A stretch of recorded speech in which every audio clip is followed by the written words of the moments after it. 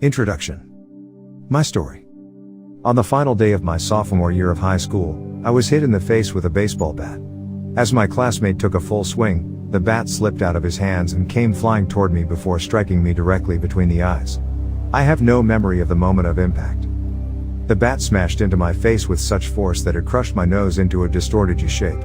The collision sent the soft tissue of my brain slamming into the inside of my skull. Immediately, a wave of swelling surged throughout my head. In a fraction of a second, I had a broken nose, multiple skull fractures, and 2 shattered eye sockets. When I opened my eyes, I saw people staring at me and running over to help. I looked down and noticed spots of red on my clothes. One of my classmates took the shirt off his back and handed it to me. I used it to plug the stream of blood rushing from my broken nose. Shocked and confused, I was unaware of how seriously I had been injured. My teacher looped his arm around my shoulder and we began the long walk to the nurse's office, across the field, down the hill, and back into school. Random hands touched my sides, holding me upright. We took our time and walked slowly. Nobody realized that every minute mattered. When we arrived at the nurse's office, she asked me a series of questions. "What year is it?" 1998, I answered. "It was actually 2002. Who is the President of the United States?" "Bill Clinton," I said. The correct answer was George W. Bush. "What is your mom's name?" I stalled. 10 seconds passed. "Patty," I said casually, ignoring the fact that it had taken me 10 seconds to remember my own mother's name. That is the last question I remember. My body was unable to handle the rapid swelling in my brain and I lost consciousness before the ambulance arrived. Minutes later, I was carried out of school and taken to the local hospital. Shortly after arriving, my body began shutting down. I struggled with basic functions like swallowing and breathing. I had my first seizure of the day. Then I stopped breathing entirely. As the doctors hurried to supply me with oxygen, they also decided the local hospital was unequipped to handle the situation and ordered a helicopter to fly me to a larger hospital in Cincinnati. I was rolled out of the emergency room doors and toward the helipad across the street. The stretcher rattled on a bumpy sidewalk as one nurse pushed me along while another pumped each breath into me by hand. My mother, who had arrived at the hospital a few moments before, climbed into the helicopter beside me. I remained unconscious and unable to breathe on my own as she held my hand during the flight. While my mother rode with me in the helicopter, my father went home to check on my brother and sister and break the news to them. He choked back tears as he explained to my sister that he would miss her 8th grade graduation ceremony that night. After passing my siblings off to family and friends, he drove to Cincinnati to meet my mother. When my mom and I landed on the roof of the hospital, a team of nearly 20 doctors and nurses sprinted onto the helipad and wheeled me into the trauma unit. By this time, the swelling in my brain had become so severe that I was having repeated post-traumatic seizures. My broken bones needed to be fixed, but I was in no condition to undergo surgery.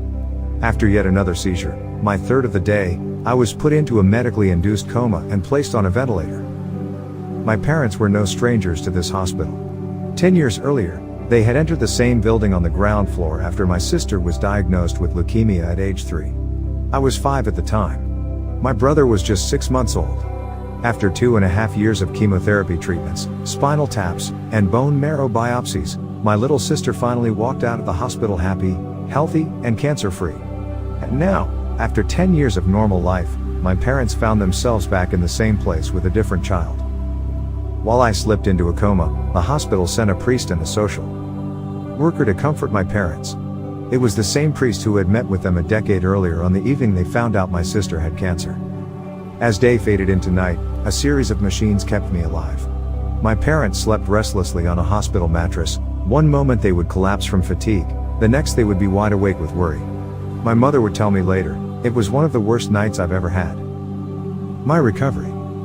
Mercifully, by the next morning my breathing had rebounded to the point where the doctors felt comfortable releasing me from the coma. When I finally regained consciousness, I discovered that I had lost my ability to smell. As a test, a nurse asked me to blow my nose and sniff an apple juice box. My sense of smell returned, but, to everyone's surprise, the act of blowing my nose forced air through the fractures in my eye socket and pushed my left eye outward. My eyeball bulged out of the socket, held precariously in place by my eyelid and the optic nerve attaching my eye to my brain. The ophthalmologist said my eye would gradually slide back into place as the air seeped out, but it was hard to tell how long this would take. I was scheduled for surgery 1 week later, which would allow me some additional time to heal. I looked like I had been on the wrong end of a boxing match, but I was cleared to leave the hospital. I returned home with a broken nose, half a dozen facial fractures, and a bulging left eye. The following months were hard. It felt like everything in my life was on pause. I had double vision for weeks. I literally couldn't see straight. It took more than a month, but my eyeball did eventually return to its normal location. Between the seizures and my vision problems, it was 8 months before I could drive a car again. At physical therapy, I practiced basic motor patterns like walking in a straight line. I was determined not to let my injury get me down, but there were more than a few moments when I felt depressed and overwhelmed. I became painfully aware of how far I had to go when I returned to the baseball field 1 year later. Baseball had always been a major part of my life. My dad had played minor league baseball for the St. Louis Cardinals, and I had a dream of playing professionally, too. After months of rehabilitation, what I wanted more than anything was to get back on the field. But my return to baseball was not smooth. When the season rolled around, I was the only junior to be cut from the varsity baseball team. I was sent down to play with the sophomores on junior varsity.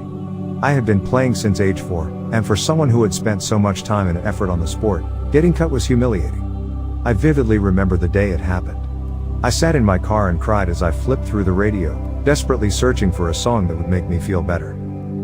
After a year of self-doubt, I managed to make the varsity team as a senior, but I rarely made it on the field. In total, I played 11 innings of high school varsity baseball, barely more than a single game. Despite my lackluster high school career, I still believed I could become a great player.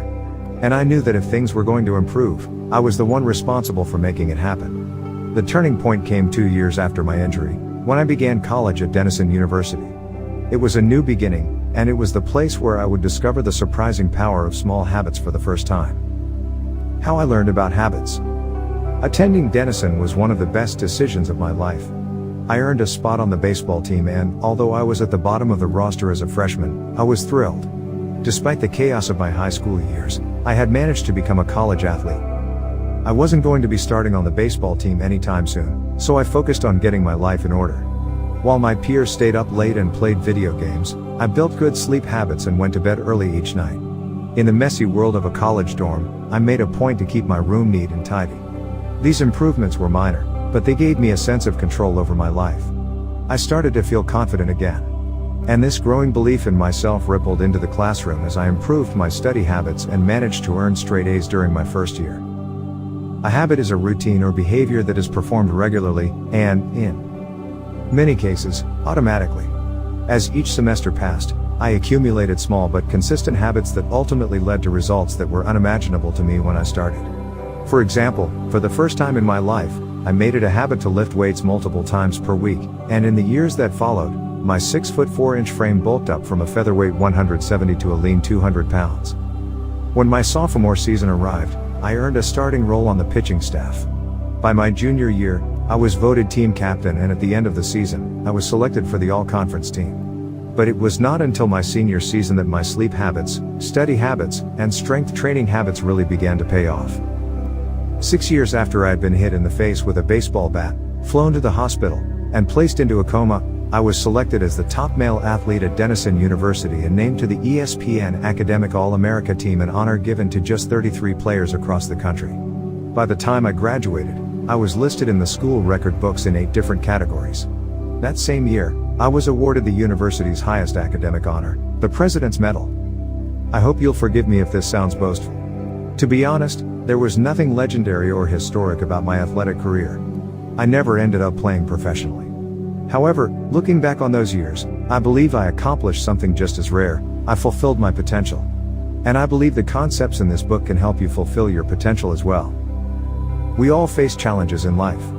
This injury was one of mine, and the experience taught me a critical lesson: changes that seem small and unimportant at first will compound into remarkable results if you're willing to stick with them for years. We all deal with setbacks, but in the long run, the quality of our lives often depends on the quality of our habits. With the same habits, you'll end up with the same results. But with better habits, anything is possible. Maybe there are people who can achieve incredible success overnight. I don't know any of them, and I'm certainly not one of them. There wasn't one defining moment on my journey from medically induced coma to academic All-American. There were many. It was a gradual evolution, a long series of small wins and tiny breakthroughs. The only way I made progress, the only choice I had, was to start small. And I employed this same strategy a few years later when I started my own business and began working on this book. How and why I wrote this book. In November 2012, I began publishing articles at JamesClear.com. For years, I had been keeping notes about my personal experiments with habits, and I was finally ready to share some of them publicly. I began by publishing a new article every Monday and Thursday. Within a few months, this simple writing habit led to my first 1,000 email subscribers, and by the end of 2013 that number had grown to more than 30,000 people. In 2014, my email list expanded to over 100,000 subscribers, which made it one of the fastest growing newsletters on the internet.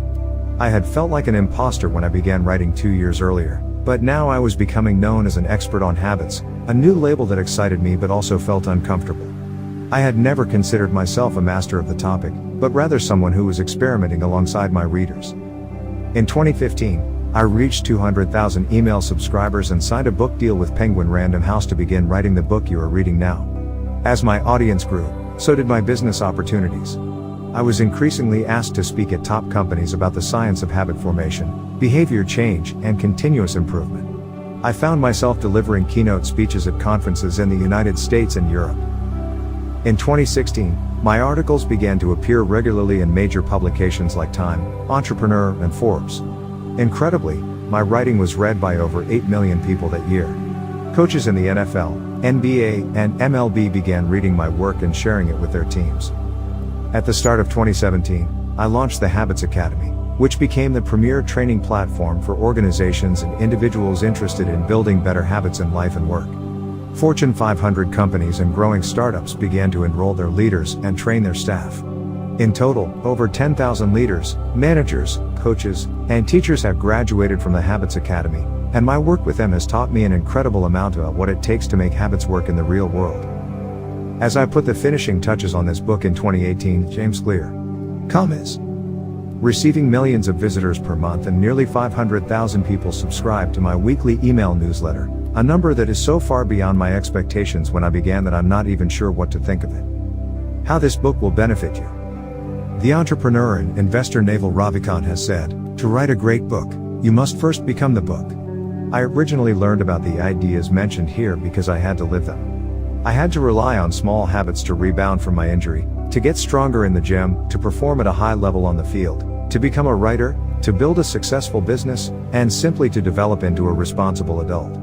Small habits helped me fulfill my potential, and since you picked up this book, I'm guessing you'd like to fulfill yours as well. In the pages that follow, I will share a step-by-step plan for building better habits, not for days or weeks, but for a lifetime. While science supports everything I've written, this book is not an academic research paper, it's an operating manual. You'll find wisdom and practical advice front and center as I explain the science of how to create and change your habits in a way that is easy to understand and apply. The fields I draw on, biology, neuroscience, philosophy, psychology, and more, have been around for many years. What I offer you is a synthesis of the best ideas smart people figured out a long time ago, as well as the most compelling discoveries scientists have made recently. My contribution, I hope, is to find the ideas that matter most and connect them in a way that is highly actionable. Anything wise in these pages you should credit to the many experts who preceded me. Anything foolish, assume it is my error.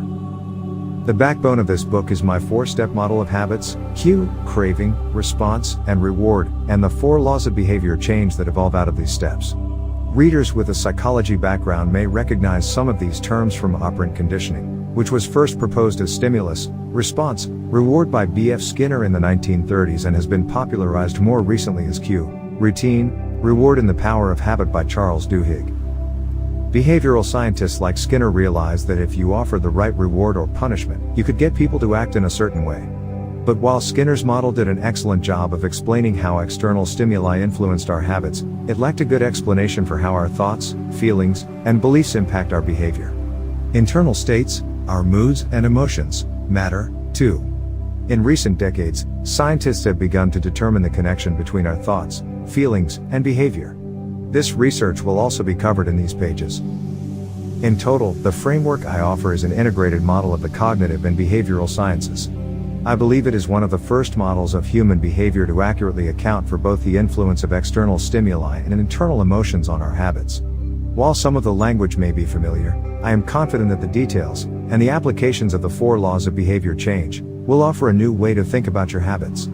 Human behavior is always changing, situation to situation, moment to moment, second to second. But this book is about what doesn't change. It's about the fundamentals of human behavior. The lasting principles you can rely on year after year.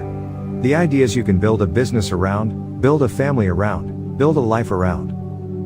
There is no one right way to create better habits, but this book describes the best way I know, an approach that will be effective regardless of where you start or what you're trying to change.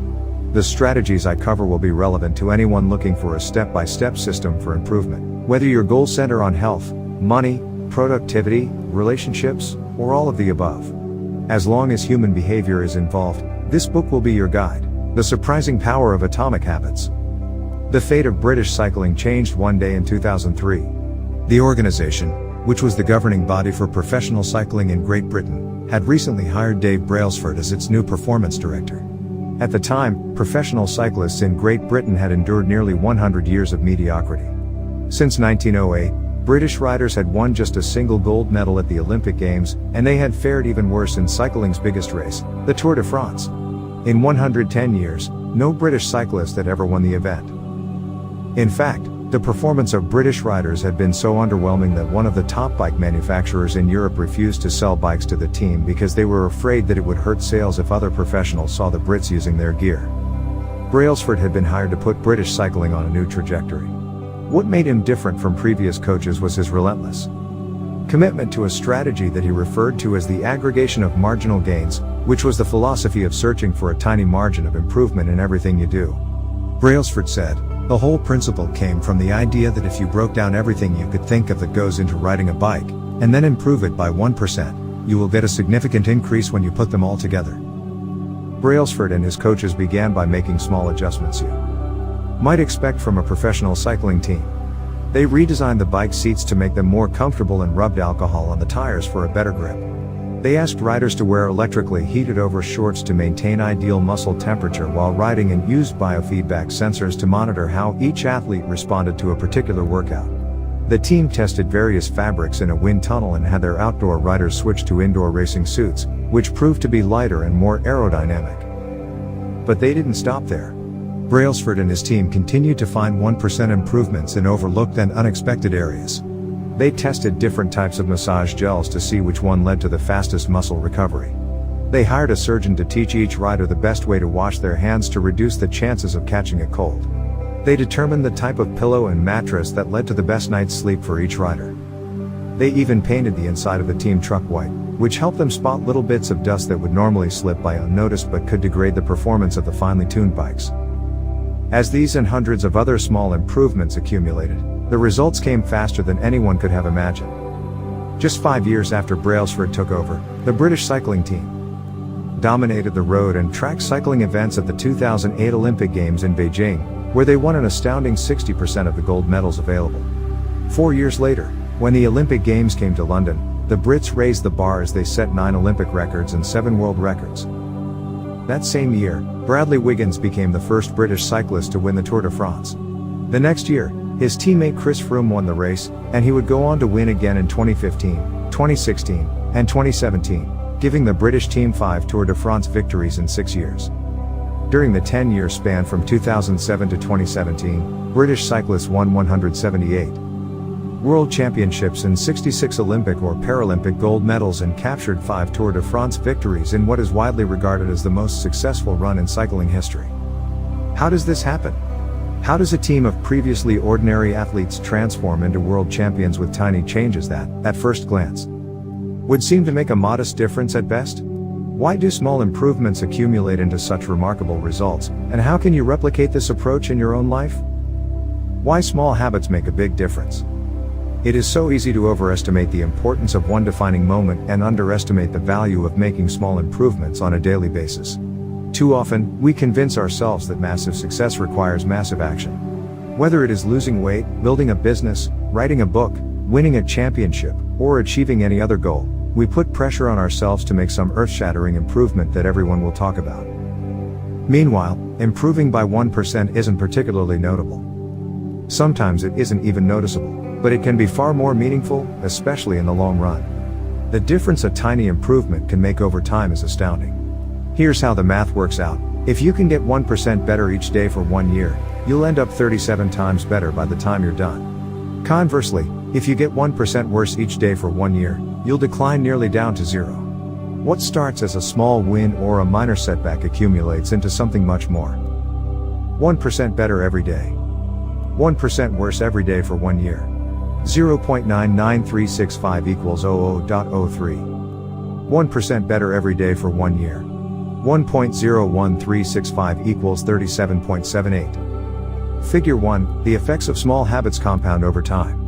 For example, if you can get just 1% better each day, you'll end up with results that are nearly 37 times better after 1 year. Habits are the compound interest of self-improvement. The same way that money multiplies through compound interest, the effects of your habits multiply as you repeat them. They seem to make little difference on any given day, and yet the impact they deliver over the months and years can be enormous. It is only when looking back 2, 5, or perhaps 10 years later that the value of good habits and the cost of bad ones become strikingly apparent. This can be a difficult concept to appreciate in daily life. We often dismiss small changes because they don't seem to matter very much in the moment. If you save a little money now, you're still not a millionaire. If you go to the gym 3 days in a row, you're still out of shape. If you study Mandarin for an hour tonight, you still haven't learned the language. We make a few changes, but the results never seem to come quickly, and so we slide back into our previous routines. Unfortunately, the slow pace of transformation also makes it easy to let a bad habit slide. If you eat an unhealthy meal today, the scale doesn't move much. If you work late tonight and ignore your family, they will forgive you. If you procrastinate and put your project off until tomorrow, there will usually be time to finish it later. A single decision is easy to dismiss.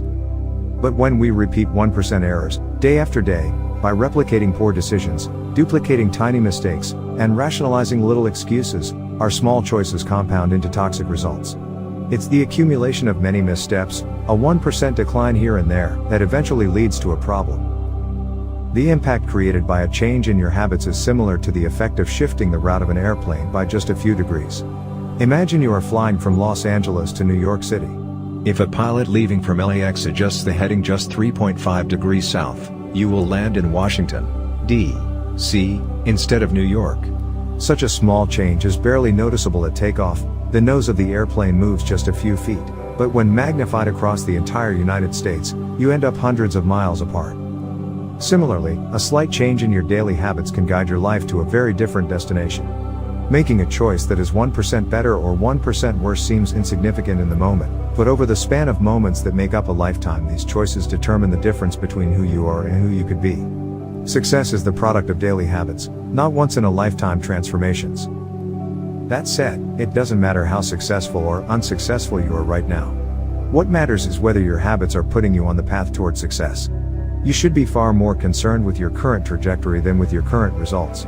If you're a millionaire but you spend more than you earn each month, then you're on a bad trajectory. If your spending habits don't change, it's not going to end well. Conversely, if you're broke, but you save a little bit every month, then you're on the path toward financial freedom, even if you're moving slower than you'd like. Your outcomes are a lagging measure of your habits. Your net worth is a lagging measure of your financial habits. Your weight is a lagging measure of your eating habits. Your knowledge is a lagging measure of your learning habits. Your clutter is a lagging measure of your cleaning habits. You get what you repeat. If you want to predict where you'll end up in life, all you have to do is follow the curve of tiny gains or tiny losses, and see how your daily choices will compound 10 or 20 years down the line. Are you spending less than you earn each month? Are you making it into the gym each week? Are you reading books and learning something new each day? Tiny battles like these are the ones that will define your future self. Time magnifies the margin between success and failure. It will multiply whatever you feed it. Good habits make time your ally. Bad habits make time your enemy. Habits are a double-edged sword. Bad habits can cut you down just as easily as good habits can build you up, which is why understanding the details is crucial. You need to know how habits work and how to design them to your liking, so you can avoid the dangerous half of the blade. Your habits can compound for you or against you. Positive compounding. Productivity compounds. Accomplishing one extra task is a small feat on any given day, but it counts for a lot over an entire career. The effect of automating an old task or mastering a new skill can be even greater. The more tasks you can handle without thinking, the more your brain is free to focus on other areas. Knowledge compounds. Learning one new idea won't make you a genius, but a commitment to lifelong learning can be transformative. Furthermore, each book you read not only teaches you something new but also opens up different ways of thinking about old ideas. As Warren Buffett says, that's how knowledge works. It builds up, like compound interest. Relationships compound. People reflect your behavior back to you. The more you help others, the more others want to help you. Being a little bit nicer in each interaction can result in a network of broad and strong connections over time. Negative compounding. Stress compounds. The frustration of a traffic jam. The weight of parenting responsibilities. The worry of making ends meet. The strain of slightly high blood pressure. By themselves, these common causes of stress are manageable. But when they persist for years, little stresses compound into serious health issues. Negative thoughts compound. The more you think of yourself as worthless, stupid, or ugly, the more you condition yourself to interpret life that way. You get trapped in a thought loop. The same is true for how you think about others. Once you fall into the habit of seeing people as angry, unjust, or selfish, you see those kind of people everywhere. Outrage compounds. Riots, protests, and mass movements are rarely the result of a single event. Instead, a long series of microaggressions and daily aggravations slowly multiply until one event tips the scales and outrage spreads like wildfire. What progress is really like? Imagine that you have an ice cube sitting on the table in front of you. The room is cold and you can see your breath. It is currently 25 degrees. Ever so slowly, the room begins to heat up. 26 degrees. 27. 28. The ice cube is still sitting on the table in front of you. 29 degrees. 30. 31. Still, nothing has happened. Then, 32 degrees. The ice begins to melt. A 1 degree shift, seemingly no different from the temperature increases before it, has unlocked a huge change. Breakthrough moments are often the result of many previous actions, which build up the potential required to unleash a major change. This pattern shows up everywhere. Cancer spends 80% of its life undetectable, then takes over the body in months. Bamboo can barely be seen for the first 5 years as it builds extensive root systems underground before exploding 90 feet into the air within 6 weeks. Similarly, habits often appear to make no difference until you cross a critical threshold and unlock a new level of performance. In the early and middle stages of any quest, there is often a valley of disappointment. You expect to make progress in a linear fashion, and it's frustrating how ineffective changes can seem during the first days, weeks, and even months. It doesn't feel like you are going anywhere. It's a hallmark of any compounding process. The most powerful outcomes are delayed. This is one of the core reasons why it is so hard to build habits that last. People make a few small changes, fail to see a tangible result, and decide to stop. You think, I've been running every day for a month, so why can't I see any change in my body?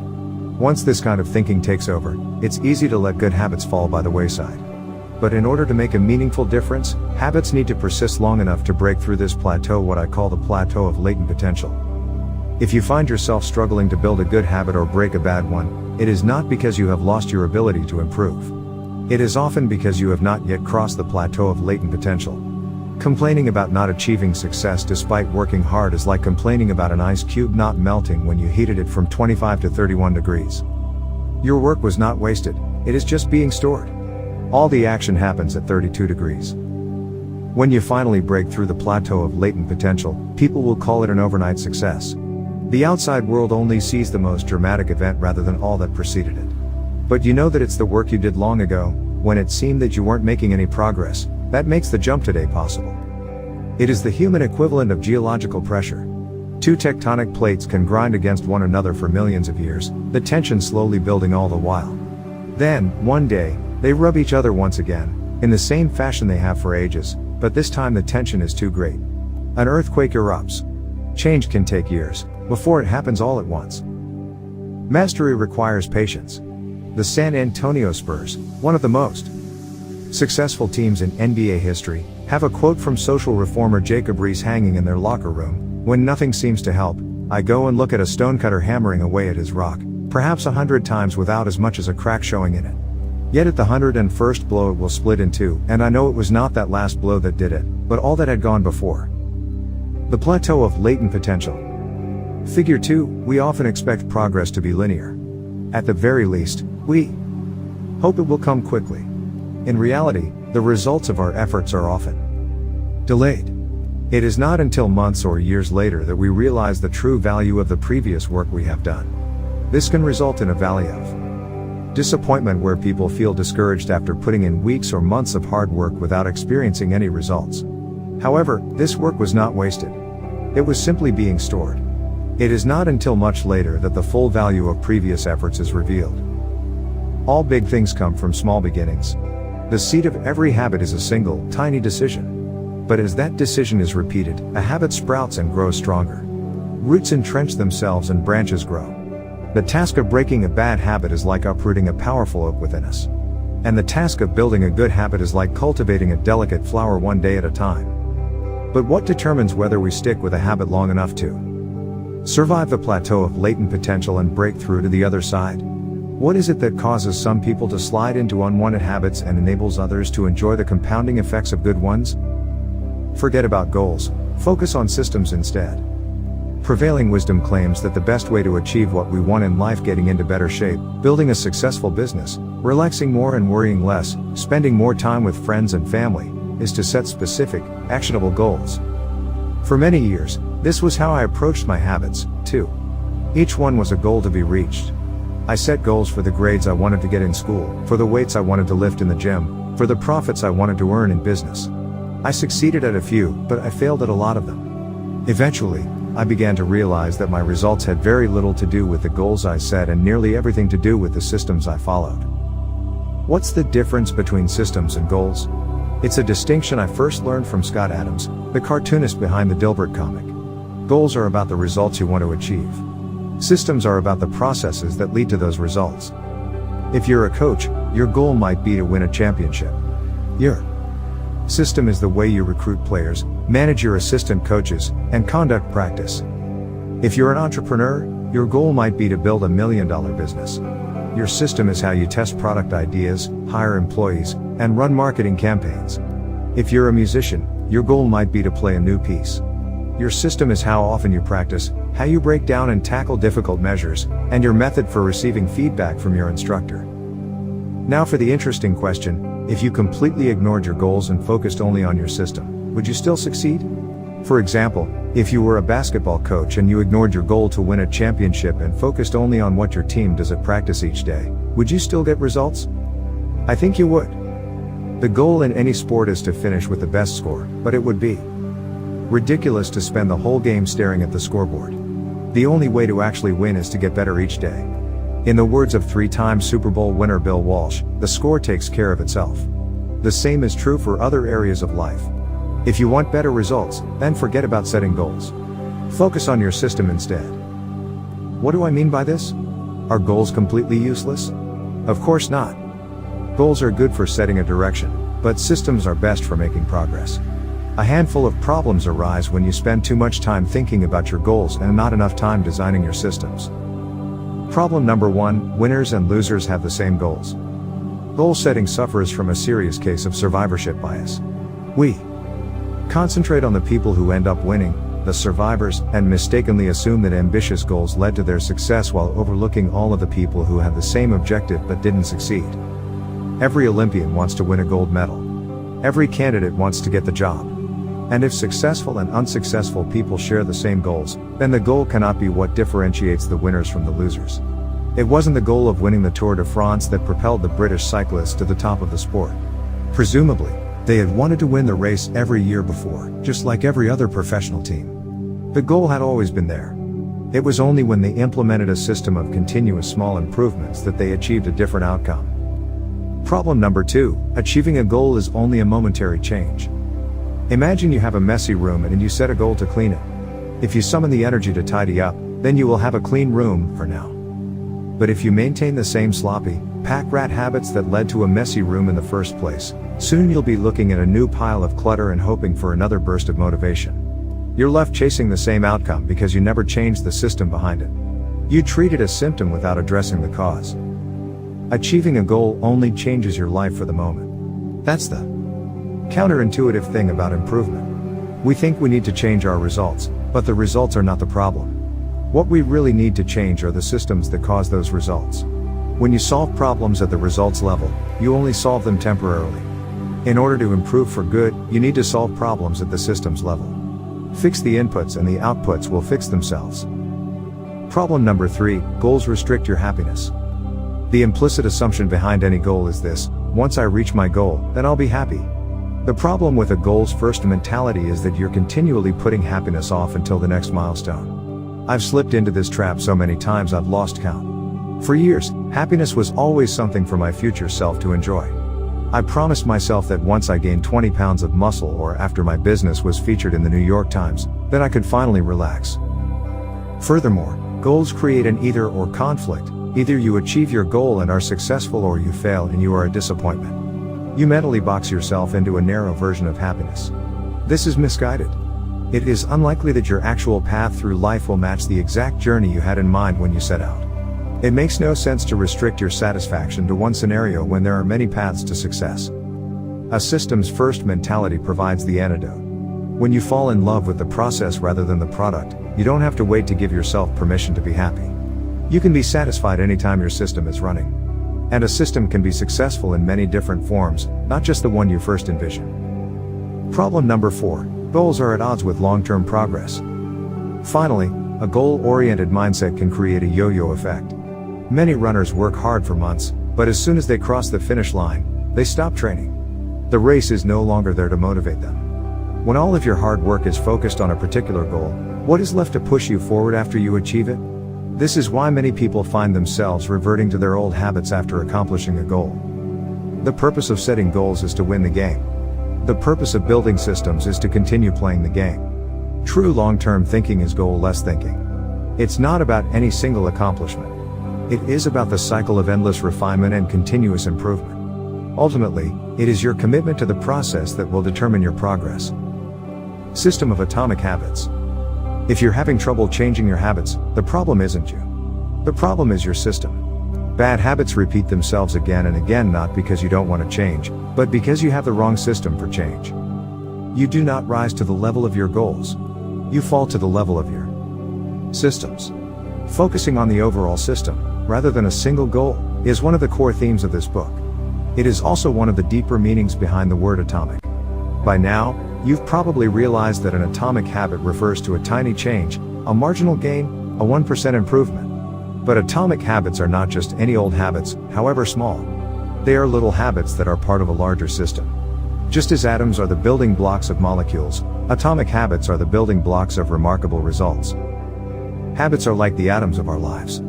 Each one is a fundamental unit that contributes to your overall improvement. At first, these tiny routines seem insignificant, but soon they build on each other and fuel bigger wins that multiply to a degree that far outweighs the cost of their initial investment. They are both small and mighty. This is the meaning of the phrase atomic habits, a regular practice or routine that is not only small and easy to do, but also the source of incredible power, a component of the system of compound growth. Chapter summary. Habits are the compound interest of self-improvement. Getting 1% better every day counts for a lot in the long run. Habits are a double-edged sword.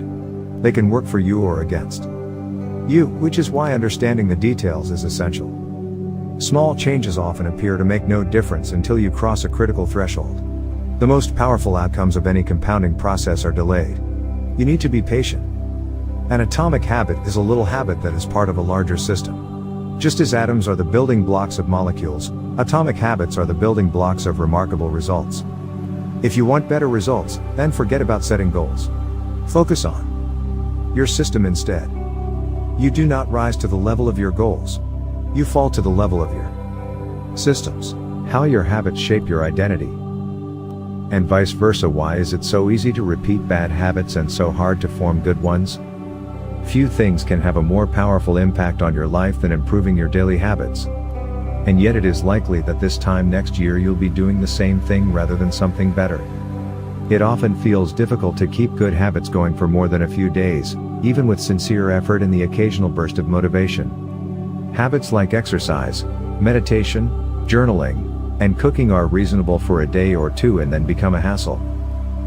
However, once your habits are established, they seem to stick around forever, especially the unwanted ones. Despite our best intentions, unhealthy habits like eating junk food, watching too much television, procrastinating, and smoking can feel impossible to break. Changing our habits is challenging for two reasons. 1, we try to change the wrong thing, and 2, we try to change our habits in the wrong way. In this chapter, I'll address the first point. In the chapters that follow, I'll answer the second. Our first mistake is that we try to change the wrong thing. To understand what I mean, consider that there are 3 levels at which change can occur. You can imagine them like the layers of an onion. 3 layers of behavior change. Figure 3, there are 3 layers of behavior change: a change in your outcomes, a change in your processes, or a change in your identity. The first layer is changing your outcomes. This level is concerned with changing your results, losing weight, publishing a book, winning a championship. Most of the goals you set are associated with this level of change. The second layer is changing your process. This level is concerned with changing your habits and systems, implementing a new routine at the gym, decluttering your desk for better workflow, developing a meditation practice. Most of the habits you build are associated with this level. The third and deepest layer is changing your identity. This level is concerned with changing your beliefs, your worldview, your self-image, your judgments about yourself and others. Most of the beliefs, assumptions, and biases you hold are associated with this level. Outcomes are about what you get. Processes are about what you do.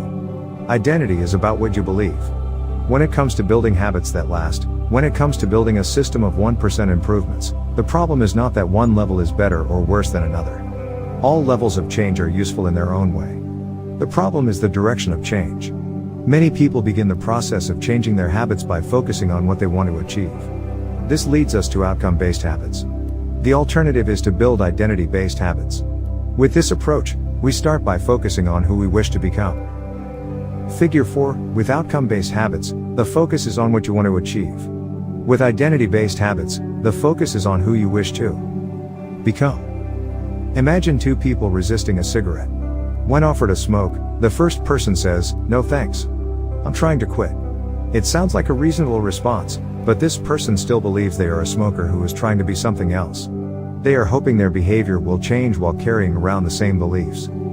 The second person declines by saying, "No thanks. I'm not a smoker." It's a small difference, but this statement signals a shift in identity. Smoking was part of their former life, not their current one. They no longer identify as someone who smokes. Most people don't even consider identity change when they set out to improve. They just think, "I want to be skinny," outcome, "and if I stick to this diet, then I'll be skinny," process. They set goals and determine the actions they should take to achieve those goals without considering the beliefs that drive their actions. They never shift the way they look at themselves, and they don't realize that their old identity can sabotage their new plans for change. Behind every system of actions are a system of beliefs. The system of a democracy is founded on beliefs like freedom, majority rule, and social equality. The system of a dictatorship has a very different set of beliefs like absolute authority and strict obedience. You can imagine many ways to try to get more people to vote in a democracy, but such behavior change would never get off the ground in a dictatorship. That's not the identity of the system. Voting is a behavior that is impossible under a certain set of beliefs. A similar pattern exists whether we are discussing individuals, organizations, or societies. There are a set of beliefs and assumptions that shape the system, an identity behind the habits. Behavior that is incongruent with the self will not last. You may want more money, but if your identity is someone who consumes rather than creates, then you'll continue to be pulled toward spending rather than earning. You may want better health, but if you continue to prioritize comfort over accomplishment, you'll be drawn to relaxing rather than training. It's hard to change your habits if you never change the underlying beliefs that led to your past behavior. You have a new goal and a new plan, but you haven't changed who you are. The story of Brian Clark, an entrepreneur from Boulder, Colorado, provides a good example. "For as long as I can remember, I've chewed my fingernails," Clark told me. "It started as a nervous habit when I was young, and then morphed into an undesirable grooming ritual. One day, I resolved to stop chewing my nails until they grew out a bit. Through mindful willpower alone, I managed to do it." Then, Clark did something surprising. I asked my wife to schedule my first ever manicure. He said, "My thought was that if I started paying to maintain my nails, I wouldn't chew them." And it worked, but not for the monetary reason. What happened was the manicure made my fingers look really nice for the first time. The manicurist even said that, other than the chewing, I had really healthy, attractive nails. Suddenly, I was proud of my fingernails. And even though that's something I had never aspired to, it made all the difference. I've never chewed my nails since, not even a single close call. And it's because I now take pride in properly caring for them. The ultimate form of intrinsic motivation is when a habit becomes part of your identity. It's one thing to say I'm the type of person who wants this. It's something very different to say I'm the type of person who is this. The more pride you have in a particular aspect of your identity, the more motivated you will be to maintain the habits associated with it. If you're proud of how your hair looks, you'll develop all sorts of habits to care for and maintain it. If you're proud of the size of your biceps, you'll make sure you never skip an upper body workout. If you're proud of the scarves you knit, you'll be more likely to spend hours knitting each week. Once your pride gets involved, you'll fight tooth and nail to maintain your habits. True behavior change is identity change. You might start a habit because of motivation, but the only reason you'll stick with one is that it becomes part of your identity. Anyone can convince themselves to visit the gym or eat healthy once or twice, but if you don't shift the belief behind the behavior, then it is hard to stick with long-term changes. Improvements are only temporary until they become part of who you are. The goal is not to read a book, the goal is to become a reader. The goal is not to run a marathon, the goal is to become a runner. The goal is not to learn an instrument, the goal is to become a musician. Your behaviors are usually a reflection of your identity. What you do is an indication of the type of person you believe that you are, either consciously or non-consciously. Research has shown that once a person believes in a particular aspect of their identity, they are more likely to act in alignment with that belief. For example, people who identified as being a voter were more likely to vote than those who simply claimed voting was an action they wanted to perform. Similarly, the person who incorporates exercise into their identity doesn't have to convince themselves to train. Doing the right thing is easy. After all, when your behavior and your identity are fully aligned, you are no longer pursuing behavior change. You are simply acting like the type of person you already believe yourself to be. Like all aspects of habit formation, this, too, is a double-edged sword. When working for you, identity change can be a powerful force for self-improvement. When working against you, though, identity change can be a curse. Once you have adopted an identity, it can be easy to let your allegiance to it impact your ability to change. Many people walk through life in a cognitive slumber, blindly following the norms attached to their identity. I'm terrible with directions. I'm not a morning person. I'm bad at remembering people's names. I'm always late. I'm not good with technology. I'm horrible at math. And 1,000 other variations. When you have repeated a story to yourself for years, it is easy to slide into these mental grooves and accept them as a fact. In time, you begin to resist certain actions because that's not who I am. There is internal pressure to maintain your self-image and behave in a way that is consistent with your beliefs. You find whatever way you can to avoid contradicting yourself. The more deeply a thought or action is tied to your identity, the more difficult it is to change it. It can feel comfortable to believe what your culture believes, group identity, or to do what upholds your self-image, personal identity, even if it's wrong. The biggest barrier to positive change at any level, individual, team, society, is identity conflict. Good habits can make rational sense, but if they conflict with your identity, you will fail to put them into action. On any given day, you may struggle with your habits because you're too busy or too tired or too overwhelmed or hundreds of other reasons. Over the long run, however, the real reason you fail to stick with habits is that your self-image gets in the way. This is why you can't get too attached to one version of your identity. Progress requires unlearning. Becoming the best version of yourself requires you to continuously edit your beliefs, and to upgrade and expand your identity. This brings us to an important question. If your beliefs and worldview play such an important role in your behavior, where do they come from in the first place? How, exactly, is your identity formed? And how can you emphasize new aspects of your identity that serve you and gradually erase the pieces that hinder you? The two-step process to changing your identity. Your identity emerges out of your habits. You are not born with preset beliefs. Every belief, including those about yourself, is learned and conditioned through experience. More precisely, your habits are how you embody your identity. When you make your bed each day, you embody the identity of an organized person. When you write each day, you embody the identity of a creative person. When you train each day, you embody the identity of an athletic person. The more you repeat a behavior, the more you reinforce the identity associated with that behavior. In fact, the word identity was originally derived from the Latin words essentitas, which means being, and identitam, which means repeatedly. Your identity is literally your repeated beingness. Whatever your identity is right now, you only believe it because you have proof of it. If you go to church every Sunday for 20 years, you have evidence that you are religious. If you study biology for 1 hour every night, you have evidence that you are studious. If you go to the gym even when it's snowing, you have evidence that you are committed to fitness. The more evidence you have for a belief, the more strongly you will believe it. For most of my early life, I didn't consider myself a writer. If you were to ask any of my high school teachers or college professors, they would tell you I was an average writer at best, certainly not a standout. When I began my writing career, I published a new article every Monday and Thursday for the first few years. As the evidence grew, so did my identity as a writer. I didn't start out as a writer. I became one through my habits. Of course, your habits are not the only actions that influence your identity, but by virtue of their frequency they are usually the most important ones. Each experience in life modifies your self-image, but it's unlikely you would consider yourself a soccer player because you kicked a ball once or an artist because you scribbled a picture.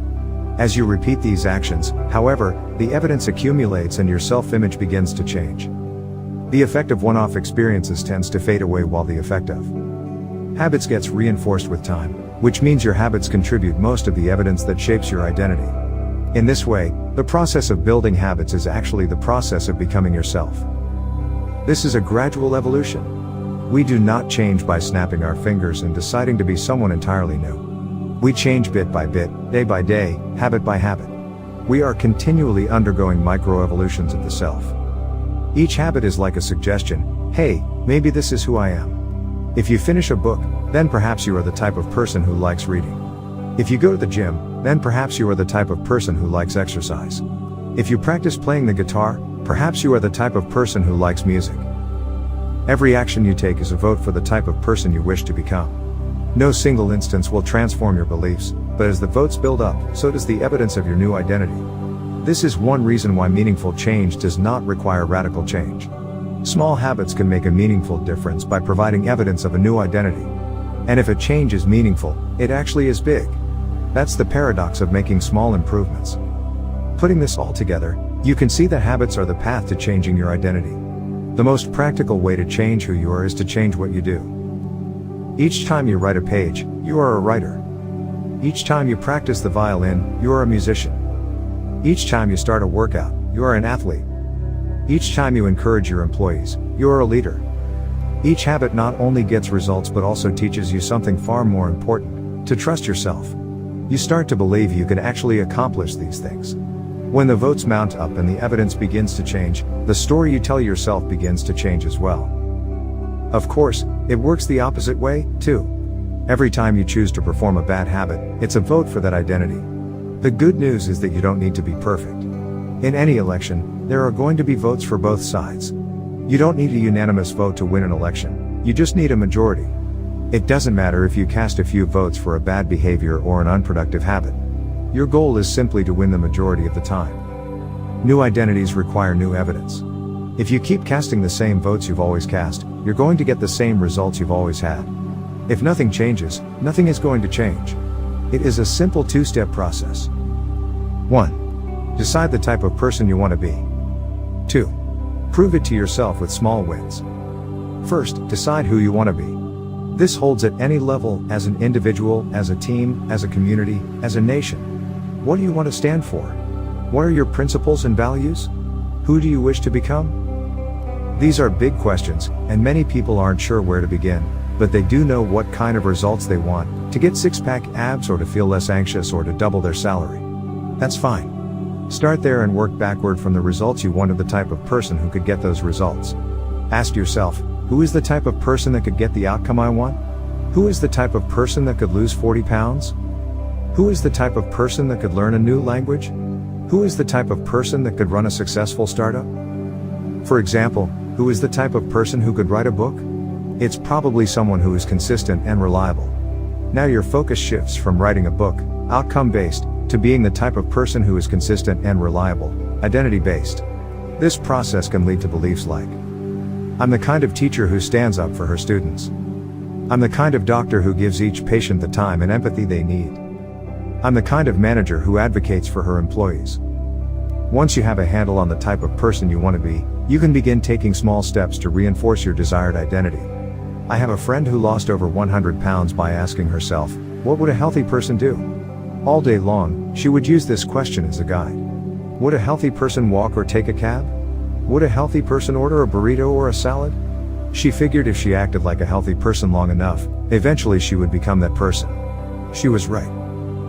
The concept of identity-based habits is our first introduction to another key theme in this book, feedback loops. Your habits shape your identity, and your identity shapes your habits. It's a two-way street. The formation of all habits is a feedback loop, a concept we will explore in depth in the next chapter, but it's important to let your values, principles, and identity drive the loop rather than your results. The focus should always be on becoming that type of person, not getting a particular outcome. The real reason habits matter. Identity change is the North Star of habit change. The remainder of this book will provide you with step-by-step instructions on how to build better habits in yourself, your family, your team, your company, and anywhere else you wish. But the true question is, are you becoming the type of person you want to become? The first step is not what or how, but who. You need to know who you want to be. Otherwise, your quest for change is like a boat without a rudder. And that's why we are starting here. You have the power to change your beliefs about yourself. Your identity is not set in stone. You have a choice in every moment. You can choose the identity you want to reinforce today with the habits you choose today. And this brings us to the deeper purpose of this book and the real reason habits matter. Building better habits isn't about littering your day with life hacks. It's not about flossing one tooth each night or taking a cold shower each morning or wearing the same outfit each day. It's not about achieving external measures of success like earning more money, losing weight, or reducing stress. Habits can help you achieve all of these things, but fundamentally they are not about having something. They are about becoming someone. Ultimately, your habits matter because they help you become the type of person you wish to be. They are the channel through which you develop your deepest beliefs about yourself. Quite literally, you become your habits. Chapter summary: there are 3 levels of change: outcome change, process change, and identity change. The most effective way to change your habits is to focus not on what you want to achieve, but on who you wish to become. Your identity emerges out of your habits. Every action is a vote for the type of person you wish to become. Becoming the best version of yourself requires you to continuously edit your beliefs, and to upgrade and expand your identity. The real reason habits matter is not because they can get you better results, although they can do that, but because they can change your beliefs about yourself. How to build better habits in 4 simple steps. In 1898, a psychologist named Edward Thorndike conducted an experiment that would lay the foundation for our understanding of how habits form and the rules that guide our behavior. Thorndike was interested in studying the behavior of animals, and he started by working with cats. He would place each cat inside a device known as a puzzle box. The box was designed so that the cat could escape through a door by some simple act, such as pulling at a loop of cord, pressing a lever, or stepping on a platform. For example, one box contained a lever that, when pressed, would open a door on the side of the box. Once the door had been opened, the cat could dart out and run over to a bowl of food. Most cats wanted to escape as soon as they were placed inside the box. They would poke their nose into the corners, stick their paws through openings, and claw at loose objects. After a few minutes of exploration, the cats would happen to press the magical lever, the door would open, and they would escape. Thorndike tracked the behavior of each cat across many trials. In the beginning, the animals moved around the box at random. But as soon as the lever had been pressed and the door opened, the process of learning began. Gradually, each cat learned to associate the action of pressing the lever with the reward of escaping the box and getting to the food. After 20 to 30 trials, this behavior became so automatic and habitual that the cat could escape within a few seconds.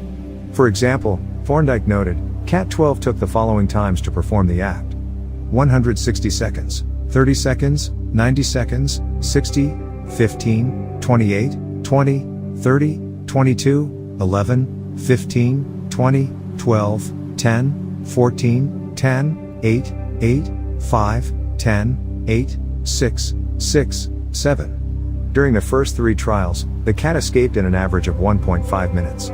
During the last 3 trials, it escaped in an average of 6.3 seconds. With practice, each cat made fewer errors and their actions became quicker and more automatic. Rather than repeat the same mistakes, the cat began to cut straight to the solution. From his studies, Thorndike described the learning process by stating, "Behaviors followed by satisfying consequences tend to be repeated, and those that produce unpleasant consequences are less likely to be repeated." His work provides the perfect starting point for discussing how habits form in our own lives. It also provides answers to some fundamental questions like, what are habits? And why does the brain bother building them at all? Why your brain builds habits. A habit is a behavior that has been repeated enough times to become automatic. The process of habit formation begins with trial and error. Whenever you encounter a new situation in life, your brain has to make a decision. How do I respond to this?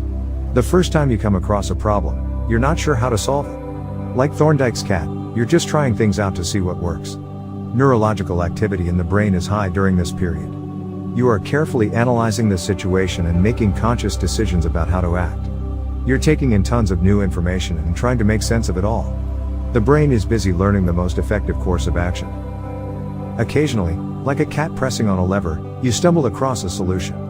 You're feeling anxious, and you discover that going for a run calms you down. You're mentally exhausted from a long day of work, and you learn that playing video games relaxes you. You're exploring, and then, bam, a reward. After you stumble upon an unexpected reward, you alter your strategy for next time. Your brain immediately begins to catalog the events that preceded the reward. Wait a minute, that felt good. What did I do right before that? This is the feedback loop behind all human behavior: try, fail, learn, try differently. With practice, the useless movements fade away and the useful actions get reinforced. That's a habit forming. Whenever you face a problem repeatedly, your brain begins to automate the process of solving it. Your habits are just a series of automatic solutions that solve the problems and stresses you face regularly. As behavioral scientist Jason Creher writes, habits are, simply, reliable solutions to recurring problems in our environment. As habits are created, the level of activity in the brain decreases. You learn to lock in on the cues that predict success and tune out everything else. When a similar situation arises in the future, you know exactly what to look for. There is no longer a need to analyze every angle of a situation. Your brain skips the process of trial and error and creates a mental rule: if this, then that. These cognitive scripts can be followed automatically whenever the situation is appropriate. Now, whenever you feel stressed, you get the itch to run. As soon as you walk in the door from work, you grab the video game controller. A choice that once required effort is now automatic. A habit has been created. Habits are mental shortcuts learned from experience.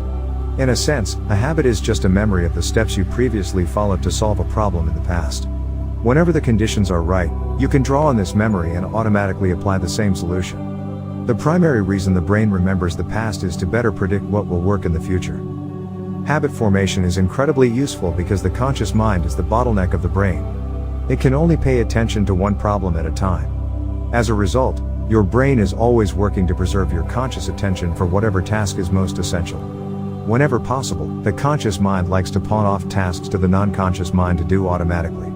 This is precisely what happens when a habit is formed. Habits reduce cognitive load and free up mental capacity, so you can allocate your attention to other tasks. Despite their efficiency, some people still wonder about the benefits of habits. The argument goes like this: will habits make my life dull? I don't want to pigeonhole myself into a lifestyle I don't enjoy. Doesn't so much routine take away the vibrancy and spontaneity of life? Hardly. Such questions set up a false dichotomy. They make you think that you have to choose between building habits and attaining freedom. In reality, the two complement each other. Habits do not restrict freedom. They create it. In fact, the people who don't have their habits handled are often the ones with the least amount of freedom. Without good financial habits, you will always be struggling for the next dollar. Without good health habits, you will always seem to be short on energy. Without good learning habits, you will always feel like you're behind the curve. If you're always being forced to make decisions about simple tasks, when should I work out? Where do I go to write? When do I pay the bills? Then you have less time for freedom. It's only by making the fundamentals of life easier that you can create the mental space needed for free thinking and creativity. Conversely, when you have your habits dialed in and the basics of life are handled and done, your mind is free to focus on new challenges and master the next set of problems. Building habits in the present allows you to do more of what you want in the future. The science of how habits work. The process of building a habit can be divided into 4 simple steps: cue, craving, response, and reward. Breaking it down into these fundamental parts can help us understand what a habit is, how it works, and how to improve it. Figure 5. All habits proceed through 4 stages in the same order: cue, craving, response, and reward. This 4-step pattern is the backbone of every habit, and your brain runs through these steps in the same order each time. First, there is the cue. The cue triggers your brain to initiate a behavior. It is a bit of information that predicts a reward. Our prehistoric ancestors were paying attention to cues that signaled the location of primary rewards like food, water, and sex. Today, we spend most of our time learning cues that predict secondary rewards like money and fame, power and status, praise and approval, love and friendship, or a sense of personal satisfaction. Of course, these pursuits also indirectly improve our odds of survival and reproduction, which is the deeper motive behind everything we do. Your mind is continuously analyzing your internal and external environment for hints of where rewards are located. Because the cue is the first indication that we're close to a reward, it naturally leads to a craving. Cravings are the second step, and they are the motivational force behind every habit. Without some level of motivation or desire, without craving a change, we have no reason to act. What you crave is not the habit itself but the change in state it delivers. You do not crave smoking a cigarette, you crave the feeling of relief it provides. You are not motivated by brushing your teeth but rather by the feeling of a clean mouth. You do not want to turn on the television, you want to be entertained. Every craving is linked to a desire to change your internal state. This is an important point that we will discuss in detail later. Cravings differ from person to person. In theory, any piece of information could trigger a craving, but in practice, people are not motivated by the same cues. For a gambler, the sound of slot machines can be a potent trigger that sparks an intense wave of desire. For someone who rarely gambles, the jingles and chimes of the casino are just background noise. Cues are meaningless until they are interpreted. The thoughts, feelings, and emotions of the observer are what transform a cue into a craving. The third step is the response. The response is the actual habit you perform, which can take the form of a thought or an action. Whether a response occurs depends on how motivated you are and how much friction is associated with the behavior. If a particular action requires more physical or mental effort than you are willing to expend, then you won't do it. Your response also depends on your ability. It sounds simple, but a habit can occur only if you are capable of doing it. If you want to dunk a basketball but can't jump high enough to reach the hoop, well, you're out of luck. Finally, the response delivers a reward. Rewards are the end goal of every habit. The cue is about noticing the reward. The craving is about wanting the reward. The response is about obtaining the reward. We chase rewards because they serve 2 purposes. 1, they satisfy us, and 2, they teach us. The first purpose of rewards is to satisfy your craving. Yes, rewards provide benefits on their own. Food and water deliver the energy you need to survive. Getting a promotion brings more money and respect.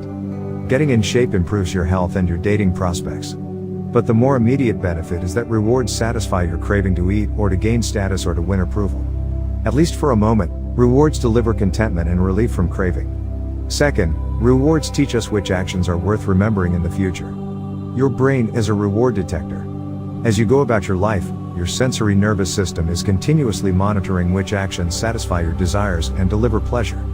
Feelings of pleasure and disappointment are part of the feedback mechanism that helps your brain distinguish useful actions from useless ones.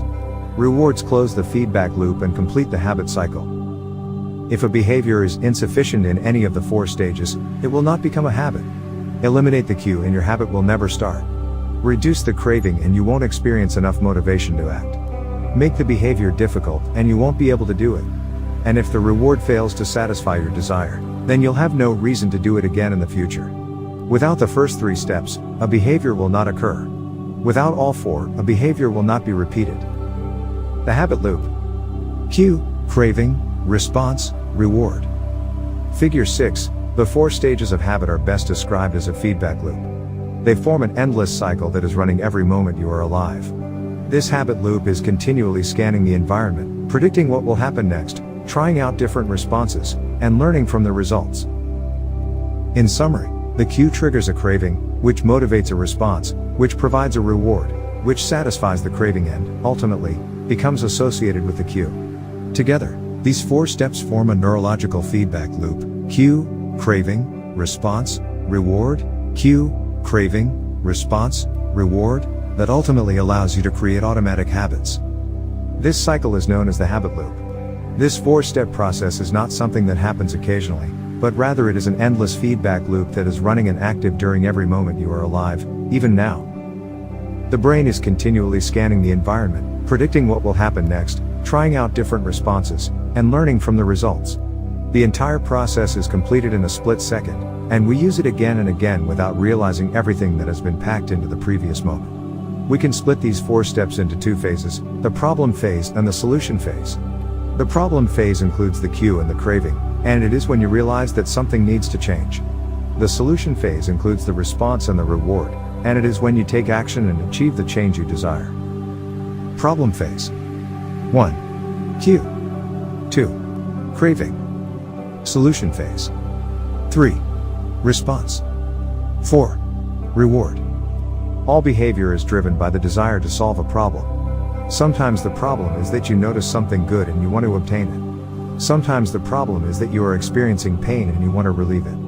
Either way, the purpose of every habit is to solve the problems you face.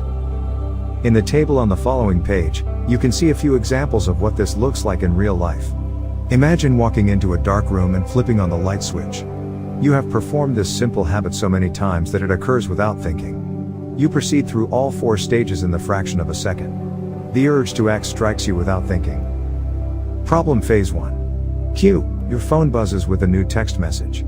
2. Craving. You want to learn the contents of the message. Solution phase 3. Response. You grab your phone and read the text.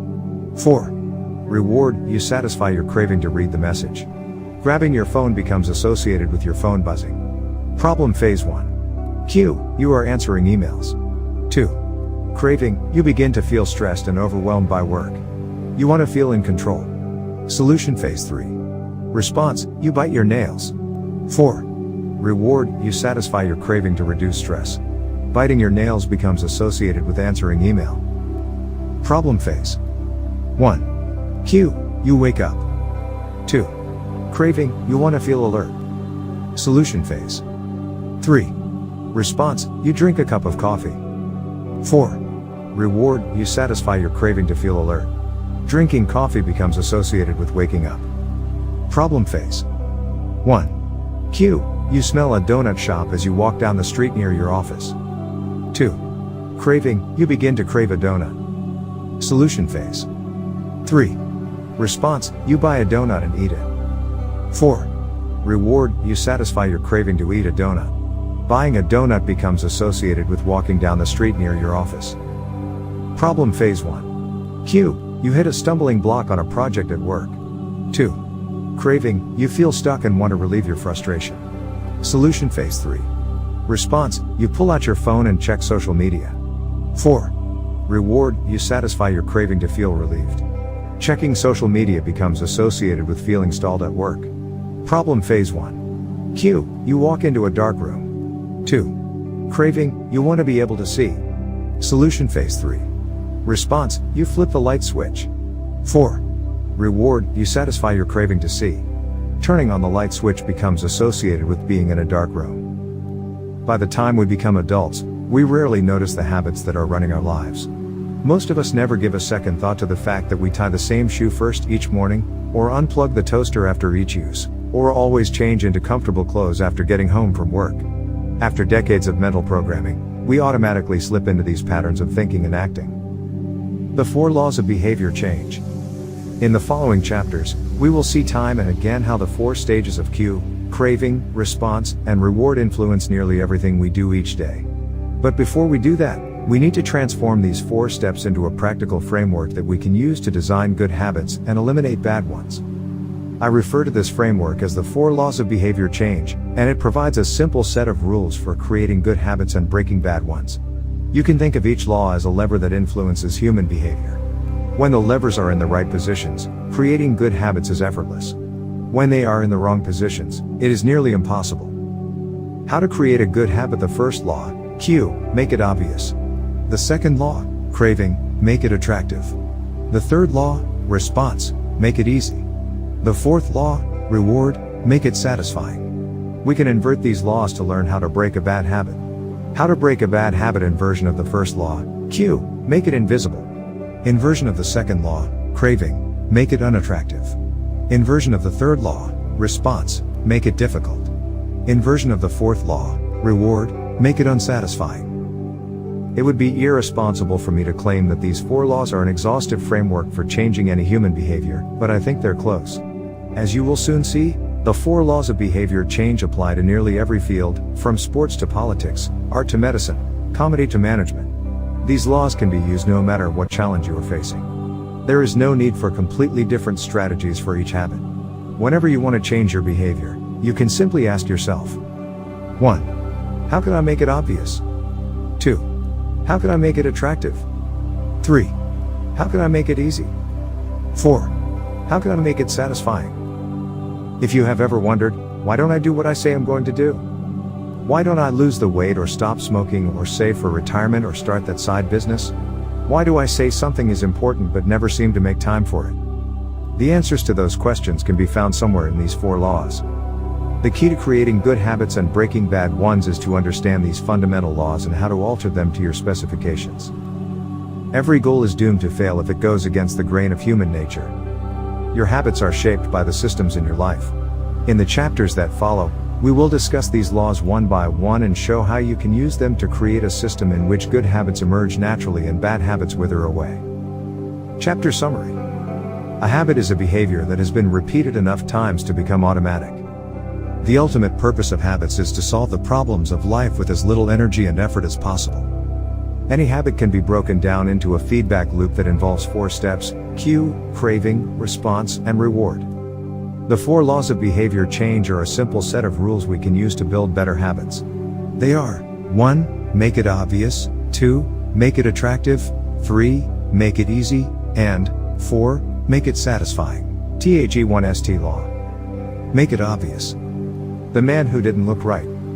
The psychologist Gary Klein once told me a story about a woman who attended a family gathering. She had spent years working as a paramedic and, upon arriving at the event, took one look at her father-in-law and got very concerned. "I don't like the way you look," she said.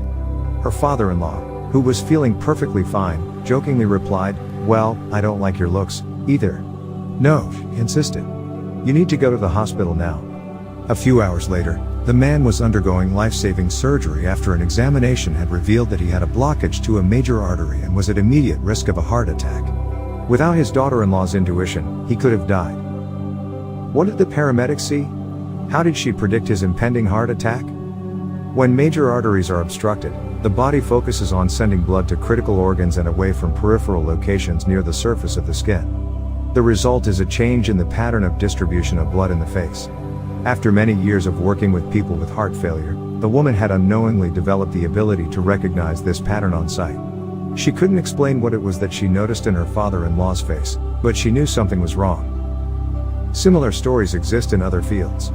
For example, military analysts can identify which blip on a radar screen is an enemy missile and which one is a plane from their own fleet, even though they are traveling at the same speed, flying at the same altitude, and look identical on radar in nearly every respect. During the Gulf War, Lieutenant Commander Michael Riley saved an entire battleship when he ordered a missile shot down, despite the fact that it looked exactly like the battleship's own planes on radar. He made the right call, but even his superior officers couldn't explain how he did it.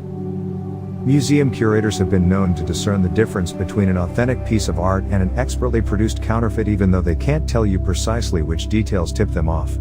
Experienced radiologists can look at a brain scan and predict the area where a stroke will develop before any obvious signs are visible to the untrained eye. I've even heard of hairdressers noticing whether a client is pregnant based only on the feel of her hair. The human brain is a prediction machine. It is continuously taking in your surroundings and analyzing the information it comes across. Whenever you experience something repeatedly, like a paramedic seeing the face of a heart attack patient or a military analyst seeing a missile on a radar screen, your brain begins noticing what is important, sorting through the details and highlighting the relevant cues, and cataloging that information for future use. With enough practice, you can pick up on the cues that predict certain outcomes without consciously thinking about it. Automatically, your brain encodes the lessons learned through experience. We can't always explain what it is we are learning, but learning is happening all along the way, and your ability to notice the relevant cues in a given situation is the foundation for every habit you have. We underestimate how much our brains and bodies can do without thinking. You do not tell your hair to grow, your heart to pump, your lungs to breathe, or your stomach to digest. And yet your body handles all this and more on autopilot. You are much more than your conscious self. Consider hunger. How do you know when you're hungry?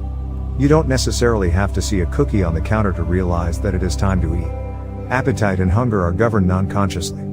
Your body has a variety of feedback loops that gradually alert you when it is time to eat again and that track what is going on around you and within you. Cravings can arise thanks to hormones and chemicals circulating through your body. Suddenly, you're hungry even though you're not quite sure what tipped you off. This is one of the most surprising insights about our habits. You don't need to be aware of the cue for a habit to begin. You can notice an opportunity and take action without dedicating conscious attention to it. This is what makes habits useful. It's also what makes them dangerous. As habits form, your actions come under the direction of your automatic and non-conscious mind. You fall into old patterns before you realize what's happening. Unless someone points it out, you may not notice that you cover your mouth with your hand whenever you laugh, that you apologize before asking a question, or that you have a habit of finishing other people's sentences. And the more you repeat these patterns, the less likely you become to question what you're doing and why you're doing it. I once heard of a retail clerk who was instructed to cut up empty gift cards after customers had used up the balance on the card. One day, the clerk cashed out a few customers in a row who purchased with gift cards. When the next person walked up, the clerk swiped the customer's actual credit card, picked up the scissors, and then cut it in half entirely on autopilot, before looking up at the stunned customer and realizing what had just happened. Another woman I came across in my research was a former preschool teacher who had switched to a corporate job. Even though she was now working with adults, her old habits would kick in and she kept asking coworkers if they had washed their hands after going to the bathroom. I also found the story of a man who had spent years working as a lifeguard and would occasionally yell "walk" whenever he saw a child running. Over time, the cues that spark our habits become so common that they are essentially invisible.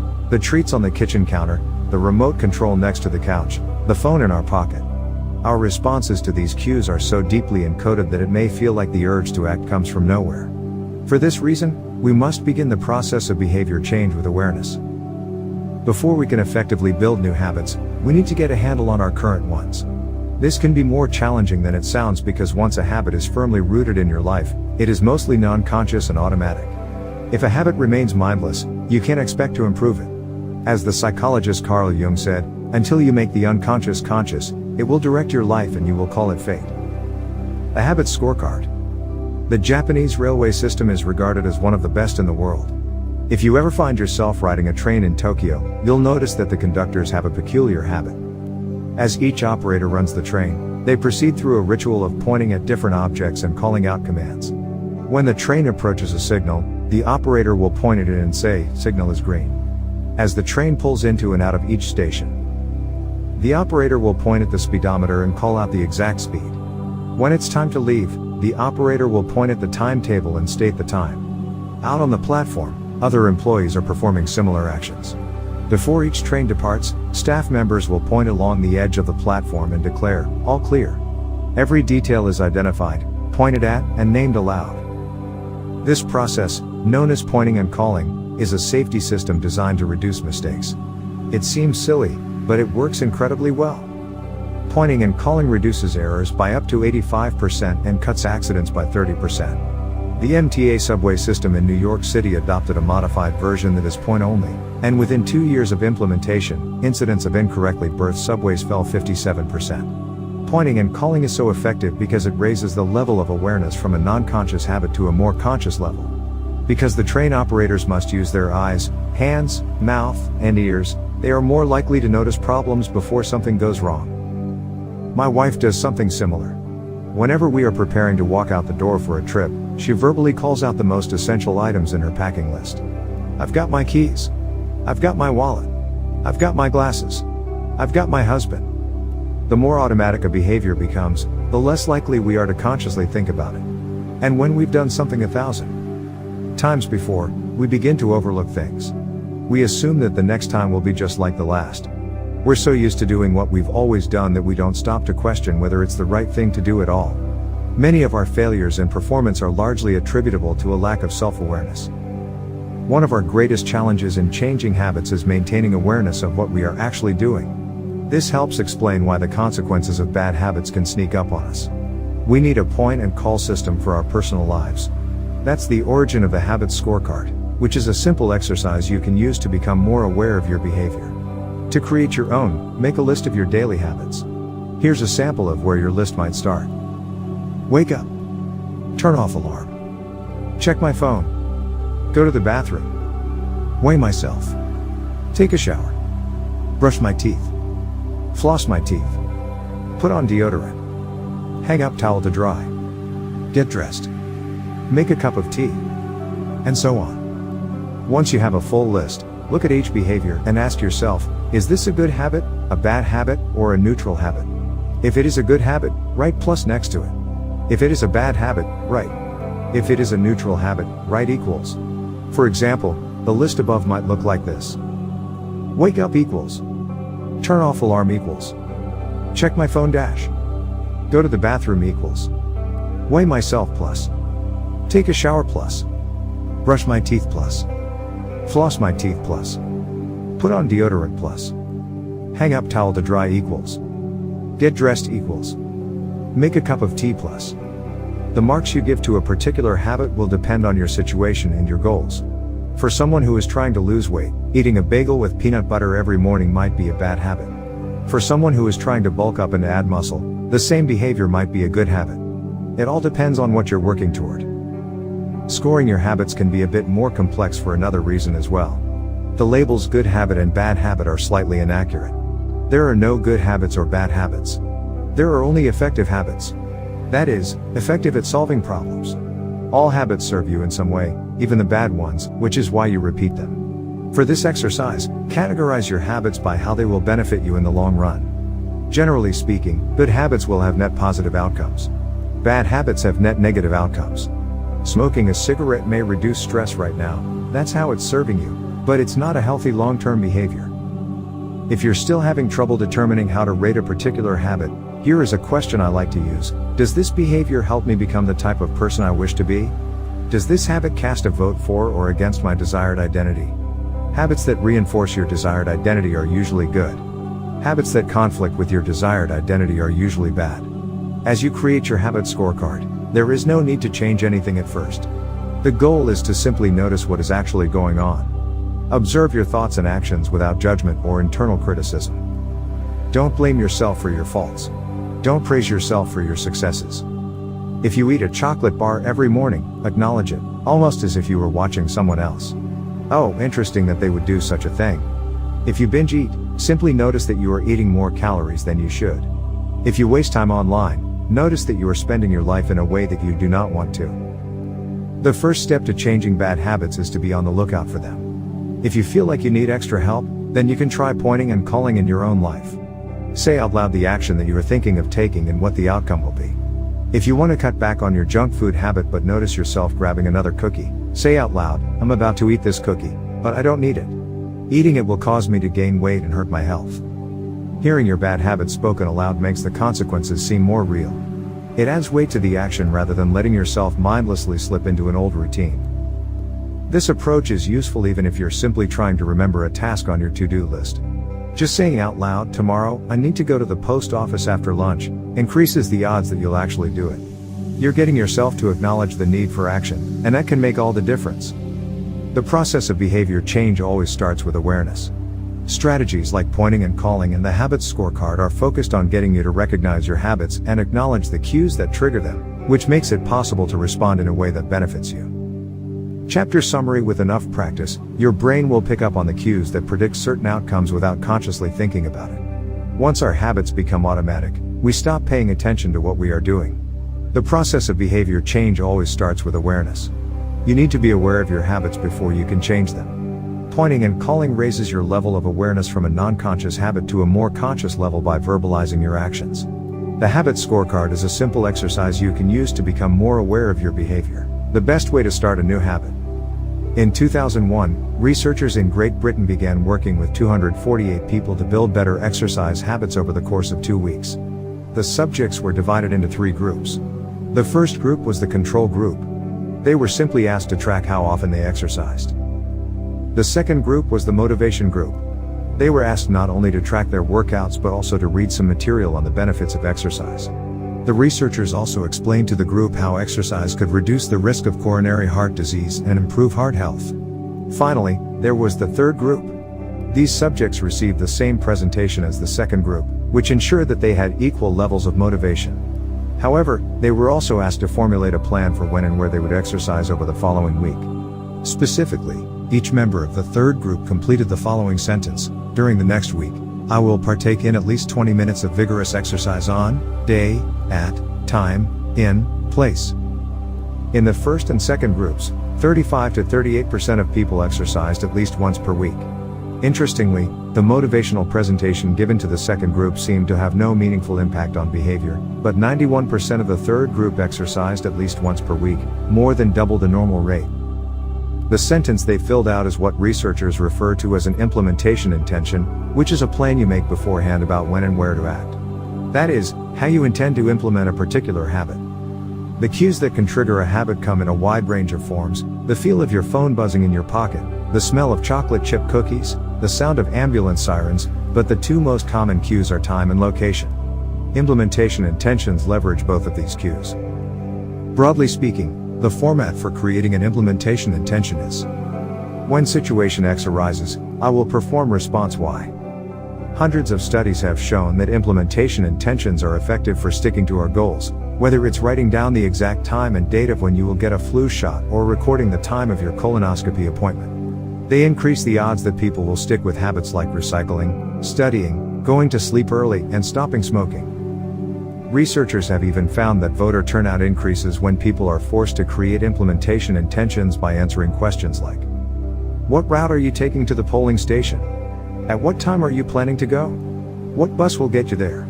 Other successful government programs have prompted citizens to make a clear plan to send taxes in on time or provided directions on when and where to pay late traffic bills. The punchline is clear: people who make a specific plan for when and where they will perform a new habit are more likely to follow through. Too many people try to change their habits without these basic details figured out. We tell ourselves, I'm going to eat healthier or I'm going to write more, but we never say when and where these habits are going to happen. We leave it up to chance and hope that we will just remember to do it or feel motivated at the right time. An implementation intention sweeps away foggy notions like I want to work out more or I want to be more productive or I should vote, and transforms them into a concrete plan of action. Many people think they lack motivation when what they really lack is clarity. It is not always obvious when and where to take action. Some people spend their entire lives waiting for the time to be right to make an improvement. Once an implementation intention has been set, you don't have to wait for inspiration to strike. Do I write a chapter today or not? Do I meditate this morning or at lunch? When the moment of action occurs, there is no need to make a decision. Simply follow your predetermined plan. The simple way to apply this strategy to your habits is to fill out this sentence. I will, behavior, at, time, in, location. Meditation. I will meditate for 1 minute at 7 a.m. in my kitchen. Studying. I will study Spanish for 20 minutes at 6 p.m. in my bedroom. Exercise. I will exercise for 1 hour at 5 p.m. in my local gym. Marriage. I will make my partner a cup of tea at 8 a.m. in the kitchen. If you aren't sure when to start your habit, try the first day of the week, month, or year. People are more likely to take action at those times because hope is usually higher. If we have hope, we have a reason to take action. A fresh start feels motivating. There is another benefit to implementation intentions. Being specific about what you want and how you will achieve it helps you say no to things that derail progress, distract your attention, and pull you off course. We often say yes to little requests because we are not clear enough about what we need to be doing instead. When your dreams are vague, it's easy to rationalize little exceptions all day long and never get around to the specific things you need to do to succeed. There is another benefit to implementation intentions. Being specific about what you want and how you will achieve it helps you say no to things that derail progress, distract your attention, and pull you off course. We often say yes to little requests because we are not clear enough about what we need to be doing instead. When your dreams are vague, it's easy to rationalize little exceptions all day long and never get around to the specific things you need to do to succeed. Give your habits a time and a space to live in the world. The goal is to make the time and location so obvious that, with enough repetition, you get an urge to do the right thing at the right time, even if you can't say why. As the writer Jason Zweig noted, obviously you're never going to just work out without conscious thought. But like a dog salivating at a bell, maybe you start to get antsy around the time of day you normally work out. There are many ways to use implementation intentions in your life and work. My favorite approach is one I learned from Stanford professor B.J. Fogg, and it is a strategy I refer to as habit stacking. Habit stacking, a simple plan to overhaul your habits. The French philosopher Denis Diderot lived nearly his entire life in poverty, but that all changed one day in 1765.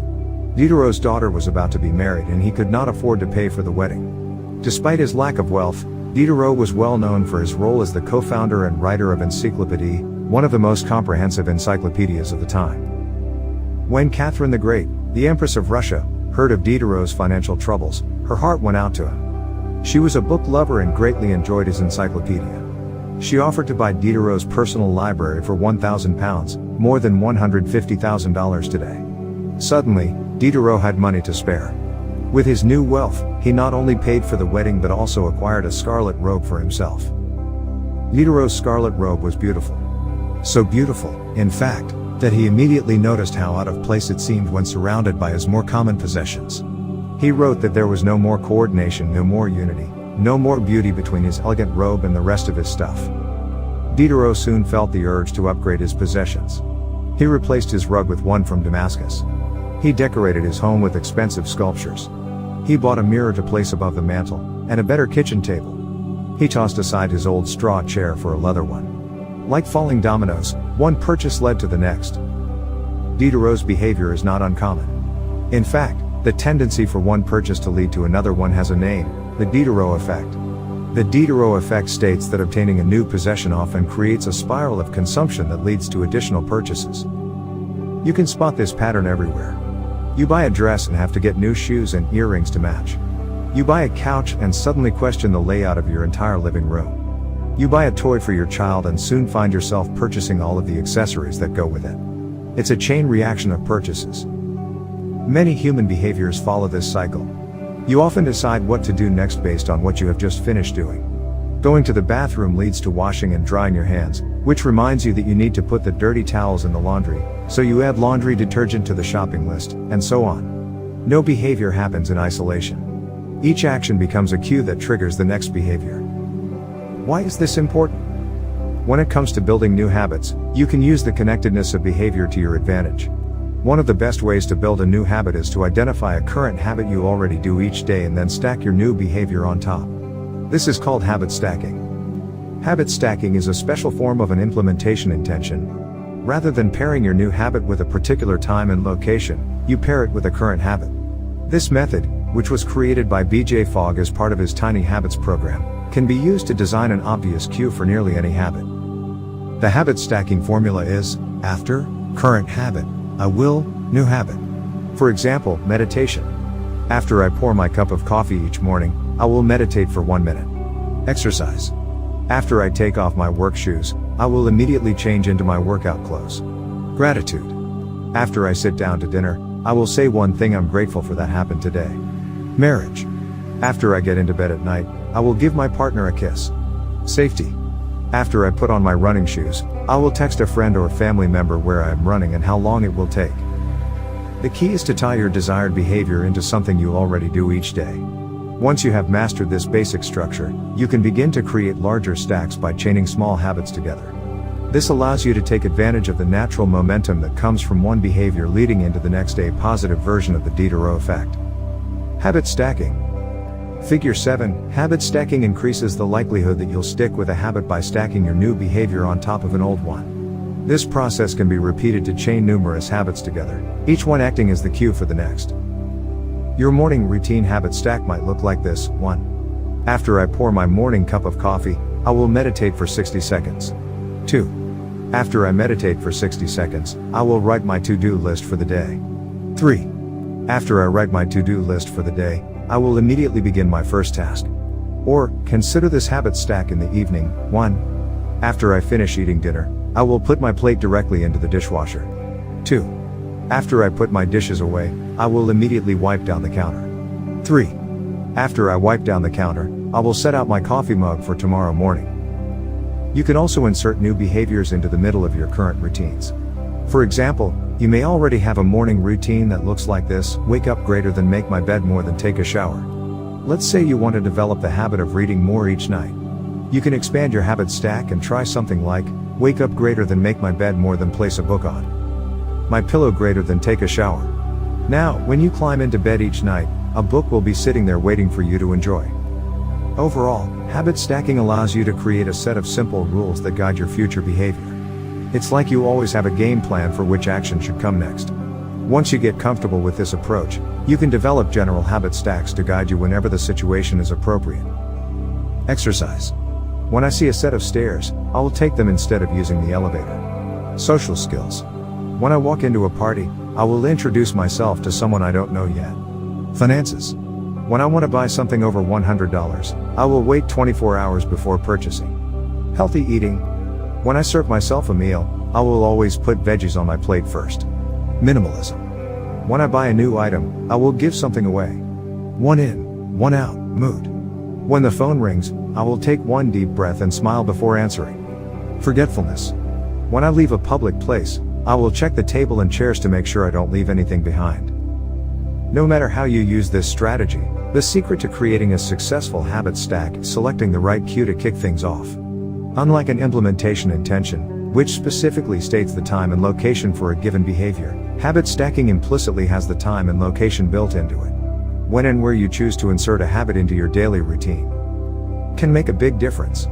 If you're trying to add meditation into your morning routine but mornings are chaotic and your kids keep running into the room, then that may be the wrong place and time. Consider when you are most likely to be successful. Don't ask yourself to do a habit when you're likely to be occupied with something else. Your cue should also have the same frequency as your desired habit. If you want to do a habit every day, but you stack it on top of a habit that only happens on Mondays, that's not a good choice. One way to find the right trigger for your habit stack is by brainstorming a list of your current habits. You can use your habit scorecard from the last chapter as a starting point. Alternatively, you can create a list with 2 columns. In the first column, write down the habits you do each day without fail. For example, get out of bed, take a shower, brush your teeth, get dressed, brew a cup of coffee, eat breakfast, take the kids to school, start the workday, eat lunch, end the workday, change out of work clothes, sit down for dinner, turn off the lights, get into bed.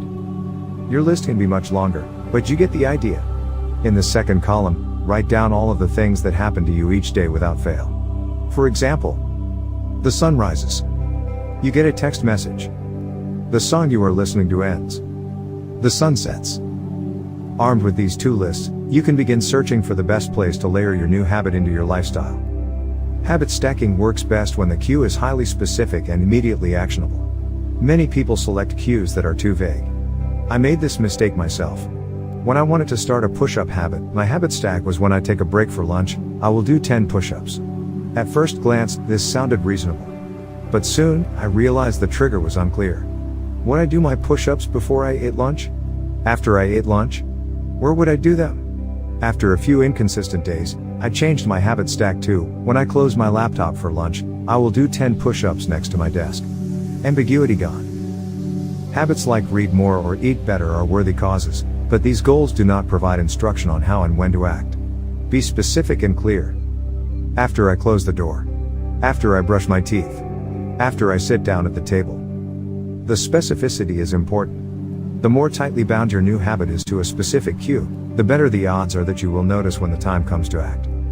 The first law of behavior change is to make it obvious. Strategies like implementation intentions and habit stacking are among the most practical ways to create obvious cues for your habits and design a clear plan for when and where to take action. Chapter summary: the first law of behavior change is make it obvious. The 2 most common cues are time and location. Creating an implementation intention is a strategy you can use to pair a new habit with a specific time and location. The implementation intention formula is, I will, behavior, at, time, in, location. Habit stacking is a strategy you can use to pair a new habit with a current habit. The habit stacking formula is, after, current habit, I will, new habit. Motivation is overrated. environment often matters more. Anne Thorndike, a primary care physician at Massachusetts General Hospital in Boston, had a crazy idea. She believed she could improve the eating habits of thousands of hospital staff and visitors without changing their willpower or motivation in the slightest way. In fact, she didn't plan on talking to them at all. Thorndike and her colleagues designed a 6-month study to alter the choice architecture of the hospital cafeteria. They started by changing how drinks were arranged in the room. Originally, the refrigerators located next to the cash registers in the cafeteria were filled with only soda. The researchers added water as an option to each one. Additionally, they placed baskets of bottled water next to the food stations throughout the room. Soda was still in the primary refrigerators, but water was now available at all drink locations. Over the next 3 months, the number of soda sales at the hospital dropped by 11.4%. Meanwhile, sales of bottled water increased by 25.8%. They made similar adjustments, and saw similar results, with the food in the cafeteria. Nobody had said a word to anyone eating there. Figure 8. Here is a representation of what the cafeteria looked like before the environment design changes were made, left, and after, right. The shaded boxes indicate areas where bottled water was available in each instance. Because the amount of water in the environment was increased, behavior shifted naturally and without additional motivation. People often choose products not because of what they are, but because of where they are. If I walk into the kitchen and see a plate of cookies on the counter, I'll pick up half a dozen and start eating, even if I hadn't been thinking about them beforehand and didn't necessarily feel hungry. If the communal table at the office is always filled with donuts and bagels, it's going to be hard not to grab one every now and then. Your habits change depending on the room you are in and the cues in front of you. Environment is the invisible hand that shapes human behavior. Despite our unique personalities, certain behaviors tend to arise again and again under certain environmental conditions. In church, people tend to talk in whispers. On a dark street, people act wary and guarded. In this way, the most common form of change is not internal, but external. We are changed by the world around us. Every habit is context dependent. In 1936, psychologist Kurt Lewin wrote a simple equation that makes a powerful statement: behavior is a function of the person in their environment, or B equals F, P, E. It didn't take long for Lewin's equation to be tested in business. In 1952, the economist Hawkins Stern described a phenomenon he called suggestion impulse buying, which is triggered when a shopper sees a product for the first time and visualizes a need for it. In other words, customers will occasionally buy products not because they want them but because of how they are presented to them. For example, items at eye level tend to be purchased more than those down near the floor.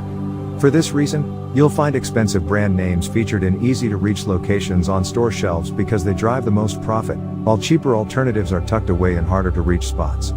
The same goes for end caps, which are the units at the end of aisles. End caps are money-making machines for retailers because they are obvious locations that encounter a lot of foot traffic.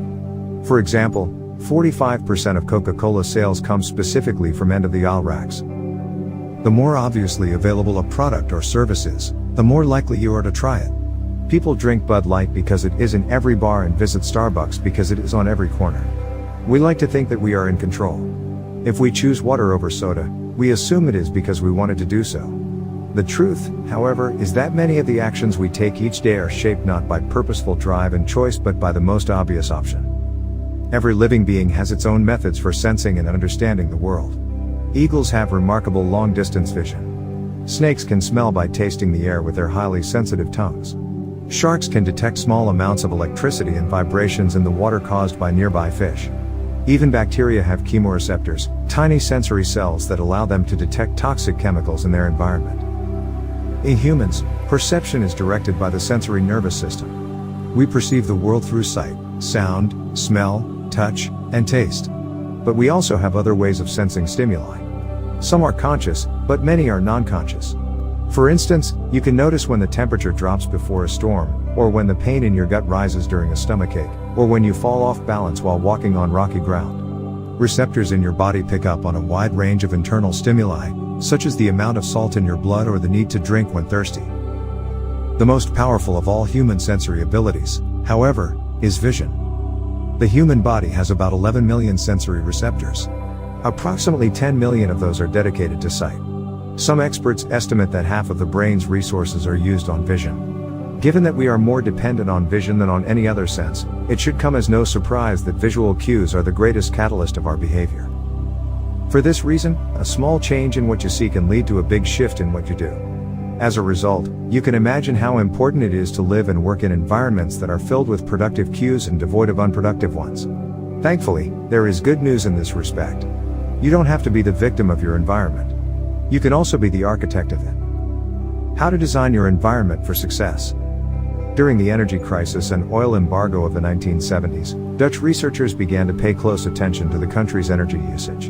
In one suburb near Amsterdam, they found that some homeowners used 30% less energy than their neighbors, despite the homes being of similar size and getting electricity for the same price.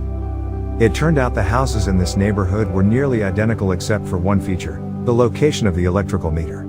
Some had one in the basement. Others had the electrical meter upstairs in the main hallway. As you may guess, the homes with the meters located in the main hallway used less electricity. When their energy use was obvious and easy to track, people changed their behavior. Every habit is initiated by a cue, and we are more likely to notice cues that stand out. Unfortunately, the environments where we live and work often make it easy not to do certain actions because there is no obvious cue to trigger the behavior. It's easy not to practice the guitar when it's tucked away in the closet. It's easy not to read a book when the bookshelf is in the corner of the guest room. It's easy not to take your vitamins when they are out of sight in the pantry. When the cues that spark a habit are subtle or hidden, they are easy to ignore. By comparison, creating obvious visual cues can draw your attention toward a desired habit. In the early 1990s, the cleaning staff at Schiphol Airport in Amsterdam installed a small sticker that looked like a fly near the center of each urinal. Apparently, when men stepped up to the urinals, they aimed for what they thought was a bug. The stickers improved their aim and significantly reduced spillage around the urinals. Further analysis determined that the stickers cut bathroom cleaning costs by 8% per year. I've experienced the power of obvious cues in my own life. I used to buy apples from the store, put them in the crisper in the bottom of the refrigerator, and forget all about them. By the time I remembered, the apples would have gone bad. I never saw them, so I never ate them. Eventually, I took my own advice and redesigned my environment. I bought a large display bowl and placed it in the middle of the kitchen counter. The next time I bought apples, that was where they went, out in the open where I could see them. Almost like magic, I began eating a few apples each day simply because they were obvious rather than out of sight. Here are a few ways you can redesign your environment and make the cues for your preferred habits more obvious. If you want to remember to take your medication each night, put your pill bottle directly next to the faucet on the bathroom counter. If you want to practice guitar more frequently, place your guitar stand in the middle of the living room. If you want to remember to send more thank you notes, keep a stack of stationery on your desk. If you want to drink more water, fill up a few water bottles each morning and place them in common locations around the house. If you want to make a habit a big part of your life, make the cue a big part of your environment. The most persistent behaviors usually have multiple cues. Consider how many different ways a smoker could be prompted to pull out a cigarette driving in the car, seeing a friend smoke, feeling stressed at work, and so on. The same strategy can be employed for good habits. By sprinkling triggers throughout your surroundings, you increase the odds that you'll think about your habit throughout the day. Make sure the best choice is the most obvious one. Making a better decision is easy and natural when the cues for good habits are right in front of you. Environment design is powerful not only because it influences how we engage with the world but also because we rarely do it. Most people live in a world others have created for them. But you can alter the spaces where you live and work to increase your exposure to positive cues and reduce your exposure to negative ones. Environment design allows you to take back control and become the architect of your life. Be the designer of your world and not merely the consumer of it. The context is the cue. The cues that trigger a habit can start out very specific, but over time your habits become associated not with a single trigger but with the entire context surrounding the behavior.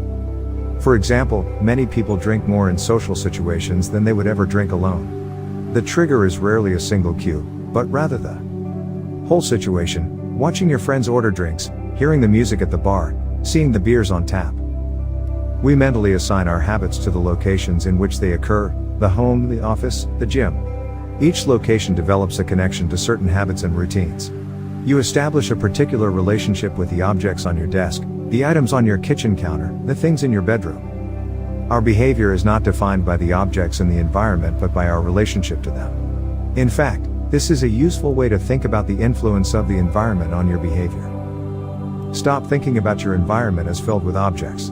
Start thinking about it as filled with relationships. Think in terms of how you interact with the spaces around you. For one person, her couch is the place where she reads for an hour each night. For someone else, the couch is where he watches television and eats a bowl of ice cream after work. Different people can have different memories, and thus different habits associated with the same place.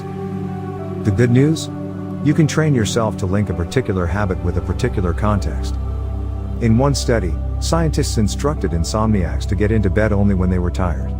If they couldn't fall asleep, they were told to sit in a different room until they became sleepy.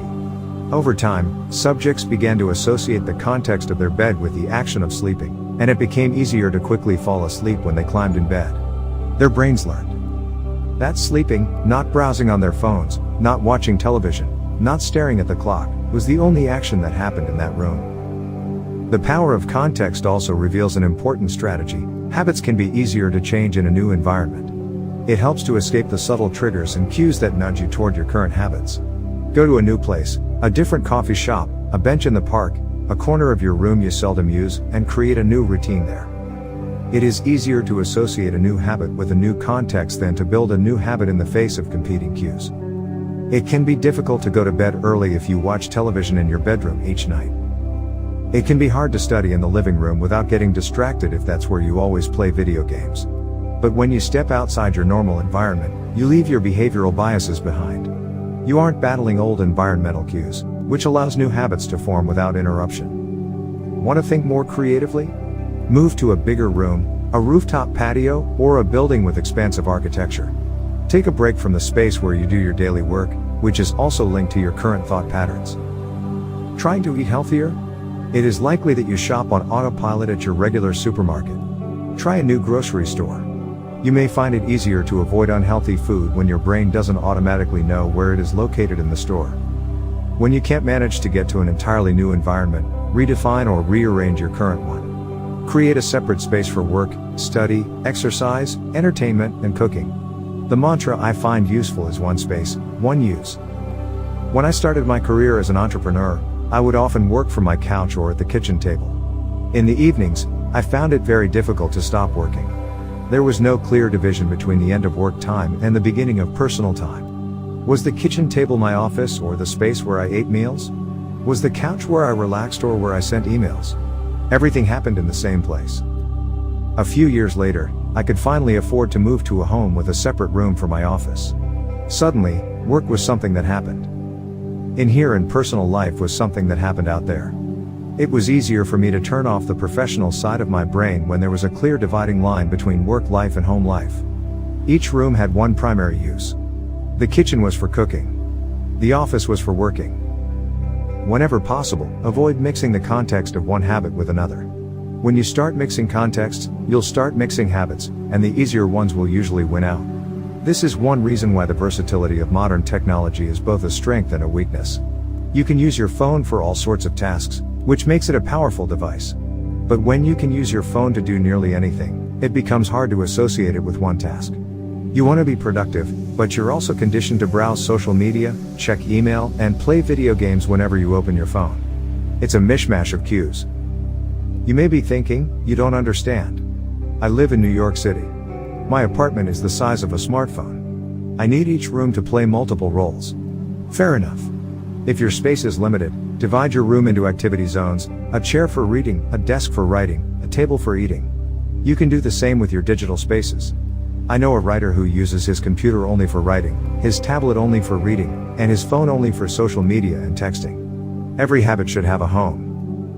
If you can manage to stick with this strategy, each context will become associated with a particular habit and mode of thought. Habits thrive under predictable circumstances like these. Focus comes automatically when you are sitting at your work desk. Relaxation is easier when you are in a space designed for that purpose. Sleep comes quickly when it is the only thing happens in your bedroom. If you want behaviors that are stable and predictable, you need an environment that is stable and predictable. A stable environment where everything has a place and a purpose is an environment where habits can easily form. Chapter summary.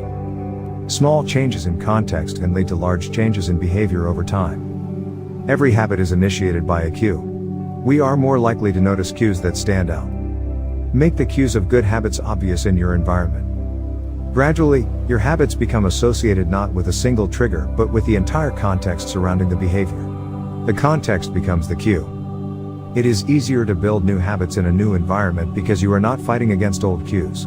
The secret to self-control. In 1971, as the Vietnam War was heading into its 16th year, Congressman Robert Steele from Connecticut and Morgan Murphy from Illinois made a discovery that stunned the American public. While visiting the troops, they had learned that over 15% of U.S. soldiers stationed there were heroin addicts. Follow-up research revealed that 35% of service members in Vietnam had tried heroin and as many as 20% were addicted. The problem was even worse than they had initially thought. The discovery led to a flurry of activity in Washington, including the creation of the Special Action Office of Drug Abuse Prevention under President Nixon to promote prevention and rehabilitation and to track addicted service members when they returned home. Lee Robbins was one of the researchers in charge. In a finding that completely upended the accepted beliefs about addiction, Robbins found that when soldiers who had been heroin users returned home, only 5% of them became re-addicted within a year, and just 12% relapsed within 3 years. In other words, approximately 9 out of 10 soldiers who used heroin in Vietnam eliminated their addiction nearly overnight. This finding contradicted the prevailing view at the time, which considered heroin addiction to be a permanent and irreversible condition. Instead, Robbins revealed that addictions could spontaneously dissolve if there was a radical change in the environment. In Vietnam, soldiers spent all day surrounded by cues triggering heroin use. It was easy to access. They were engulfed by the constant stress of war. They built friendships with fellow soldiers who were also heroin users, and they were thousands of miles from home. Once a soldier returned to the United States, though, he found himself in an environment devoid of those triggers. When the context changed, so did the habit. Compare this situation to that of a typical drug user. Someone becomes addicted at home or with friends, goes to a clinic to get clean which is devoid of all the environmental stimuli that prompt their habit, then returns to their old neighborhood with all of their previous cues that caused them to get addicted in the first place. It's no wonder that usually you see numbers that are the exact opposite of those in the Vietnam study. Typically, 90% of heroin users become re-addicted once they return home from rehab. The Vietnam studies ran counter to many of our cultural beliefs about bad habits because it challenged the conventional association of unhealthy behavior as a moral weakness. If you're overweight, a smoker, or an addict, you've been told your entire life that it is because you lack self-control, maybe even that you're a bad person. The idea that a little bit of discipline would solve all our problems is deeply embedded in our culture. Recent research, however, shows something different. When scientists analyze people who appear to have tremendous self-control, it turns out those individuals aren't all that different from those who are struggling. Instead, disciplined people are better at structuring their lives in a way that does not require heroic willpower and self-control. In other words, they spend less time in tempting situations. The people with the best self-control are typically the ones who need to use it the least. It's easier to practice self-restraint when you don't have to use it very often. So, yes, perseverance, grit, and willpower are essential to success, but the way to improve these qualities is not by wishing you were a more disciplined person, but by creating a more disciplined environment.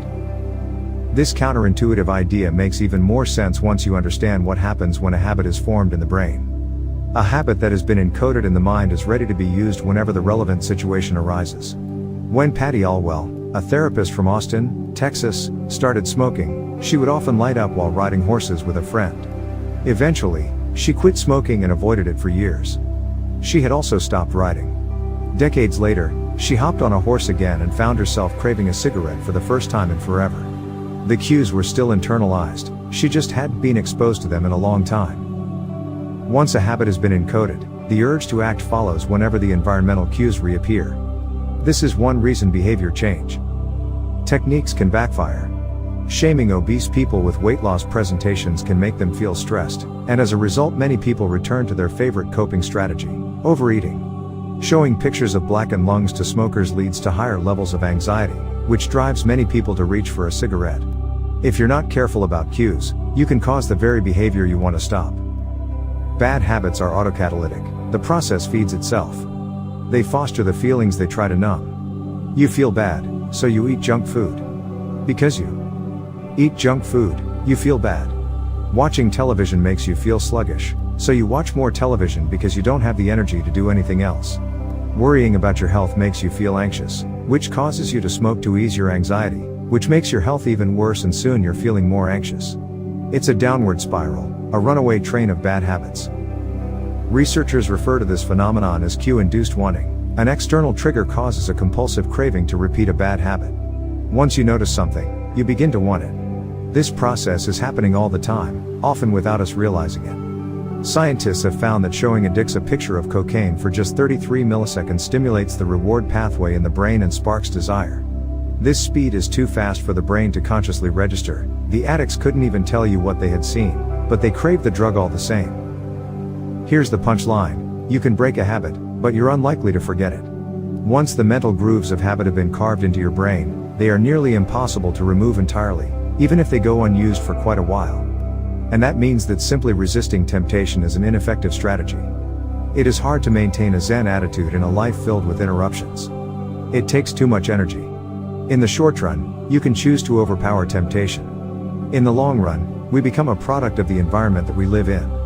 To put it bluntly, I have never seen someone consistently stick to positive habits in a negative environment. A more reliable approach is to cut bad habits off at the source. One of the most practical ways to eliminate a bad habit is to reduce exposure to the cue that causes it. If you can't seem to get any work done, leave your phone in another room for a few hours. If you're continually feeling like you're not enough, stop following social media accounts that trigger jealousy and envy. If you're wasting too much time watching television, move the TV out of the bedroom. If you're spending too much money on electronics, quit reading reviews of the latest tech gear. If you're playing too many video games, unplug the console and put it in a closet after each use. This practice is an inversion of the first law of behavior change. Rather than make it obvious, you can make it invisible. I'm often surprised by how effective simple changes like these can be.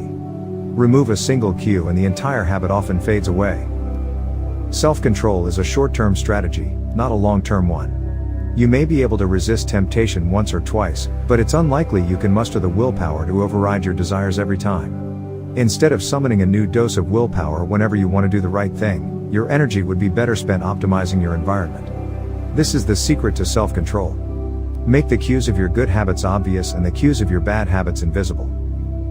Chapter summary: the inversion of the first law of behavior change is make it invisible. Once a habit is formed, it is unlikely to be forgotten. People with high self-control tend to spend less time in tempting situations. It's easier to avoid temptation than resist it.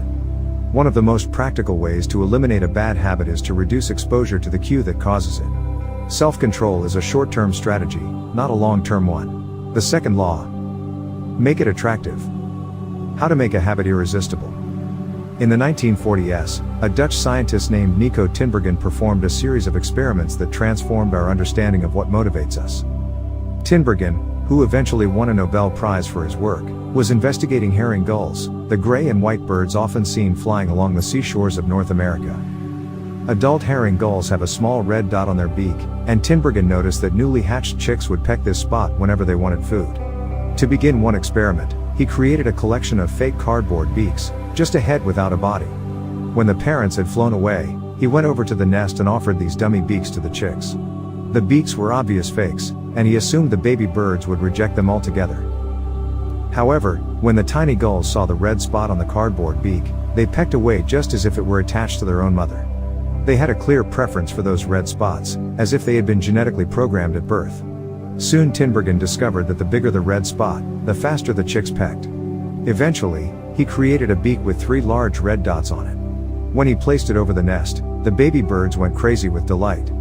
They pecked at the little red patches as if it was the greatest beak they had ever seen. Tinbergen and his colleagues discovered similar behavior in other animals. For example, the greylag goose is a ground nesting bird.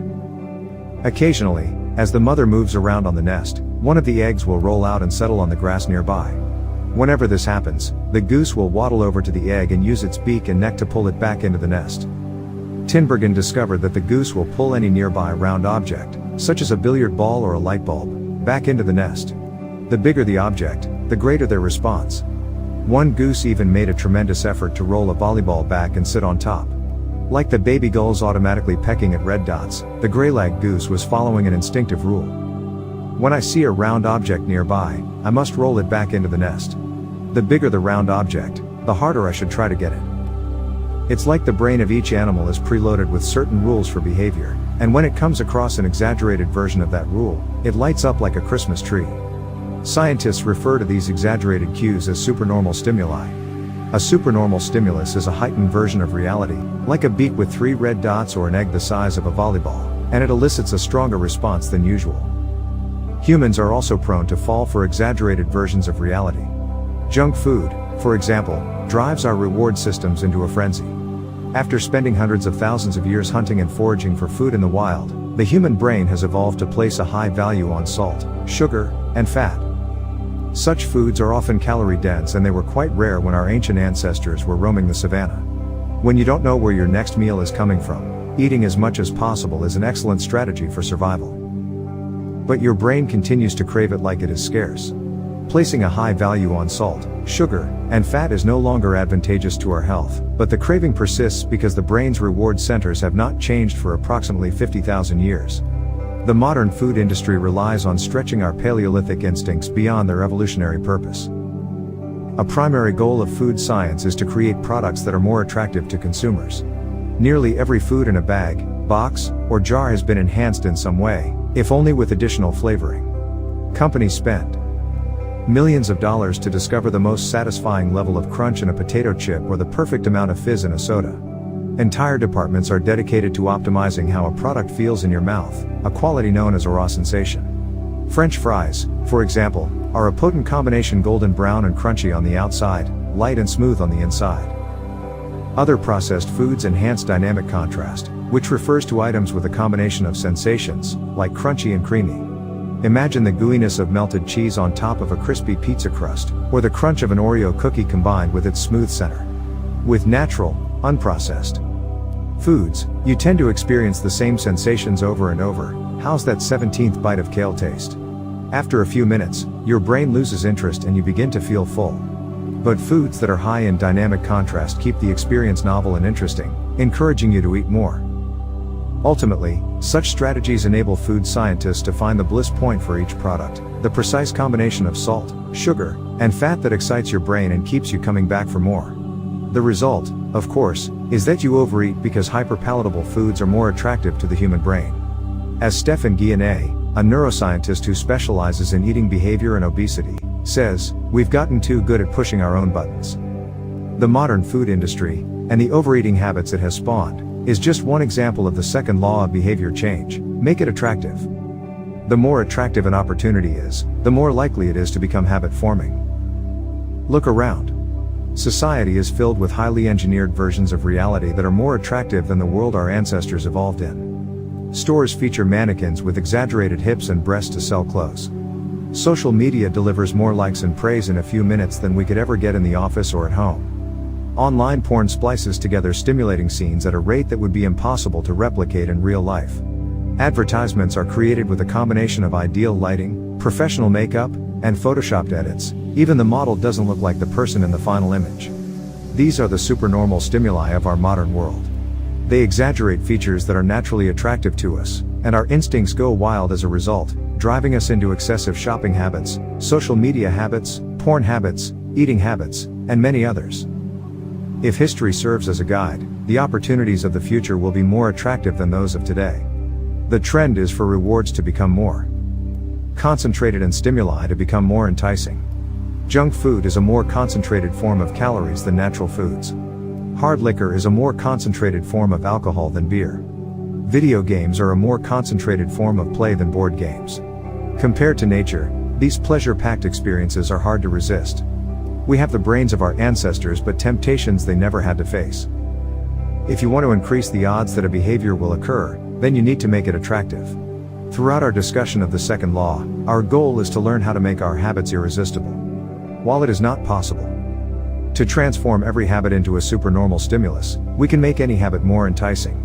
To do this, we must start by understanding what a craving is and how it works. We begin by examining a biological signature that all habits share: the dopamine spike. The dopamine-driven feedback loop. Scientists can track the precise moment a craving occurs by measuring a neurotransmitter called dopamine. The importance of dopamine became apparent in 1954 when the neuroscientists James Olds and Peter Milner ran an experiment that revealed the neurological processes behind craving and Desire. By implanting electrodes in the brains of rats, the researchers blocked the release of dopamine. To the surprise of the scientists, the rats lost all will to live. They wouldn't eat. They wouldn't have sex. They didn't crave anything. Within a few days, the animals died of thirst. In follow-up studies, other scientists also inhibited the dopamine-releasing parts of the brain, but this time, they squirted little droplets of sugar into the mouths of the dopamine-depleted rats. Their little rat faces lit up with pleasurable grins from the tasty substance. Even though dopamine was blocked, they liked the sugar just as much as before, they just didn't want it anymore.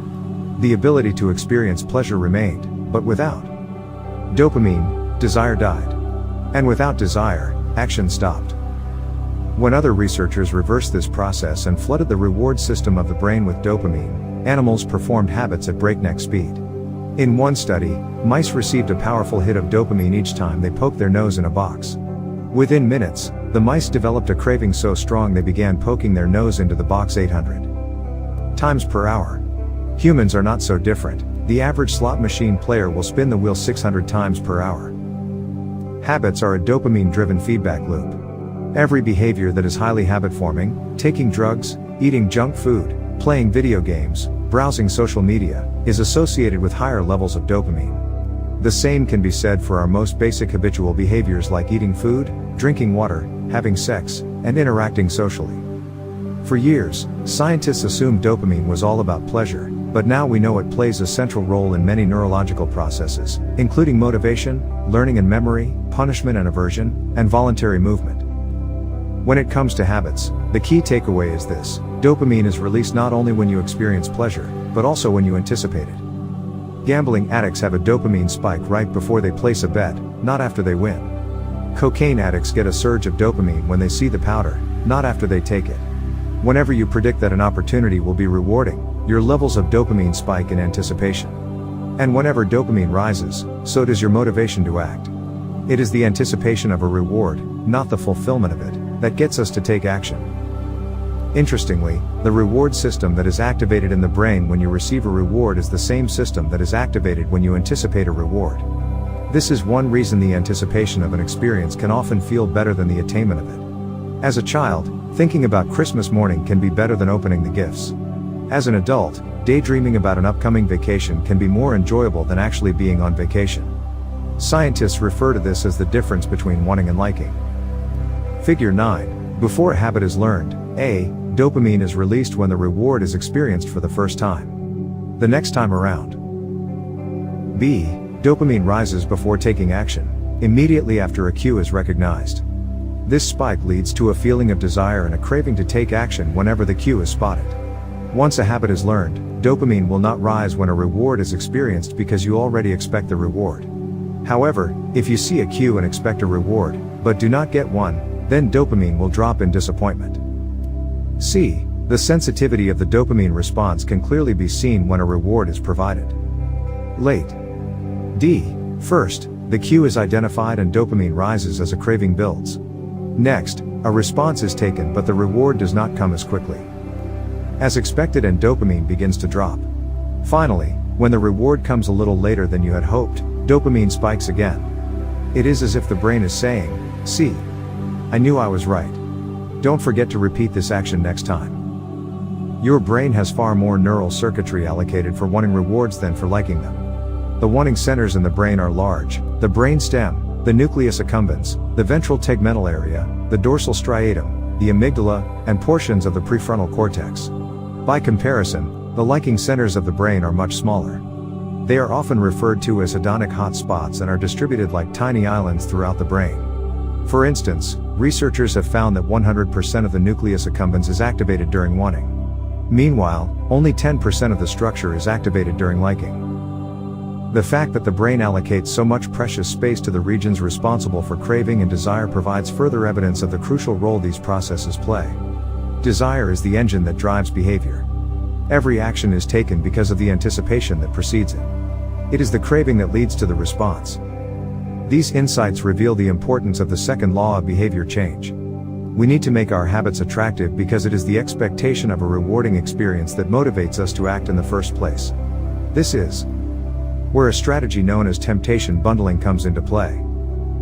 How to use temptation bundling to make your habits more attractive. Ronan Byrne, an electrical engineering student in Dublin, Ireland, enjoyed watching Netflix, but he also knew that he should exercise more often than he did. Putting his engineering skills to use, Byrne hacked his stationary bike and connected it to his laptop and television. Then he wrote a computer program that would allow Netflix to run only if he was cycling at a certain speed. If he slowed down for too long, whatever show he was watching would pause until he started pedaling again. He was, in the words of one fan, eliminating obesity one Netflix binge at a time. He was also employing temptation bundling to make his exercise habit more attractive. Temptation bundling works by linking an action you want to do with an action you need to do. In Byrne's case, he bundled watching Netflix, the thing he wanted to do, with riding his stationary bike, the thing he needed to do. Businesses are masters at temptation bundling. For instance, when the American Broadcasting Company, more commonly known as ABC, launched its Thursday night television lineup for the 2014 to 2015 season, they promoted temptation bundling on a massive scale. Every Thursday, the company would air 3 shows created by screenwriter Shonda Rhimes: Grey's Anatomy, Scandal, and How to Get Away with Murder. They branded it as TGI'd on ABC. TGI'd stands for Thank God It's Thursday. In addition to promoting the shows, ABC encouraged viewers to make popcorn, drink red wine, and enjoy the evening. Andrew Kubitz, head of scheduling for ABC, described the idea behind the campaign. We see Thursday night as a viewership opportunity, with either couples or women by themselves who want to sit down and escape, and have fun and drink their red wine and have some popcorn. The brilliance of this strategy is that ABC was associating the thing they needed viewers to do, watch their shows, with activities their viewers already wanted to do: relax, drink wine, and eat popcorn. Over time, people began to connect watching ABC with feeling relaxed and entertained. If you drink red wine and eat popcorn at 8 p.m. every Thursday, then eventually 8 p.m. on Thursday means relaxation and entertainment. The reward gets associated with the cue, and the habit of turning on the television becomes more attractive. You're more likely to find a behavior attractive if you get to do one of your favorite things at the same time. Perhaps you want to hear about the latest celebrity gossip, but you need to get in shape. Using temptation bundling, you could only read the tabloids and watch reality shows at the gym. Maybe you want to get a pedicure, but you need to clean out your email inbox. Solution: only get a pedicure while processing overdue work emails. Temptation bundling is one way to apply a psychology theory known as Premack's principle. Named after the work of Professor David Premack, the principle states that more probable behaviors will reinforce less probable behaviors. In other words, even if you don't really want to process overdue work emails, you'll become conditioned to do it if it means you get to do something you really want to do along the way. You can even combine temptation bundling with the habit stacking strategy we discussed in Chapter 5 to create a set of rules to guide your behavior. The habit stacking plus temptation bundling formula is: 1. After current habit, I will, habit I need. 2. After habit I need, I will, habit I want. If you want to read the news, but you need to express more gratitude: 1. After I get my morning coffee, I will say one thing I'm grateful for that happened yesterday. Need. 2. After I say one thing I'm grateful for, I will read the news. Want. If you want to watch sports, but you need to make sales calls: 1. After I get back from my lunch break, I will call 3 potential clients. Need. 2. After I call 3 potential clients, I will check ESPN. Want.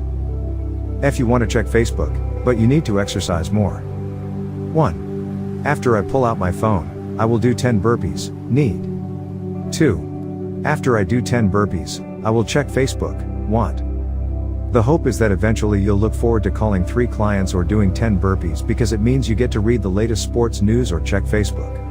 Doing the thing you need to do means you get to do the thing you want to do. We began this chapter by discussing supernormal stimuli, which are heightened versions of reality that increase our desire to take action. Temptation bundling is one way to create a heightened version of any habit by connecting it with something you already want. Engineering a truly irresistible habit is a hard task, but this simple strategy can be employed to make nearly any habit more attractive than it would be otherwise. Chapter summary. The second law of behavior change is make it attractive. The more attractive an opportunity is, the more likely it is to become habit forming. Habits are a dopamine-driven feedback loop. When dopamine rises, so does our motivation to act. It is the anticipation of a reward, not the fulfillment of it, that gets us to take action. The greater the anticipation, the greater the dopamine spike. Temptation bundling is one way to make your habits more attractive. The strategy is to pair an action you want to do with an action you need to do. The role of family and friends in shaping your habits. In 1965, a Hungarian man named Laszlo Polgar wrote a series of strange letters to a woman named Clara. Laszlo was a firm believer in hard work. In fact, it was all he believed in. He completely rejected the idea of innate talent. He claimed that with deliberate practice and the development of good habits, a child could become a genius in any field. His mantra was, a genius is not born, but is educated and trained. Laszlo believed in this idea so strongly that he wanted to test it with his own children, and he was writing to Clara because he needed a wife willing to jump on board. Clara was a teacher and, although she may not have been as adamant as Laszlo, she also believed that with proper instruction, anyone could advance their skills.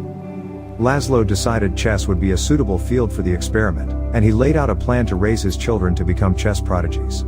The kids would be homeschooled, a rarity in Hungary at the time. The house would be filled with chess books and pictures of famous chess players. The children would play against each other constantly and compete in the best tournaments they could find. The family would keep a meticulous file system of the tournament history of every competitor the children faced. Their lives would be dedicated to chess. Laszlo successfully courted Clara, and within a few years, the Polgars were parents to 3 young girls, Susan, Sofia, and Judith. Susan, the oldest, began playing chess when she was 4 years old. Within 6 months, she was defeating adults. Sofia, the middle child, did even better. By 14, she was a world champion, and a few years later, she became a grandmaster. Judith, the youngest, was the best of all. By age 5, she could beat her father. At 12, she was the youngest player ever listed among the top 100 chess players in the world. At 15 years and 4 months old, she became the youngest grandmaster of all time, younger than Bobby Fischer, the previous record holder. For 27 years, she was the #1 ranked female chess player in the world. The childhood of the Polgar sisters was atypical, to say the least. And yet, if you ask them about it, they claim their lifestyle was attractive, even enjoyable. In interviews, the sisters talk about their childhood as entertaining rather than grueling. They loved playing chess. They couldn't get enough of it. Once, Laszlo reportedly found Sofia playing chess in the bathroom in the middle of the night. Encouraging her to go back to sleep, he said, "Sofia, leave the pieces alone." To which she replied, "Daddy, they won't leave me alone." The Polgar sisters grew up in a culture that prioritized chess above all else, praised them for it, rewarded them for it. In their world, an obsession with chess was normal. And as we are about to see, whatever habits are normal in your culture are among the most attractive behaviors you'll find. The seductive pull of social norms. Humans are herd animals. We want to fit in, to bond with others, and to earn the respect and approval of our peers. Such inclinations are essential to our survival.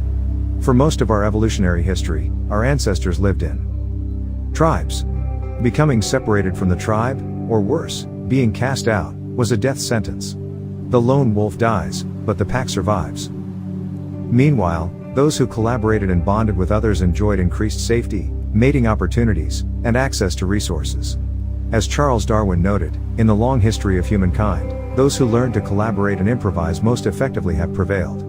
As a result, one of the deepest human desires is to belong. And this ancient preference exerts a powerful influence on our modern behavior. We don't choose our earliest habits, we imitate them. We follow the script handed down by our friends and family, our church or school, our local community and society at large. Each of these cultures and groups comes with its own set of expectations and standards: when and whether to get married, how many children to have, which holidays to celebrate, how much money to spend on your child's birthday party. In many ways, these social norms are the invisible rules that guide your behavior each day. You're always keeping them in mind, even if they are at the not top of your mind. Often, you follow the habits of your culture without thinking, without questioning, and sometimes without remembering. As the French philosopher Michel de Montaigne wrote, the customs and practices of life in society sweep us along. Most of the time, going along with the group does not feel like a burden. Everyone wants to belong. If you grow up in a family that rewards you for your chess skills, playing chess will seem like a very attractive thing to do. If you work in a job where everyone wears expensive suits, then you'll be inclined to splurge on one as well. If all of your friends are sharing an inside joke or using a new phrase, you'll want to do it, too, so they know that you Get it? Behaviors are attractive when they help us fit in. We imitate the habits of 3 groups in particular. 1. The close. 2. The many. 3. The powerful. Each group offers an opportunity to leverage the second law of behavior change and make our habits more attractive. 1. Imitating the close. Proximity has a powerful effect on our behavior. This is true of the physical environment, as we discussed in Chapter 6, but it is also true of the social environment. We pick up habits from the people around us. We copy the way our parents handle arguments, the way our peers flirt with one another, the way our coworkers get results. When your friends smoke pot, you give it a try. 2. When your wife has a habit of double-checking that the door is locked before going to bed, you pick it up as well. I find that I often imitate the behavior of those around me without realizing it. In conversation, I'll automatically assume the body posture of the other person. In college, I began to talk like my roommates. When traveling to other countries, I unconsciously imitate the local accent despite reminding myself to stop. As a general rule, the closer we are to someone, the more likely we are to imitate some of their habits. One groundbreaking study tracked 12,000 people for 32 years and found that a person's chances of becoming obese increased by 57% if he or she had a friend who became obese. It works the other way, too. Another study found that if one person in a relationship lost weight, the other partner would also slim down about 1/3 of the time. Our friends and family provide a sort of invisible peer pressure that pulls us in their direction. Of course, peer pressure is bad only if you're surrounded by bad influences. When astronaut Mike Massimino was a graduate student at MIT, he took a small robotics class. Of the 10 people in the class, 4 became astronauts. If your goal was to make it into space, then that room was about the best culture you could ask for. Similarly, one study found that the higher your best friend's IQ at age 11 or 12, the higher your IQ would be at age 15, even after controlling for natural levels of intelligence. We soak up the qualities and practices of those around us. One of the most effective things you can do to build better habits is to join a culture where your desired behavior is the normal behavior. New habits seem achievable when you see others doing them every day. If you are surrounded by fit people, you're more likely to consider working out to be a common habit. If you're surrounded by jazz lovers, you're more likely to believe it's reasonable to play jazz every day. Your culture sets your expectation for what is normal. Surround yourself with people who have the habits you want to have yourself. You'll rise together. To make your habits even more attractive, you can take this strategy one step further. Own a culture where 1. Your desired behavior is the normal behavior and 2. You already have something in common with the group. Steve Kamb, an entrepreneur in New York City, runs a company called Nerd Fitness, which helps nerds, misfits, and mutants lose weight, get strong, and get healthy. His clients include video game lovers, movie fanatics, and average Joes who want to get in shape. Many people feel out of place the first time they go to the gym or try to change their diet, but if you are already similar to the other members of the group in some way, say, your mutual love of Star Wars, change becomes more appealing because it feels like something people like you already do. Nothing sustains motivation better than belonging to the tribe. It transforms a personal quest into a shared one. Previously, you were on your own. Your identity was singular. You were a reader. You were a musician. You were an athlete. When you join a book club or a band or a cycling group, your identity becomes linked to those around you. Growth and change is no longer an individual pursuit. We are readers. We are musicians. We are cyclists. The shared identity begins to reinforce your personal identity. This is why remaining part of a group after achieving a goal is crucial to maintaining your habits. It's friendship and community that embed a new identity and help behaviors last over the long run. 2. Imitating the many.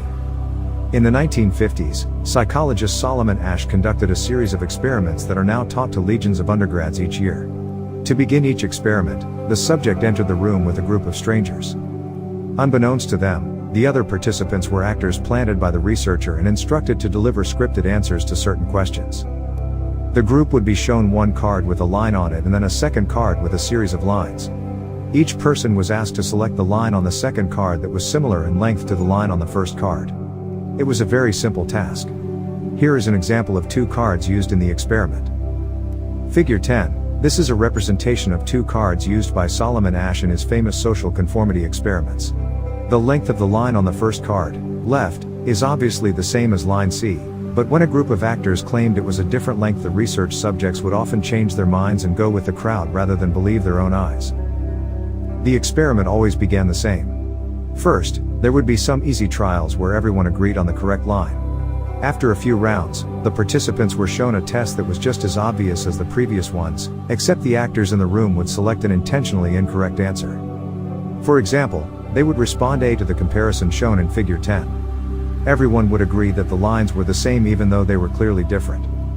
The subject, who was unaware of the ruse, would immediately become bewildered. Their eyes would open wide. They would laugh nervously to themselves. They would double-check the reactions of other participants. Their agitation would grow as one person after another delivered the same incorrect response. Soon, the subject began to doubt their own eyes. Eventually, they delivered the answer they knew in their heart to be incorrect. Ash ran this experiment many times and in many different ways. What he discovered was that as the number of actors increased, so did the conformity of the subject. If it was just the subject and one actor, then there was no effect on the person's choice. They just assumed they were in the room with a dummy. When 2 actors were in the room with the subject, there was still little impact. But as the number of people increased to 3 actors and 4 and all the way to 8, the subject became more likely to second-guess themselves. By the end of the experiment, nearly 75% of the subjects had agreed with the group answer even though it was obviously incorrect. Whenever we are unsure how to act, we look to the group to guide our behavior. We are constantly scanning our environment and wondering, what is everyone else doing? We check reviews on Amazon or Yelp or TripAdvisor because we want to imitate the best buying, eating, and travel habits. It's usually a smart strategy. There is evidence in numbers. But there can be a downside. The normal behavior of the tribe often overpowers the desired behavior of the individual.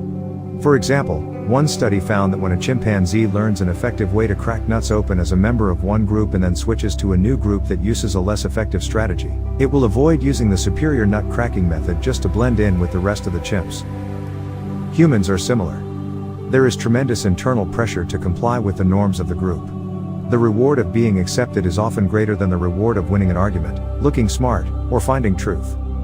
Most days, we'd rather be wrong with the crowd than be right by ourselves.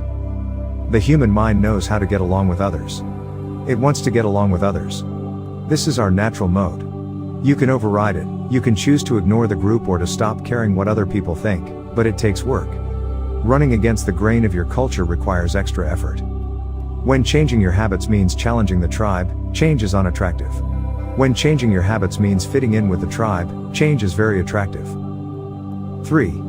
Imitating the powerful. Humans everywhere pursue power, prestige, and status. We want pins and medallions on our jackets. We want president or partner in our titles. We want to be acknowledged, recognized, and praised. This tendency can seem vain, but overall, it's a smart move. Historically, a person with greater power and status has access to more resources, worries less about survival, and proves to be a more attractive mate. We are drawn to behaviors that earn us respect, approval, admiration, and status. We want to be the one in the gym who can do muscle-ups or the musician who can play the hardest chord progressions or the parent with the most accomplished children because these things separate us from the crowd. Once we fit in, we start looking for ways to stand out.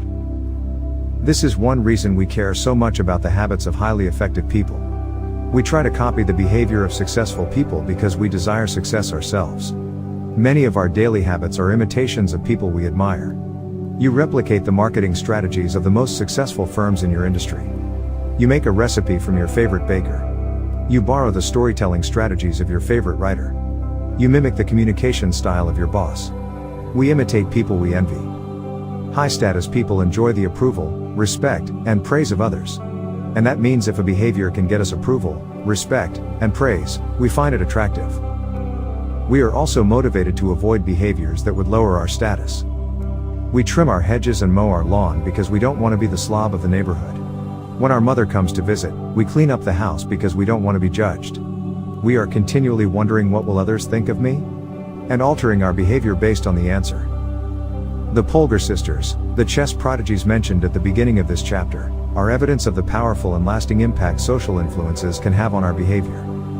The sisters practiced chess for many hours each day and continued this remarkable effort for decades. But these habits and behaviors maintained their attractiveness, in part, because they were valued by their culture. From the praise of their parents to the achievement of different status markers like becoming a grandmaster, they had many reasons to continue their effort. Chapter summary. The culture we live in determines which behaviors are attractive to us. We tend to adopt habits that are praised and approved of by our culture because we have a strong desire to fit in and belong to the tribe.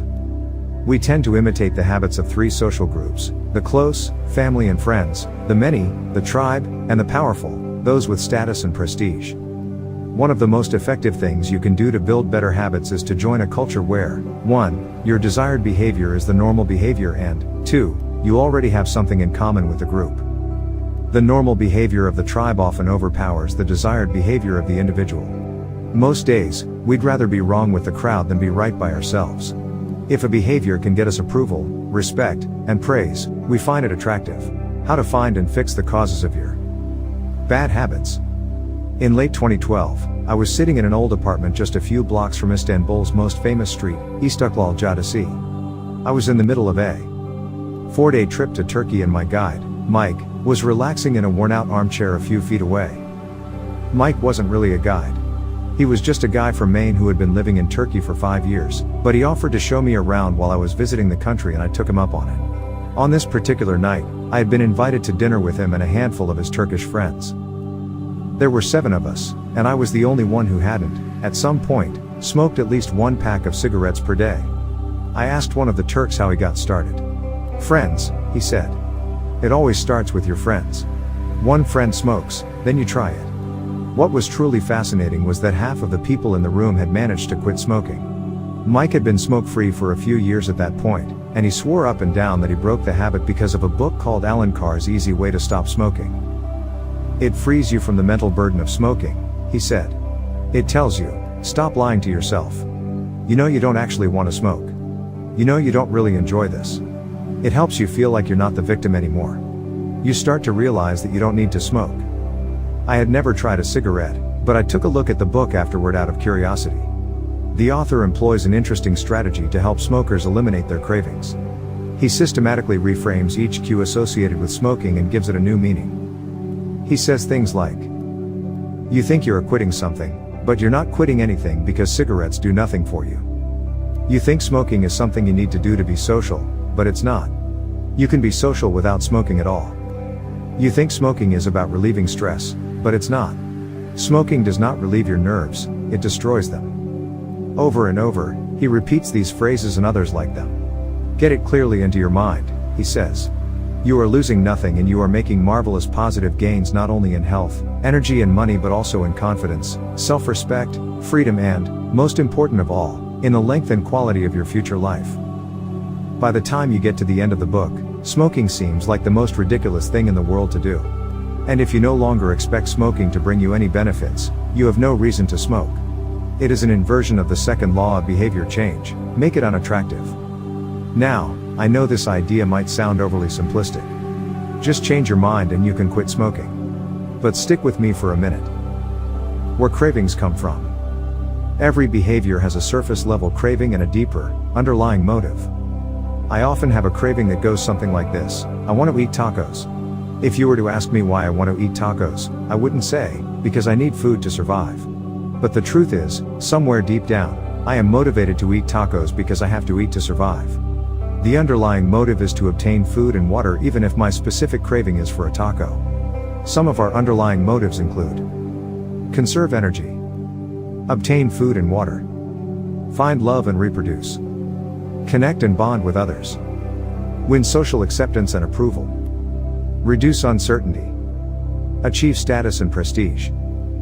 A craving is just a specific manifestation of a deeper underlying motive.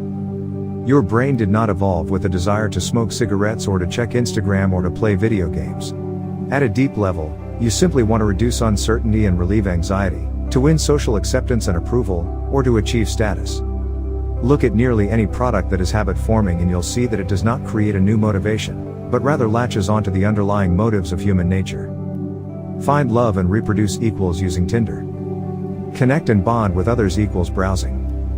Facebook win social acceptance and approval equals posting on Instagram. Reduce uncertainty equals searching on Google. Achieve status and prestige equals playing video games. Your habits are modern-day solutions to ancient desires. New versions of old vices. The underlying motives behind human behavior remain the same. The specific habits we perform differ based on the period of history. Here's the powerful part: there are many different ways to address the same underlying motive. One person might learn to reduce stress by smoking a cigarette. Another person learns to ease their anxiety by going for a run. Your current habits are not necessarily the best way to solve the problems you face, they are just the methods you learn to use. Once you associate a solution with the problem you need to solve, you keep coming back to it. Habits are all about associations. These associations determine whether we predict a habit to be worth repeating or not. As we covered in our discussion of the first law, your brain is continually absorbing information and noticing cues in the environment. Every time you perceive a cue, your brain runs a simulation and makes a prediction about what to do in the next moment. Cue: you notice that the stove is hot. Prediction: if I touch it I'll get burned, so I should avoid touching it. Cue: you see that the traffic light turned green. Prediction: if I step on the gas, I'll make it safely through the intersection and get closer to my destination, so I should step on the gas. You see a cue, categorize it based on past experience, and determine the appropriate response. This all happens in an instant, but it plays a crucial role in your habits because every action is preceded by a prediction. Life feels reactive, but it is actually predictive. All day long, you are making your best guess of how to act given what you've just seen and what has worked for you in the past. You are endlessly predicting what will happen in the next moment. Our behavior is heavily dependent on these predictions. Put another way, our behavior is heavily dependent on how we interpret the events that happen to us, not necessarily the objective reality of the events themselves. Two people can look at the same cigarette, and one feels the urge to smoke while the other is repulsed by the smell. The same cue can spark a good habit or a bad habit depending on your prediction. The cause of your habits is actually the prediction that precedes them. These predictions lead to feelings, which is how we typically describe a craving, a feeling, a desire, an urge. Feelings and emotions transform the cues we perceive and the predictions we make into a signal that we can apply. They help explain what we are currently sensing. For instance, whether or not you realize it, you are noticing how warm or cold you feel right now. If the temperature drops by 1 degree, you probably won't do anything. If the temperature drops 10 degrees, however, you'll feel cold and put on another layer of clothing. Feeling cold was the signal that prompted you to act. You have been sensing the cues the entire time, but it is only when you predict that you would be better off in a different state that you take action. A craving is the sense that something is missing. It is the desire to change your internal state. When the temperature falls, there is a gap between what your body is currently sensing and what it wants to be sensing. This gap between your current state and your desired state provides a reason to act. Desire is the difference between where you are now and where you want to be in the future. Even the tiniest action is tinged with the motivation to feel differently than you do in the moment. When you binge eat or light up or browse social media, what you really want is not a potato chip or a cigarette or a bunch of likes. What you really want is to feel different. Our feelings and emotions tell us whether to hold steady in our current state or to make a change. They help us decide the best course of action. Neurologists have discovered that when emotions and feelings are impaired, we actually lose the ability to make decisions. We have no signal of what to pursue and what to avoid. As the neuroscientist Antonio Damasio explains, it is emotion that allows you to mark things as good, bad, or indifferent. To summarize, the specific cravings you feel and habits you perform are really an attempt to address your fundamental underlying motives. Whenever a habit successfully addresses a motive, you develop a craving to do it again. In time, you learn to predict that checking social media will help you feel loved or that watching YouTube will allow you to forget your fears. Habits are attractive when we associate them with positive feelings, and we can use this insight to our advantage rather than to our detriment. How to reprogram your brain to enjoy hard habits. You can make hard habits more attractive if you can learn to associate them with a positive experience. Sometimes, all you need is a slight mindset shift. For instance, we often talk about everything we have to do in a given day. You have to wake up early for work. You have to make another sales call for your business. You have to cook dinner for your family. Now, imagine changing just one word. You don't have to. You get to. You get to wake up early for work.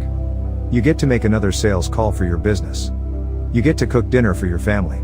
By simply changing one word, you shift the way you view each event. You transition from seeing these behaviors as burdens and turn them into opportunities. The key point is that both versions of reality are true. You have to do those things, and you also get to do them. We can find evidence for whatever mindset we choose. I once heard a story about a man who uses a wheelchair. When asked if it was difficult being confined, he responded, "I'm not confined to my wheelchair, I am liberated by it.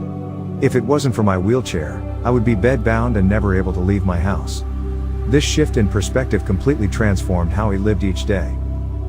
Reframing your habits to highlight their benefits rather than their drawbacks is a fast and lightweight way to reprogram your mind and make a habit seem more attractive.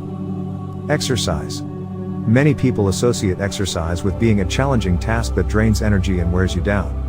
You can just as easily view it as a way to develop skills and build you up.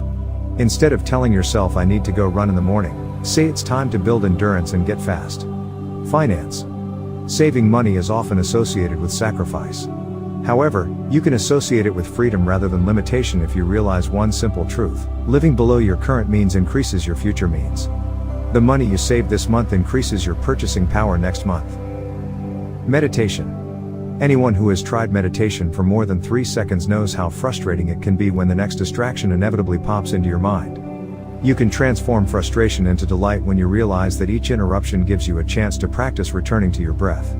Distraction is a good thing because you need distractions to practice meditation. Pre-game jitters. Many people feel anxious before delivering a big presentation or competing in an important event. They experience quicker breathing, a faster heart rate, heightened arousal. If we interpret these feelings negatively, then we feel threatened and tense up. If we interpret these feelings positively, then we can respond with fluidity and grace. You can reframe "I am nervous" to "I am excited and I'm getting an adrenaline rush to help me concentrate." These little mindset shifts aren't magic, but they can help change the feelings you associate with a particular habit or situation. If you want to take it a step further, you can create a motivation ritual. You simply practice associating your habits with something you enjoy, then you can use that cue whenever you need a bit of motivation. For instance, if you always play the same song before having sex, then you'll begin to link the music with the act. Whenever you want to get in the mood, just press play. Ed Lattimore, a boxer and writer from Pittsburgh, benefited from a similar strategy without knowing it. "Odd realization," he wrote. "My focus and concentration goes up just by putting my headphones on while writing. I don't even have to play any music." Without realizing it, he was conditioning himself. In the beginning, he put his headphones on, played some music he enjoyed, and did focused work. After doing it 5, 10, 20 times, putting his headphones on became a cue that he automatically associated with increased focus.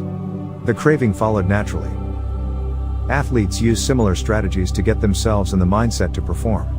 During my baseball career, I developed a specific ritual of stretching and throwing before each game. The whole sequence took about 10 minutes, and I did it the same way every single time. While it physically warmed me up to play, more importantly, it put me in the right mental state. I began to associate my pre-game ritual with feeling competitive and focused. Even if I wasn't motivated beforehand, by the time I was done with my ritual, I was in game mode. You can adapt this strategy for nearly any purpose. Say you want to feel happier in general. Find something that makes you truly happy, like petting your dog or taking a bubble bath, and then create a short routine that you perform every time before you do the thing you love. Maybe you take 3 deep breaths and smile. 3 deep breaths. Smile. Pet the dog. Repeat. Eventually, you'll begin to associate this breathe and smile routine with being in a good mood. It becomes a cue that means feeling happy. Once established, you can break it out anytime you need to change your emotional state. Stressed at work? Take 3 deep breaths and smile. Sad about life? 3 deep breaths and smile. Once a habit has been built, the cue can prompt a craving, even if it has little to do with the original situation. The key to finding and fixing the causes of your bad habits is to reframe the associations you have about them. It's not easy, but if you can reprogram your predictions, you can transform a hard habit into an attractive one. Chapter summary: the inversion of the second law of behavior change is make it unattractive. Every behavior has a surface level craving and a deeper underlying motive. Your habits are modern day solutions to ancient desires. The cause of your habits is actually the prediction that precedes them. The prediction leads to a feeling. Highlight the benefits of avoiding a bad habit to make it seem unattractive. Habits are attractive when we associate them with positive feelings and unattractive when we associate them with negative feelings. Create a motivation ritual by doing something you enjoy immediately before a difficult habit. Walk slowly, but never backward. On the first day of class, Jerry Uelsman, a professor at the University of Florida, divided his film photography students into two groups. Everyone on the left side of the classroom, he explained, would be in the quantity group. They would be graded solely on the amount of work they produced. On the final day of class, he would tally the number of photos submitted by each student. 100 photos would rate an A, 90 photos a B, 80 photos a C, and so on. Meanwhile, everyone on the right side of the room would be in the quality group. They would be graded only on the excellence of their work. They would only need to produce one photo during the semester, but to get an A, it had to be a nearly perfect image. At the end of the term, he was surprised to find that all the best photos were produced by the quantity group. During the semester, these students were busy taking photos, experimenting with composition and lighting, testing out various methods in the darkroom, and learning from their mistakes. In the process of creating hundreds of photos, they honed their skills. Meanwhile, the quality group sat around speculating about perfection. In the end, they had little to show for their efforts other than unverified theories and one mediocre photo. It is easy to get bogged down trying to find the optimal plan for change. The fastest way to lose weight, the best program to build muscle, the perfect idea for a side hustle. We are so focused on figuring out the best approach that we never get around to taking action. As Voltaire once wrote, "The best is the enemy of the good." I refer to this as the difference between being in motion and taking action. The two ideas sound similar, but they're not the same. When you're in motion, you're planning and strategizing and learning. Those are all good things, but they don't produce a result. Action, on the other hand, is the type of behavior that will deliver an outcome. If I outline 20 ideas for articles I want to write, that's motion. If I actually sit down and write an article, that's action. If I search for a better diet plan and read a few books on the topic, that's motion. If I actually eat a healthy meal, that's action. Sometimes motion is useful, but it will never produce an outcome by itself. It doesn't matter how many times you go talk to the personal trainer, that motion will never get you in shape. Only the action of working out will get the result you're looking to achieve. If motion doesn't lead to results, why do we do it? Sometimes we do it because we actually need to plan or learn more. But more often than not, we do it because motion allows us to feel like we're making progress without running the risk of failure. Most of us are experts at avoiding criticism. It doesn't feel good to fail or to be judged publicly, so we tend to avoid situations where that might happen. And that's the biggest reason why you slip into motion rather than taking action. You want to delay failure. It's easy to be in motion and convince yourself that you're still making progress. You think, I've got conversations going with 4 potential clients right now. This is good. We're moving in the right direction. Or, I brainstormed some ideas for that book I want to write. This is coming together. Motion makes you feel like you're getting things done. But really, you're just preparing to get something done. When preparation becomes a form of procrastination, you need to change something. You don't want to merely be planning. You want to be practicing. If you want to master a habit, the key is to start with repetition, not perfection. You don't need to map out every feature of a new habit. You just need to practice it. This is the first takeaway of the third law, you just need to get your reps in. How long does it actually take to form a new habit? Habit formation is the process by which a behavior becomes progressively more automatic through repetition. The more you repeat an activity, the more the structure of your brain changes to become efficient at that activity. Neuroscientists call this long-term potentiation, which refers to the strengthening of connections between neurons in the brain based on recent patterns of activity. With each repetition, cell-to-cell signaling improves and the neural connections tighten. First described by neuropsychologist Donald Hebb in 1949, this phenomenon is commonly known as Hebb's law. Neurons that fire together wire together. Repeating a habit leads to clear physical changes in the brain. In musicians, the cerebellum, critical for physical movements like plucking a guitar string or pulling a violin bow, is larger than it is in non-musicians. Mathematicians, meanwhile, have increased gray matter in the inferior parietal lobule, which plays a key role in computation and calculation. Its size is directly correlated with the amount of time spent in the field. The older and more experienced the mathematician, the greater the increase in gray matter. When scientists analyzed the brains of taxi drivers in London, they found that the hippocampus, a region of the brain involved in spatial memory, was significantly larger in their subjects than in non-taxi drivers. Even more fascinating, the hippocampus decreased in size when a driver retired. Like the muscles of the body responding to regular weight training, particular regions of the brain adapt as they are used and atrophy as they are abandoned. Of course, the importance of repetition in establishing habits was recognized long before neuroscientists began poking around. In 1860, the English philosopher George H. Lewis noted, in learning to speak a new language, to play on a musical instrument, or to perform unaccustomed movements, great difficulty is felt, because the channels through which each sensation has to pass have not become established, but no sooner has frequent repetition cut a pathway, than this difficulty vanishes. The actions become so automatic that they can be performed while the mind is otherwise engaged. Both common sense and scientific evidence agree, repetition is a form of change. Each time you repeat an action, you are activating a particular neural circuit associated with that habit. This means that simply putting in your reps is one of the most critical steps you can take to encoding a new habit. It is why the students who took tons of photos improved their skills while those who merely theorized about perfect photos did not. One group engaged in active practice, the other in passive learning. One in action, the other in motion. All habits follow a similar trajectory from effortful practice to automatic behavior, a process known as automaticity. Automaticity is the ability to perform a behavior without thinking about each step, which occurs when the non-conscious mind takes over. Figure 11. In the beginning, point A, a habit requires a good deal of effort and concentration to perform. After a few repetitions, point B, it gets easier, but still requires some conscious attention. With enough practice, point C, the habit becomes more automatic than conscious. Beyond this threshold, the habit line, the behavior can be done more or less without thinking. A new habit has been formed. One of the most common questions I hear is, how long does it take to build a new habit? But what people really should be asking is, how many does it take to form a new habit?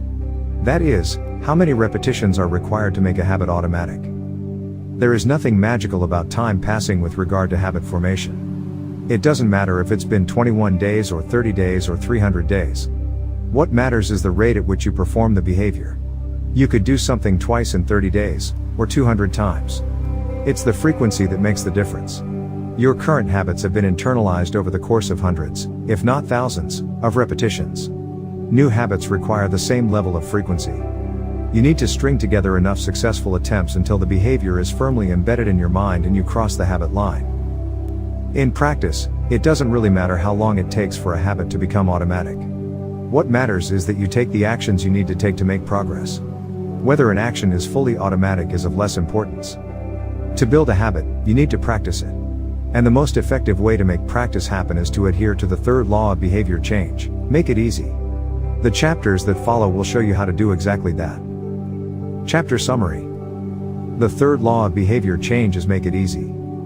The most effective form of learning is practice, not planning. Focus on taking action, not being in motion.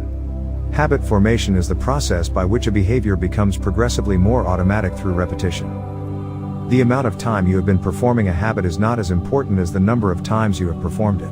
The law of least effort. In his award-winning book, Guns, Germs, and Steel, anthropologist and biologist Jared Diamond points out a simple fact: different continents have different shapes. At first glance, this statement seems rather obvious and unimportant, but it turns out to have a profound impact on human behavior. The primary axis of the Americas runs from north to south. That is, the landmass of North and South America tends to be tall and thin rather than wide and fat. The same is generally true for Africa. Meanwhile, the landmass that makes up Europe, Asia, and the Middle East is the opposite. This massive stretch of land tends to be more east-west in shape. According to Diamond, this difference in shape played a significant role in the spread of agriculture over the centuries. When agriculture began to spread around the globe, farmers had an easier time expanding along east-west routes than along north-south ones. This is because locations along the same latitude generally share similar climates, amounts of sunlight and rainfall, and changes in season. These factors allowed farmers in Europe and Asia to domesticate a few crops and grow them along the entire stretch of land from France to China. Figure 13. The primary axis of Europe and Asia is east-west. The primary axis of the Americas and Africa is north-south. This leads to a wider range of climates up and down the Americas than across Europe and Asia. As a result, agriculture spread nearly twice as fast across Europe and Asia than it did elsewhere. The behavior of farmers, even across hundreds or thousands of years, was constrained by the amount of friction in the environment. By comparison, the climate varies greatly when traveling from north to south. Just imagine how different the weather is in Florida compared to Canada. You can be the most talented farmer in the world, but it won't help you grow Florida oranges in the Canadian winter. Snow is a poor substitute for soil. In order to spread crops along north-south routes, farmers would need to find and domesticate new plants whenever the climate changed. As a result, agriculture spread 2 to 3 times faster across Asia and Europe than it did up and down the Americas. Over the span of centuries, this small difference had a very big impact. Increased food production allowed for more rapid population growth. With more people, these cultures were able to build stronger armies and were better equipped to develop new technologies. The changes started out small, a crop that spread slightly farther, a population that grew slightly faster, but compounded into substantial differences over time. The spread of agriculture provides an example of the third law of behavior change on a global scale. Conventional wisdom holds that motivation is the key to habit change. Maybe if you really wanted it, you'd actually do it. But the truth is, our real motivation is to be lazy and to do what is convenient. And despite what the latest productivity bestseller will tell you, this is a smart strategy, not a dumb one. Energy is precious, and the brain is wired to conserve it whenever possible. It is human nature to follow the law of least effort, which states that when deciding between two similar options, people will naturally gravitate toward the option that requires the least amount of work. For example, expanding your farm to the east where you can grow the same crops rather than heading north where the climate is different. Out of all the possible actions we could take, the one that is realized is the one that delivers the most value for the least effort. We are motivated to do what is easy. Every action requires a certain amount of energy. The more energy required, the less likely it is to occur. If your goal is to do 100 push-ups per day, that's a lot of energy. In the beginning, when you're motivated and excited, you can muster the strength to get started. But after a few days, such a massive effort feels exhausting. Meanwhile, sticking to the habit of doing 1 push-up per day requires almost no energy to get started. And the less energy a habit requires, the more likely it is to occur. Look at any behavior that fills up much of your life and you'll see that it can be performed with very low levels of motivation. Habits like scrolling on our phones, checking email, and watching television steal so much of our time because they can be performed almost without effort. They are remarkably convenient. In a sense, every habit is just an obstacle to getting what you really want. Dieting is an obstacle to getting fit. Meditation is an obstacle to feeling calm. Journaling is an obstacle to thinking clearly. You don't actually want the habit itself. What you really want is the outcome the habit delivers. The greater the obstacle, that is, the more difficult the habit, the more friction there is between you and your desired end state. This is why it is crucial to make your habits so easy that you'll do them even when you don't feel like it. If you can make your good habits more convenient, you'll be more likely to follow through on them. But what about all the moments when we seem to do the opposite? If we're all so lazy, then how do you explain people accomplishing hard things like raising a child or starting a business or climbing Mount Everest? Certainly, you are capable of doing very hard things. The problem is that some days you feel like doing the hard work and some days you feel like giving in. On the tough days, it's crucial to have as many things working in your favor as possible so that you can overcome the challenges life naturally throws your way. The less friction you face, the easier it is for your stronger self to emerge. The idea behind Make It Easy is not to only do easy things. The idea is to make it as easy as possible in the moment to do things that pay off in the long run. How to achieve more with less effort. Imagine you are holding a garden hose that is bent in the middle. Some water can flow through, but not very much. If you want to increase the rate at which water passes through the hose, you have 2 options. The first option is to crank up the valve and force more water out. The second option is to simply remove the bend in the hose and let water flow through naturally. Trying to pump up your motivation to stick with a hard habit is like trying to force water through a bent hose. You can do it, but it requires a lot of effort and increases the tension in your life. Meanwhile, making your habits simple and easy is like removing the bend in the hose. Rather than trying to overcome the friction in your life, you reduce it. One of the most effective ways to reduce the friction associated with your habits is to practice environment design. In Chapter 6, we discussed environment design as a method for making cues more obvious, but you can also optimize your environment to make actions easier. For example, when deciding where to practice a new habit, it is best to choose a place that is already along the path of your daily routine. Habits are easier to build when they fit into the flow of your life. You are more likely to go to the gym if it is on your way to work because stopping doesn't add much friction to your lifestyle. By comparison, if the gym is off the path of your normal commute even by just a few blocks, now you're going out of your way to get there. Perhaps even more effective is reducing the friction within your home or office. Too often, We try to start habits in high friction environments. We try to follow a strict diet while we are out to dinner with friends. We try to write a book in a chaotic household. We try to concentrate while using a smartphone filled with distractions. It doesn't have to be this way. We can remove the points of friction that hold us back. This is precisely what electronics manufacturers in Japan began to do in the 1970s. In an article published in The New Yorker titled Better All the Time, James Surowiecki writes, Japanese firms emphasized what came to be known as lean production, relentlessly looking to remove waste of all kinds from the production process, down to redesigning workspaces, so workers didn't have to waste time twisting and turning to reach their tools. The result was that Japanese factories were more efficient and Japanese products were more reliable than American ones. In 1974, service calls for American-made color televisions were 5 times as common as for Japanese televisions. By 1979, it took American workers 3 times as long to assemble their sets. I like to refer to this strategy as addition by subtraction. The Japanese companies looked for every point of friction in the manufacturing process and eliminated it. As they subtracted wasted effort, they added customers and revenue. Similarly, when we remove the points of friction that sap our time and energy, we can achieve more with less effort. This is one reason tidying up can feel so good. We are simultaneously moving forward and lightening the cognitive load our environment places on us. If you look at the most habit-forming products, you'll notice that one of the things these goods and services do best is remove little bits of friction from your life. Meal delivery services reduce the friction of shopping for groceries. Dating apps reduce the friction of making social introductions. Ride-sharing services reduce the friction of getting across town. Text messaging reduces the friction of sending a letter in the mail.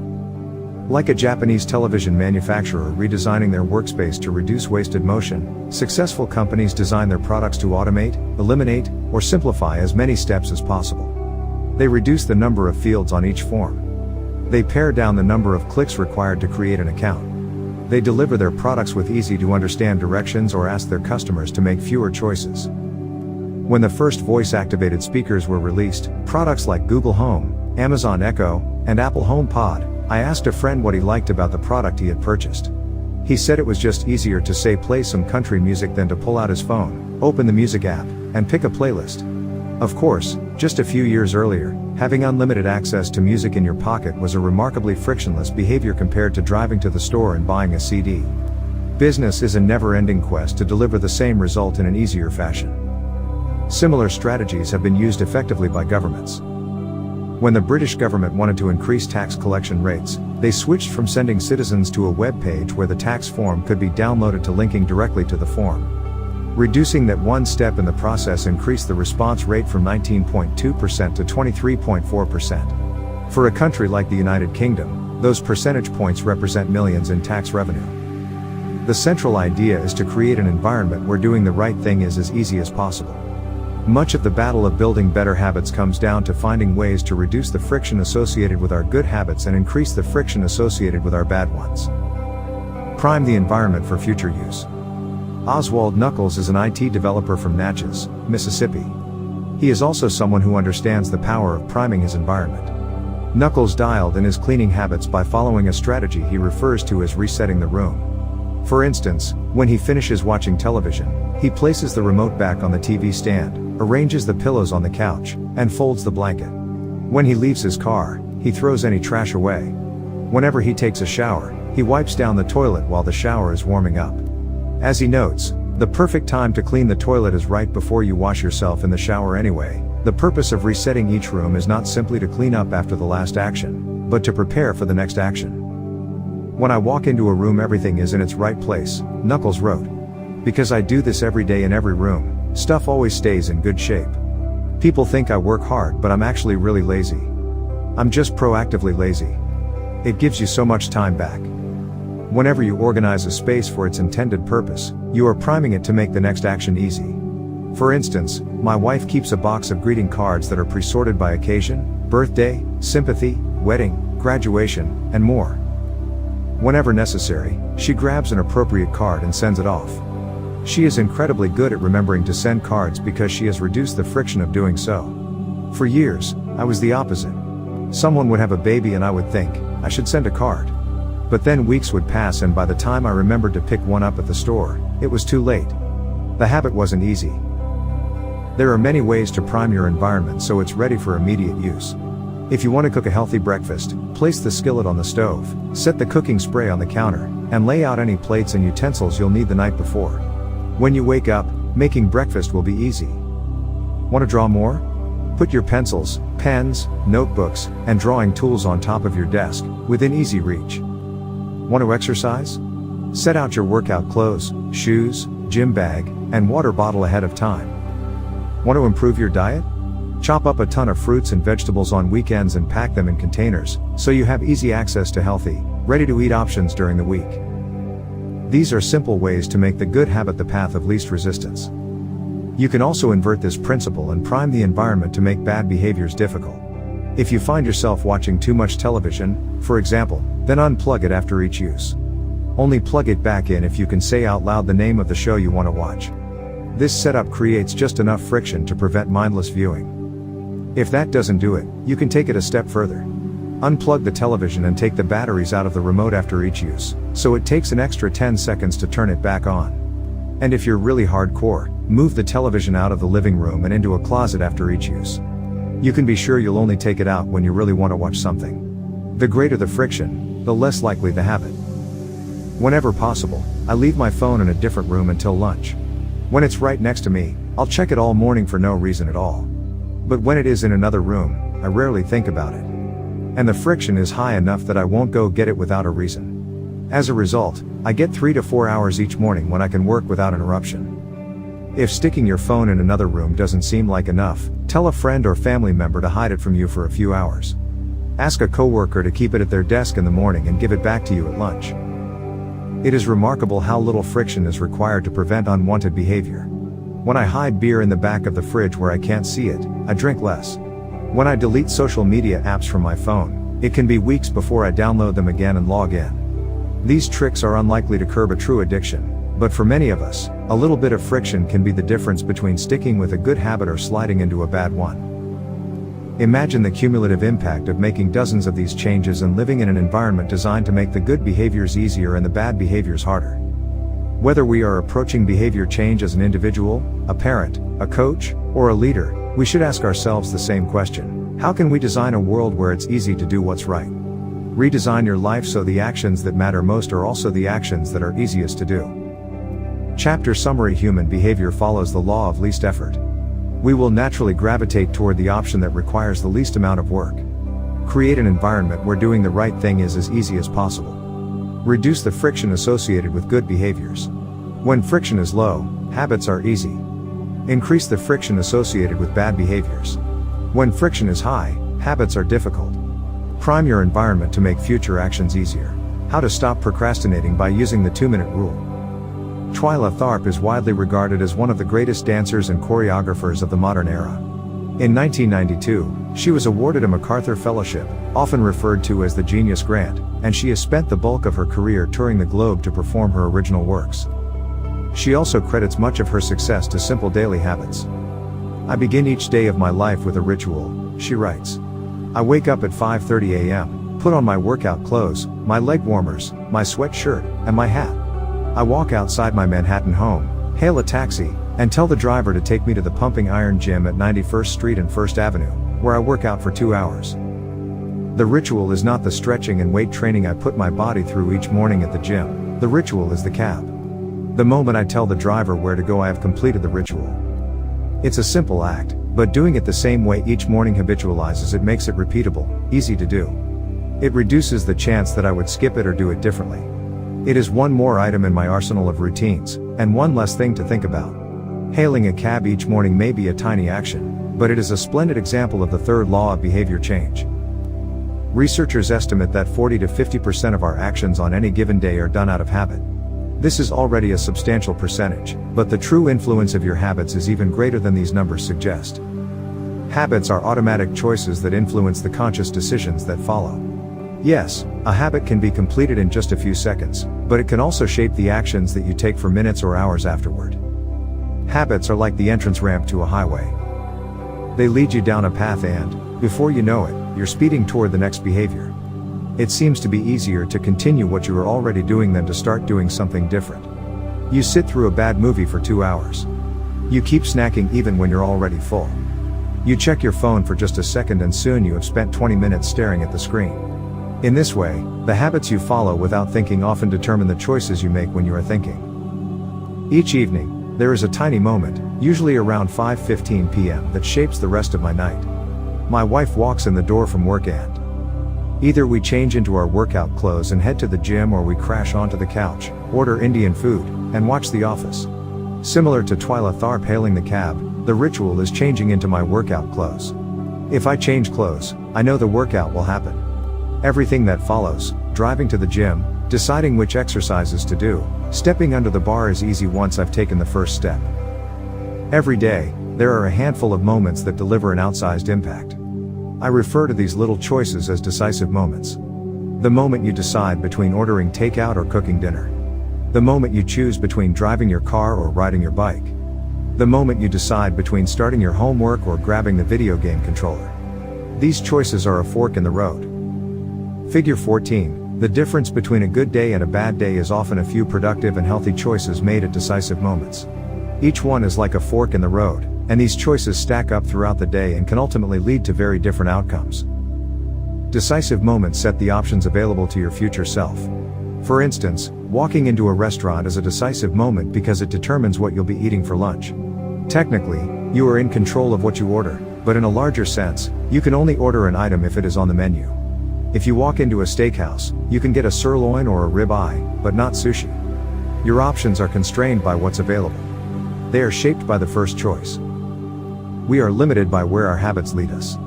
This is why mastering the decisive moments throughout your day is so important. Each day is made up of many moments, but it is really a few habitual choices that determine the path you take. These little choices stack up, each one setting the trajectory for how you spend the next chunk of time. Habits are the entry point, not the end point. They are the cab, not the gym. The 2-minute rule. Even when you know you should start small, it's easy to start too big. When you dream about making a change, excitement inevitably takes over and you end up trying to do too much too soon. The most effective way I know to counteract this tendency is to use the 2-minute rule, which states, when you start a new habit, it should take less than 2 minutes to do. You'll find that nearly any habit can be scaled down into a 2-minute version. Read before bed each night becomes read 1 page. Do 30 minutes of yoga becomes take out my yoga mat. Study for class becomes open my notes. Fold the laundry becomes fold 1 pair of socks. Run 3 miles becomes tie my running shoes. The idea is to make your habits as easy as possible to start. Anyone can meditate for 1 minute, read 1 page, or put 1 item of clothing away. And, as we have just discussed, this is a powerful strategy because once you've started doing the right thing, it is much easier to continue doing it. A new habit should not feel like a challenge. The actions that follow can be challenging, but the first 2 minutes should be easy. What you want is a gateway habit that naturally leads you down a more productive path. You can usually figure out the gateway habits that will lead to your desired outcome by mapping out your goals on a scale from very easy to very hard. For instance, running a marathon is very hard. Running a 5K is hard. Walking 10,000 steps is moderately difficult. Walking 10 minutes is easy. And putting on your running shoes is very easy. Your goal might be to run a marathon, but your gateway habit is to put on your running shoes. That's how you follow the 2-minute rule. People often think it's weird to get hyped about reading 1 page or meditating for 1 minute or making 1 sales call. But the point is not to do one thing. The point is to master the habit of showing up. The truth is, a habit must be established before it can be improved. If you can't learn the basic skill of showing up, then you have little hope of mastering the finer details. Instead of trying to engineer a perfect habit from the start, do the easy thing on a more consistent basis. You have to standardize before you can optimize. As you master the art of showing up, the first 2 minutes simply become a ritual at the beginning of a larger routine. This is not merely a hack to make habits easier but actually the ideal way to master a difficult skill. The more you ritualize the beginning of a process, the more likely it becomes that you can slip into the state of deep focus that is required to do great things. By doing the same warm-up before every workout, you make it easier to get into a state of peak performance. By following the same creative ritual, you make it easier to get into the hard work of creating. By developing a consistent power-down habit, you make it easier to get to bed at a reasonable time each night. You may not be able to automate the whole process, but you can make the first action mindless. Make it easy to start and the rest will follow. The 2-minute rule can seem like a trick to some people. You know that the real goal is to do more than just 2 minutes, so it may feel like you're trying to fool yourself. Nobody is actually aspiring to read 1 page or do 1 push-up or open their notes. And if you know it's a mental trick, why would you fall for it? If the 2-minute rule feels forced, try this: do it for 2 minutes and then stop. Go for a run, but you must stop after 2 minutes. Start meditating, but you must stop after 2 minutes. Study Arabic, but you must stop after 2 minutes. It's not a strategy for starting, it's the whole thing. Your habit can only last 120 seconds. One of my readers used this strategy to lose over 100 pounds. In the beginning, he went to the gym each day, but he told himself he wasn't allowed to stay for more than 5 minutes. He would go to the gym, exercise for 5 minutes, and leave as soon as his time was up. After a few weeks, he looked around and thought, well, I'm always coming here anyway. I might as well start staying a little longer. A few years later, the weight was gone. Journaling provides another example. Nearly everyone can benefit from getting their thoughts out of their head and onto paper, but most people give up after a few days or avoid it entirely because journaling feels like a chore. The secret is to always stay below the point where it feels like work. Greg McKeown, a leadership consultant from the United Kingdom, built a daily journaling habit by specifically writing less than he felt like. He always stopped journaling before it seemed like a hassle. Ernest Hemingway believed in similar advice for any kind of writing. The best way is to always stop when you are going good, he said. Strategies like this work for another reason, too. They reinforce the identity you want to build. If you show up at the gym 5 days in a row, even if it's just for 2 minutes, you are casting votes for your new identity. You're not worried about getting in shape. You're focused on becoming the type of person who doesn't miss workouts. You're taking the smallest action that confirms the type of person you want to be. We rarely think about change this way because everyone is consumed by the end goal. But 1 push-up is better than not exercising. 1 minute of guitar practice is better than none at all. 1 minute of reading is better than never picking up a book. It's better to do less than you hope than to do nothing at all. At some point, once you've established the habit and you're showing up each day, you can combine the 2-minute rule with a technique we call habit shaping to scale your habit back up toward your ultimate goal. Start by mastering the first 2 minutes of the smallest version of the behavior. Then, advance to an intermediate step and repeat the process, focusing on just the first 2 minutes and mastering that stage before moving on to the next level. Eventually, you'll end up with the habit you had originally hoped to build while still keeping your focus where it should be, on the first 2 minutes of the behavior. Examples of habit shaping: becoming an early riser. Phase 1. Be home by 10 p.m. every night. Phase 2. Have all devices, TV, phone, etc., turned off by 10 p.m. every night. Phase 3. Be in bed by 10 p.m. every night, reading a book, talking with your partner. Phase 4. Lights off by 10 p.m. every night. Phase 5. Wake up at 6 a.m. every day. Becoming vegan. Phase 1. Start eating vegetables at each meal. Phase 2. Stop eating animals with 4 legs, cow, pig, lamb, etc. Phase 3. Stop eating animals with 2 legs, chicken, turkey, etc. Phase 4. Stop eating animals with no legs, fish, clams, scallops, etc. Phase 5. Stop eating all animal products, eggs, milk, cheese. Starting to exercise. Phase 1. Change into workout clothes. Phase 2. Step out the door, try taking a walk. Phase 3. Drive to the gym, exercise for 5 minutes, and leave. Phase 4. Exercise for 15 minutes at least once per week. Phase 5. Exercise 3 times per week. Nearly any larger life goal can be transformed into a 2-minute behavior. I want to live a healthy and long life. Greater than I need to stay in shape. Greater than I need to exercise. Greater than I need to change into my workout clothes. I want to have a happy marriage. Greater than I need to be a good partner. Greater than I should do something each day to make my partner's life easier. Greater than I should meal plan for next week. Whenever you are struggling to stick with a habit, you can employ the 2-minute rule. It's a simple way to make your habits easy. Chapter summary. Habits can be completed in a few seconds but continue to impact your behavior for minutes or hours afterward. Many habits occur at decisive moments, choices that are like a fork in the road, and either send you in the direction of a productive day or an unproductive one. The 2-minute rule states, when you start a new habit, it should take less than 2 minutes to do. The more you ritualize the beginning of a process, the more likely it becomes that you can slip into the state of deep focus that is required to do great things. Standardize before you optimize. You can't improve a habit that doesn't exist. How to make good habits inevitable and bad habits impossible. In the summer of 1830, Victor Hugo was facing an impossible deadline. 12 months earlier, the French author had promised his publisher a new book. But instead of writing, he spent the year pursuing other projects, entertaining guests, and delaying his work. Frustrated, Hugo's publisher responded by setting a deadline less than 6 months away. The book had to be finished by February 1831. Hugo concocted a strange plan to beat his procrastination. He collected all of his clothes and asked an assistant to lock them away in a large chest. He was left with nothing to wear except a large shawl. Lacking any suitable clothing to go outdoors, he remained in his study and wrote furiously during the fall and winter of 1830. The Hunchback of Notre Dame was published 2 weeks early on January 14, 1831. Sometimes success is less about making good habits easy and more about making bad habits hard. This is an inversion of the third law of behavior change: make it difficult. If you find yourself continually struggling to follow through on your plans, then you can take a page from Victor Hugo and make your bad habits more difficult by creating what psychologists call a commitment device. A commitment device is a choice you make in the present that controls your actions in the future.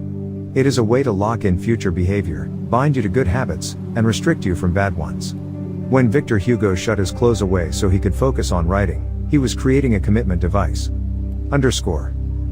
There are many ways to create a commitment device. You can reduce overeating by purchasing food in individual packages rather than in bulk size. You can voluntarily ask to be added to the banned list at casinos and online poker sites to prevent future gambling sprees. I've even heard of athletes who have to make weight for a competition choosing to leave their wallets at home during the week before weigh-in so they won't be tempted to buy fast food. As another example, my friend and fellow habits expert Nir Eyal purchased an outlet timer, which is an adapter that he plugged in between his internet router and the power outlet. At 10 p.m. each night, the outlet timer cuts off the power to the router. When the internet goes off, everyone knows it is time to go to bed. Commitment devices are useful because they enable you to take advantage of good intentions before you can fall victim to temptation. Whenever I'm looking to cut calories, for example, I will ask the waiter to split my meal and box half of it to go before the meal is served. If I waited until the meal came out and told myself I'll just eat half, it would never work. The key is to change the task such that it requires more work to get out of the good habit than to get started on it. If you're feeling motivated to get in shape, schedule a yoga session and pay ahead of time. If you're excited about the business you want to start, email an entrepreneur you respect and set up a consulting call. When the time comes to act, the only way to bail is to cancel the meeting, which requires effort and may cost money.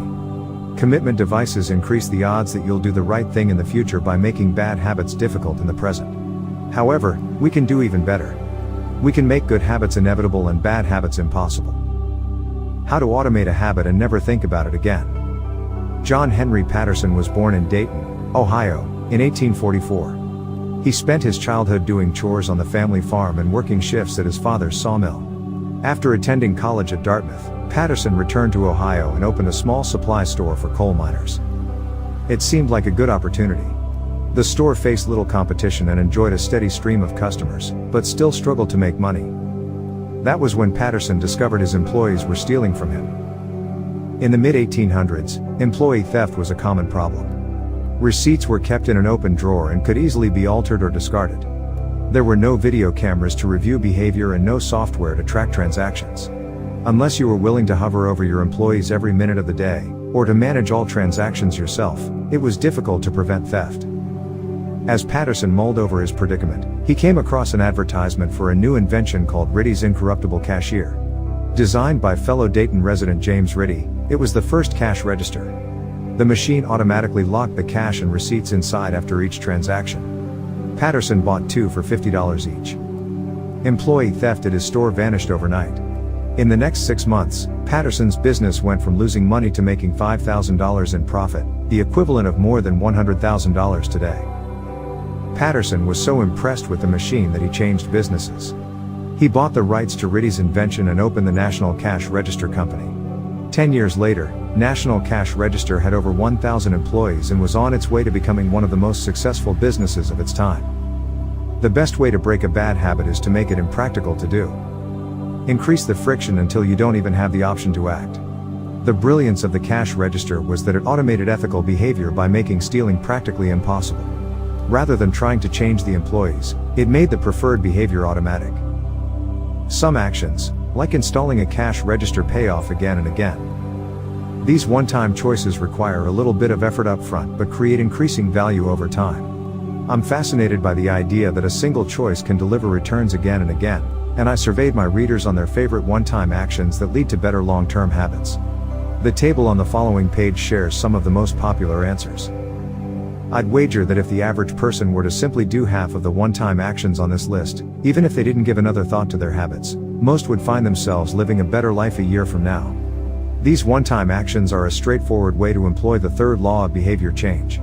They make it easier to sleep well, eat healthy, be productive, save money, and generally live better. One-time actions that lock in good habits: nutrition. Buy a water filter to clean your drinking water. Use smaller plates to reduce caloric intake. Sleep. Buy a good mattress. Get blackout curtains. Remove your television from your bedroom. Productivity. Unsubscribe from emails. Turn off notifications and mute group chats. Set your phone to silent. Use email filters to clear up your inbox. Delete games and social media apps on your phone. Happiness. Get a dog. Move to a friendly, social neighborhood. General health. Get vaccinated. Buy good shoes to avoid back pain. Buy a supportive chair or standing desk. Finance. Enroll in an automatic savings plan. Set up automatic bill pay. Cut cable service. Ask service providers to lower your bills. Of course, there are many ways to automate good habits and eliminate bad ones. Typically, they involve putting technology to work for you. Technology can transform actions that were once hard, annoying, and complicated into behaviors that are easy, painless, and simple. It is the most reliable and effective way to guarantee the right behavior. This is particularly useful for behaviors that happen too infrequently to become habitual. Things you have to do monthly or yearly, like rebalancing your investment portfolio, are never repeated frequently enough to become a habit, so they benefit in particular from technology remembering to do them for you. Other examples include medicine. Prescriptions can be automatically refilled. Personal finance. Employees can save for retirement with an automatic wage deduction. Cooking. Meal delivery services can do your grocery shopping. Productivity. Social media browsing can be cut off with a website blocker. When you automate as much of your life as possible, you can spend your effort on the tasks machines cannot do yet. Each habit that we hand over to the authority of technology frees up time and energy to pour into the next stage of growth. As mathematician and philosopher Alfred North Whitehead wrote, civilization advances by extending the number of operations we can perform without thinking about them. Of course, the power of technology can work against us as well. Binge watching becomes a habit because you have to put more effort in to stop looking at the screen than to continue doing so. Instead of pressing a button to advance to the next episode, Netflix or YouTube will autoplay it for you. All you have to do is keep your eyes open. Technology creates a level of convenience that enables you to act on your smallest whims and desires. At the mere suggestion of hunger, you can have food delivered to your door. At the slightest hint of boredom, you can get lost in the vast expanse of social media. When the effort required to act on your desires becomes effectively zero, you can find yourself slipping into whatever impulse arises at the moment. The downside of automation is that we can find ourselves jumping from easy task to easy task without making time for more difficult, but ultimately more rewarding, work. I often find myself gravitating towards social media during any downtime. If I feel bored for just a fraction of a second, I reach for my phone. It's easy to write off these minor distractions as just taking a break, but over time they can accumulate into a serious issue. The constant tug of just one more minute can prevent me from doing anything of consequence. I'm not the only one. The average person spends over 2 hours per day on social media. What could you do with an extra 600 hours per year? During the year I was writing this book, I experimented with a new time management strategy. Every Monday, my assistant would reset the passwords on all my social media accounts, which logged me out on each device. All week I worked without distraction. On Friday, she would send me the new passwords. I had the entire weekend to enjoy what social media had to offer until Monday morning when she would do it again. If you don't have an assistant, team up with a friend or family member and reset each other's passwords each week. One of the biggest surprises was how quickly I adapted. Within the first week of locking myself out of social media, I realized that I didn't need to check it nearly as often as I had been, and I certainly didn't need it each day. It had simply been so easy that it had become the default. Once my bad habit became impossible, I discovered that I did actually have the motivation to work on more meaningful tasks. After I removed the mental candy from my environment, it became much easier to eat the healthy stuff. When working in your favor, automation can make your good habits inevitable and your bad habits impossible. It is the ultimate way to lock in future behavior rather than relying on willpower in the moment. By utilizing commitment devices, strategic one-time decisions, and technology, you can create an environment of inevitability, a space where good habits are not just an outcome you hope for but an outcome that is virtually guaranteed. Chapter Summary. The inversion of the third law of behavior change is make it difficult. A commitment device is a choice you make in the present that locks in better behavior in the future. The ultimate way to lock in future behavior is to automate your habits.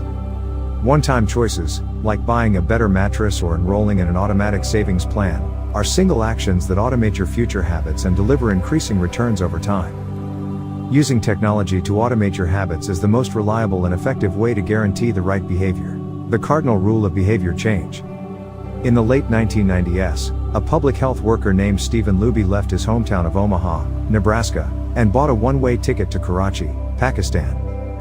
Karachi was one of the most populous cities in the world. By 1998, over 9 million people called it home. It was the economic center of Pakistan and a transportation hub, with some of the most active airports and seaports in the region. In the commercial parts of town, you could find all of the standard urban amenities and bustling downtown streets. But Karachi was also one of the least livable cities in the world. Over 60% of Karachi's residents lived in squatter settlements and slums. These densely packed neighborhoods were filled with makeshift houses cobbled together from old boards, cinder blocks, and other discarded materials.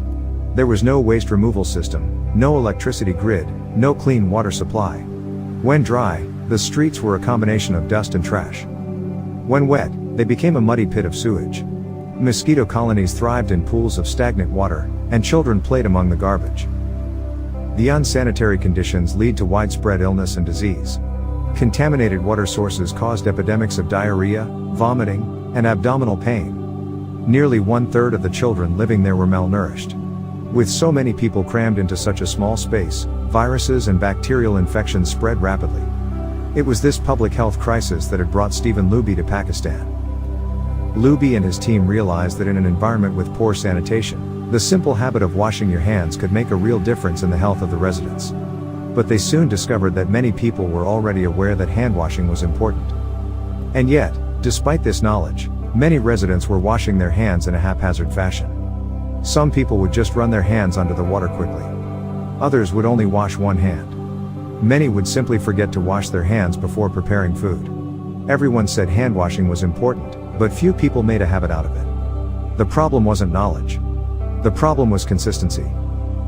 That was when Luby and his team partnered with Procter & Gamble to supply the neighborhood with Safeguard soap. Compared to your standard bar of soap, using Safeguard was a more enjoyable experience. In Pakistan, Safeguard was a premium soap, Luby told me. The study participants commonly mentioned how much they liked it. The soap foamed easily, and people were able to lather their hands with suds. It smelled great. Instantly, hand washing became slightly more pleasurable. I see the goal of hand washing promotion not as behavior change but as habit adoption, Luby said. It is a lot easier for people to adopt a product that provides a strong positive sensory signal, for example the mint taste of toothpaste, than it is to adopt a habit that does not provide pleasurable sensory feedback, like flossing one's teeth. The marketing team at Procter & Gamble talked about trying to create a positive hand washing experience. Within months, the researchers saw a rapid shift in the health of children in the neighborhood. The rate of diarrhea fell by 52%, pneumonia by 48%, and impetigo, a bacterial skin infection, by 35%. The long-term effects were even better. We went back to some of the households in Karachi 6 years after, Luby told me. Over 95% of households who had been given the soap for free and encouraged to wash their hands had a hand washing station with soap and water available when our study team visited.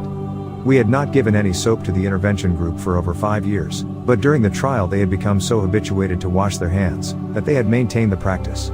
It was a powerful example of the fourth and final law of behavior change, make it satisfying. We are more likely to repeat a behavior when the experience is satisfying. This is entirely logical. Feelings of pleasure Even minor ones like washing your hands with soap that smells nice and lathers well, are signals that tell the brain, this feels good. Do this again, next time. Pleasure teaches your brain that a behavior is worth remembering and repeating. Take the story of chewing gum. Chewing gum had been sold commercially throughout the 1800s, but it wasn't until Wrigley launched in 1891 that it became a worldwide habit. Early versions were made from relatively bland resins, chewy, but not tasty. Wrigley revolutionized the industry by adding flavors like spearmint and juicy fruit, which made the product flavorful and fun to use. Then they went a step further and began pushing chewing gum as a pathway to a clean mouth. Advertisements told readers to refresh your taste. Tasty flavors and the feeling of a fresh mouth provided little bits of immediate reinforcement and made the product satisfying to use. Consumption skyrocketed, and Wrigley became the largest chewing gum company in the world. Toothpaste had a similar trajectory. Manufacturers enjoyed great success when they added flavors like spearmint, peppermint, and cinnamon to their products. These flavors don't improve the effectiveness of toothpaste. They simply create a clean mouth feel and make the experience of brushing your teeth more pleasurable. My wife actually stopped using Sensodyne because she didn't like the aftertaste. She switched to a brand with a stronger mint flavor, which proved to be more satisfying. Conversely, if an experience is not satisfying, we have little reason to repeat it. In my research, I came across the story of a woman who had a narcissistic relative who drove her nuts. In an attempt to spend less time with this egomaniac, she acted as dull and as boring as possible whenever he was around. Within a few encounters, he started avoiding her because he found her so uninteresting. Stories like these are evidence of the cardinal rule of behavior change: what is rewarded is repeated. What is punished is avoided. You learn what to do in the future based on what you were rewarded for doing, or punished for doing, in the past. Positive emotions cultivate habits. Negative emotions destroy them. The first three laws of behavior change: make it obvious, make it attractive, and make it easy, increase the odds that a behavior will be performed this time. The fourth law of behavior change: make it satisfying, increases the odds that a behavior will be repeated next time. It completes the habit loop. But there is a trick. We are not looking for just any type of satisfaction. We are looking for immediate satisfaction. The mismatch between immediate and delayed rewards. Imagine you're an animal roaming the plains of Africa, a giraffe or an elephant or a lion. On any given day, most of your decisions have an immediate impact. You are always thinking about what to eat or where to sleep or how to avoid a predator. You are constantly focused on the present or the very near future. You live in what scientists call an immediate return environment because your actions instantly deliver clear and immediate outcomes. Now switch back to your human self. In modern society, many of the choices you make today will not benefit you immediately. If you do a good job at work, you'll get a paycheck in a few weeks. If you exercise today, perhaps you won't be overweight next year. If you save money now, maybe you'll have enough for retirement decades from now. You live in what scientists call a delayed return environment because you can work for years before your actions deliver the intended payoff. The human brain did not evolve for life in a delayed return environment. The earliest remains of modern humans, known as Homo sapiens sapiens, are approximately 200,000 years old. These were the first humans to have a brain relatively similar to ours. In particular, the neocortex, the newest part of the brain and the region responsible for higher functions like language, was roughly the same size 200,000 years ago as today. You are walking around with the same hardware as your Paleolithic ancestors. It is only recently, during the last 500 years or so, that society has shifted to a predominantly delayed return environment. Compared to the age of the brain, modern society is brand new. In the last 100 years, we have seen the rise of the car, the airplane, the television, the personal computer, the internet, the smartphone, and Beyoncé. The world has changed much in recent years, but human nature has changed little. Similar to other animals on the African savanna, our ancestors spent their days responding to grave threats, securing the next meal, and taking shelter from a storm. It made sense to place a high value on instant gratification. The distant future was less of a concern. And after thousands of generations in an immediate return environment, our brains evolved to prefer quick payoffs to long-term ones. Behavioral economists refer to this tendency as time inconsistency. That is, the way your brain evaluates rewards is inconsistent across time. You value the present more than the future. Usually, this tendency serves us well. A reward that is certain right now is typically worth more than one that is merely possible in the future. But occasionally, Our bias toward instant gratification causes problems. Why would someone smoke if they know it increases the risk of lung cancer? Why would someone overeat when they know it increases their risk of obesity? Why would someone have unsafe sex if they know it can result in sexually transmitted disease? Once you understand how the brain prioritizes rewards, the answers become clear. The consequences of bad habits are delayed while the rewards are immediate. Smoking might kill you in 10 years, but it reduces stress and eases your nicotine cravings now. Overeating is harmful in the long run but appetizing in the moment. Sex, safe or not, provides pleasure right away. Disease and infection won't show up for days or weeks, even years. Every habit produces multiple outcomes across time. Unfortunately, these outcomes are often misaligned. With our bad habits, the immediate outcome usually feels good, but the ultimate outcome feels bad. With good habits, it is the reverse. The immediate outcome is unenjoyable, but the ultimate outcome feels good. The French economist Frédéric Bastiat explained the problem clearly when he wrote, "It almost always happens that when the immediate consequence is favorable, the later consequences are disastrous, and vice versa. Often, the sweeter the first fruit of a habit, the more bitter are its later fruits." Put another way, the costs of your good habits are in the present. The costs of your bad habits are in the future. The brain's tendency to prioritize the present moment means you can't rely on good intentions. When you make a plan, to lose weight, write a book, or learn a language, you are actually making plans for your future self. And when you envision what you want your life to be like, it is easy to see the value in taking actions with long-term benefits. We all want better lives for our future selves. However, when the moment of decision arrives, instant gratification usually wins. You are no longer making a choice for future you, who dreams of being fitter or wealthier or happier. You are choosing for present you, who wants to be full, pampered, and entertained. As a general rule, the more immediate pleasure you get from an action, the more strongly you should question whether it aligns with your long-term goals. With a fuller understanding of what causes our brain to repeat some behaviors and avoid others, let's update the cardinal rule of behavior change. What is immediately rewarded is repeated. What is immediately punished is avoided. Our preference for instant gratification reveals an important truth about success. Because of how we are wired, most people will spend all day chasing quick hits of satisfaction. The road less traveled is the road of delayed gratification. If you're willing to wait for the rewards, you'll face less competition and often get a bigger payoff. As the saying goes, the last mile is always the least crowded. This is precisely what research has shown. People who are better at delaying gratification have higher SAT scores, lower levels of substance abuse, lower likelihood of obesity, better responses to stress, and superior social skills. We've all seen this play out in our own lives. If you delay watching television and get your homework done, you'll generally learn more and get better grades. If you don't buy desserts and chips at the store, you'll often eat healthier food when you get home. At some point, success in nearly every field requires you to ignore an immediate reward in favor of a delayed reward. Here's the problem: most people know that delaying gratification is the wise approach. They want the benefits of good habits, to be healthy, productive, at peace. But these outcomes are seldom top of mind at the decisive moment. Thankfully, it's possible to train yourself to delay gratification, but you need to work with the grain of human nature, not against it. The best way to do this is to add a little bit of immediate pleasure to the habits that pay off in the long run and a little bit of immediate pain to ones that don't. How to turn instant gratification to your advantage. The vital thing in getting a habit to stick is to feel successful, even if it's in a small way. The feeling of success is a signal that your habit paid off and that the work was worth the effort. In a perfect world, the reward for a good habit is the habit itself. In the real world, good habits tend to feel worthwhile only after they have provided you with something. Early on, it's all sacrifice. You've gone to the gym a few times, but you're not stronger or fitter or faster, at least, not in any noticeable sense. It's only months later, once you shed a few pounds or your arms gain some definition, that it becomes easier to exercise for its own sake. In the beginning, you need a reason to stay on track.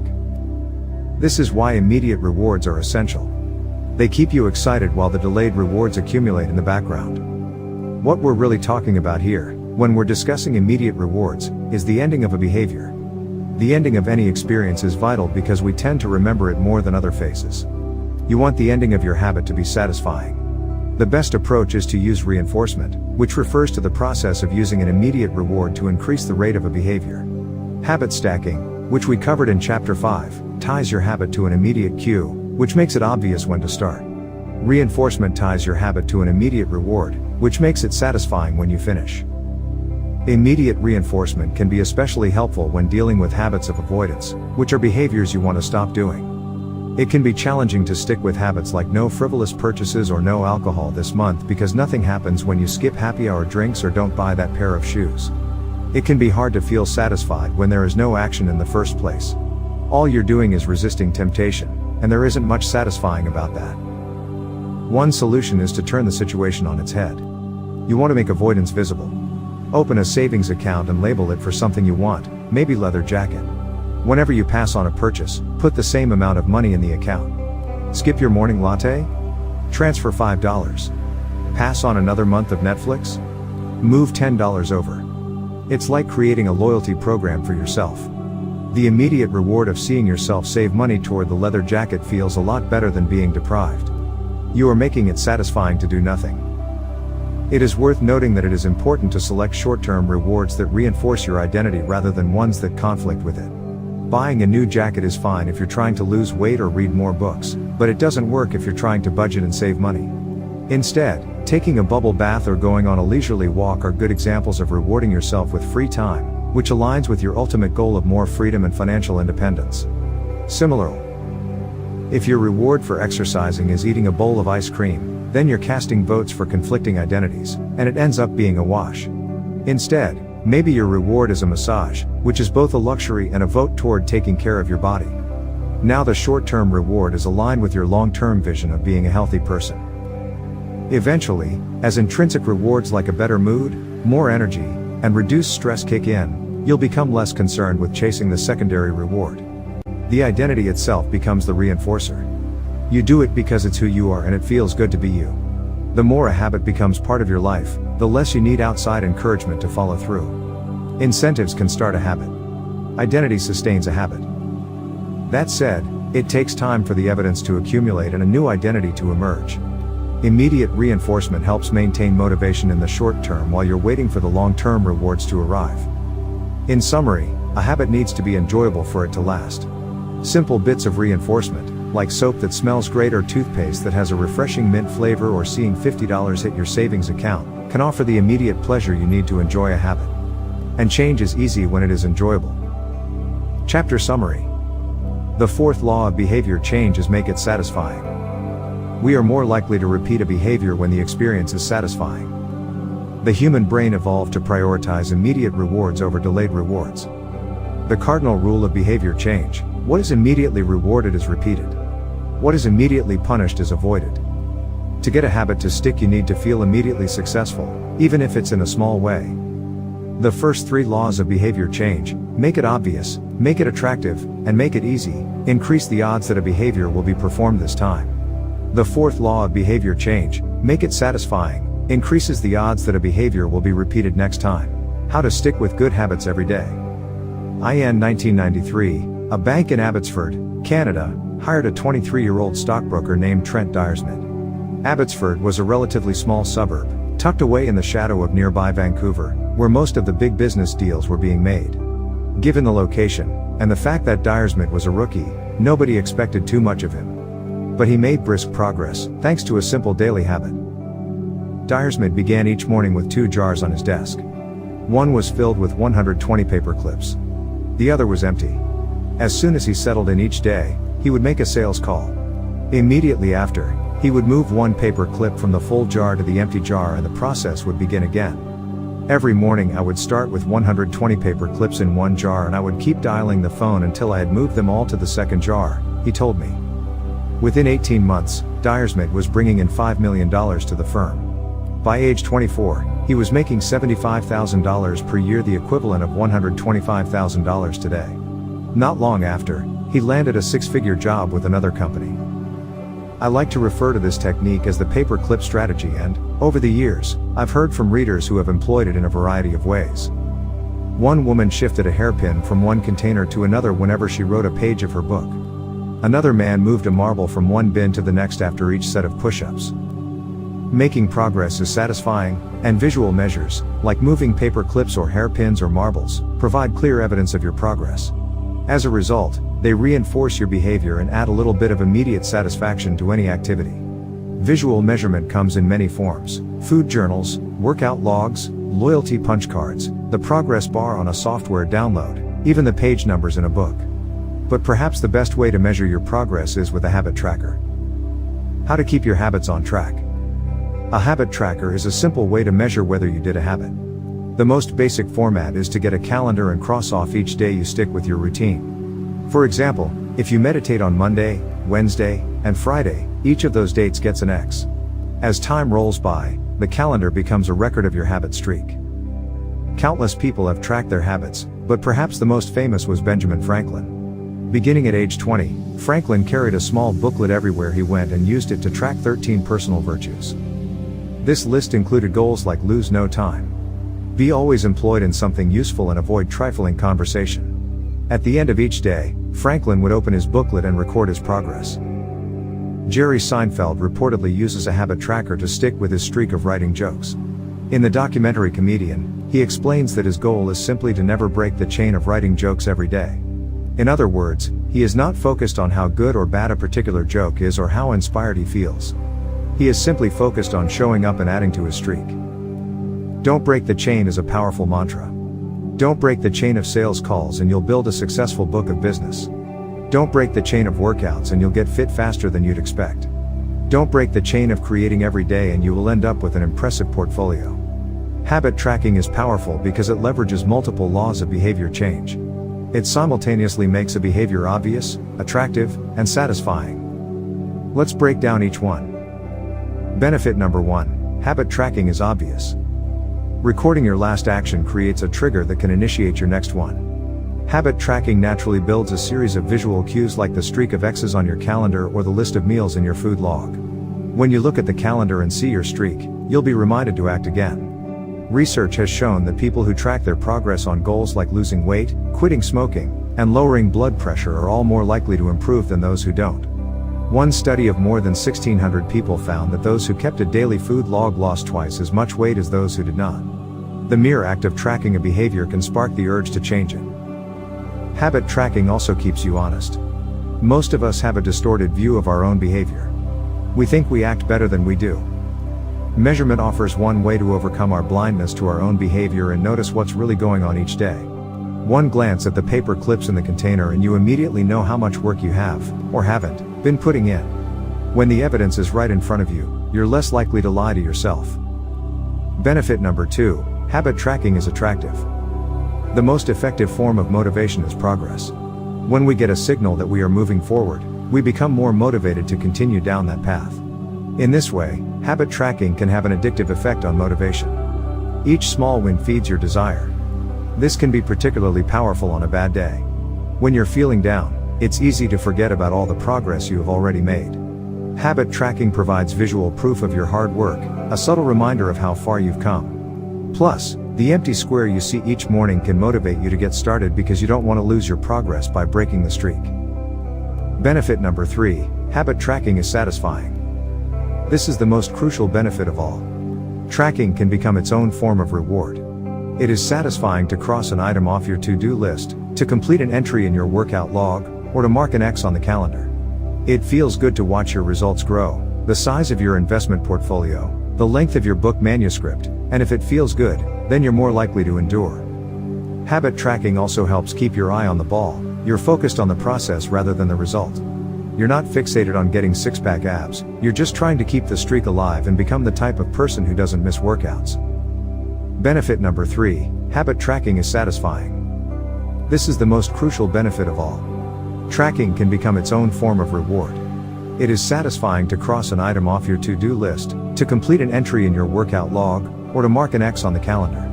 It feels good to watch your results grow, the size of your investment portfolio, the length of your book manuscript, and if it feels good, then you're more likely to endure. Habit tracking also helps keep your eye on the ball. You're focused on the process rather than the result. You're not fixated on getting six-pack abs, you're just trying to keep the streak alive and become the type of person who doesn't miss workouts. In summary, habit tracking, 1, creates a visual cue that can remind you to act, 2, is inherently motivating because you see the progress you are making and don't want to lose it, and 3, feels satisfying whenever you record another successful instance of your habit. Furthermore, Habit tracking provides visual proof that you are casting votes for the type of person you wish to become, which is a delightful form of immediate and intrinsic gratification. You may be wondering, if habit tracking is so useful, why have I waited so long to talk about it? Despite all the benefits, I've left this discussion until now for a simple reason. Many people resist the idea of tracking and measuring. It can feel like a burden because it forces you into two habits: the habit you're trying to build and the habit of tracking it. Counting calories sounds like a hassle when you're already struggling to follow a diet. Writing down every sales call seems tedious when you've got work to do. It feels easier to say, "I'll just eat less." Or, "I'll try harder." Or, "I'll remember to do it." People inevitably tell me things like, "I have a decision journal, but I wish I used it more." Or, "I recorded my workouts for a week, but then quit." I've been there myself. I once made a food log to track my calories. I managed to do it for one meal and then gave up. Tracking isn't for everyone, and there is no need to measure your entire life.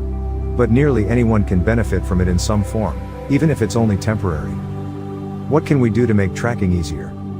First, whenever possible, measurement should be automated. You'll probably be surprised by how much you're already tracking without knowing it. Your credit card statement tracks how often you go out to eat. Your Fitbit registers how many steps you take and how long you sleep. Your calendar records how many new places you travel to each year.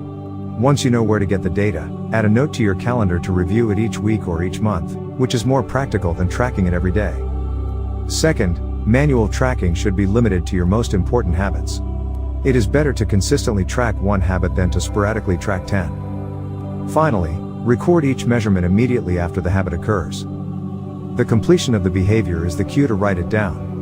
This approach allows you to combine the habit stacking method mentioned in Chapter 5 with habit tracking. The habit stacking plus habit tracking formula is: after current habit, I will track my habit. After I hang up the phone from a sales call, I will move one paper clip over. After I finish each set at the gym, I will record it in my workout journal. After I put my plate in the dishwasher, I will write down what I ate. These tactics can make tracking your habits easier. Even if you aren't the type of person who enjoys recording your behavior, I think you'll find a few weeks of measurements to be insightful. It's always interesting to see how you've actually been spending your time. That said, every habit streak ends at some point. And, more important than any single measurement, is having a good plan for when your habits slide off track. How to recover quickly when your habits break down. No matter how consistent you are with your habits, it is inevitable that life will interrupt you at some point. Perfection is not possible. Before long, an emergency will pop up, you get sick or you have to travel for work or your family needs a little more of your time. Whenever this happens to me, I try to remind myself of a simple rule: never miss twice. If I miss one day, I try to get back into it as quickly as possible. Missing one workout happens, but I'm not going to miss two in a row. Maybe I'll eat an entire pizza, but I'll follow it up with a healthy meal. I can't be perfect, but I can avoid a second lapse. As soon as one streak ends, I get started on the next one. The first mistake is never the one that ruins you. It is the spiral of repeated mistakes that follows. Missing once is an accident. Missing twice is the start of a new habit. This is a distinguishing feature between winners and losers. Anyone can have a bad performance, a bad workout, or a bad day at work. But when successful people fail, they rebound quickly. The breaking of a habit doesn't matter if the reclaiming of it is fast. I think this principle is so important that I'll stick to it even if I can't do a habit as well or as completely as I would like. Too often, we fall into an all or nothing cycle with our habits. The problem is not slipping up, the problem is thinking that if you can't do something perfectly, then you shouldn't do it at all. You don't realize how valuable it is to just show up on your bad, or busy, days. Lost days hurt you more than successful days help you. If you start with $100, then a 50% gain will take you to $150. But you only need a 33% loss to take you back to $100. In other words, avoiding a 33% loss is just as valuable as achieving a 50% gain. As Charlie Munger says, the first rule of compounding: never interrupt it unnecessarily. This is why the bad workouts are often the most important ones. Sluggish days and bad workouts maintain the compound gains you accrued from previous good days. Simply doing something, 10 squats, 5 sprints, a push-up, anything really, is huge. Don't put up a zero. Don't let losses eat into your compounding. Furthermore, it's not always about what happens during the workout. It's about being the type of person who doesn't miss workouts. It's easy to train when you feel good, but it's crucial to show up when you don't feel like it, even if you do less than you hope. Going to the gym for 5 minutes may not improve your performance, but it reaffirms your identity.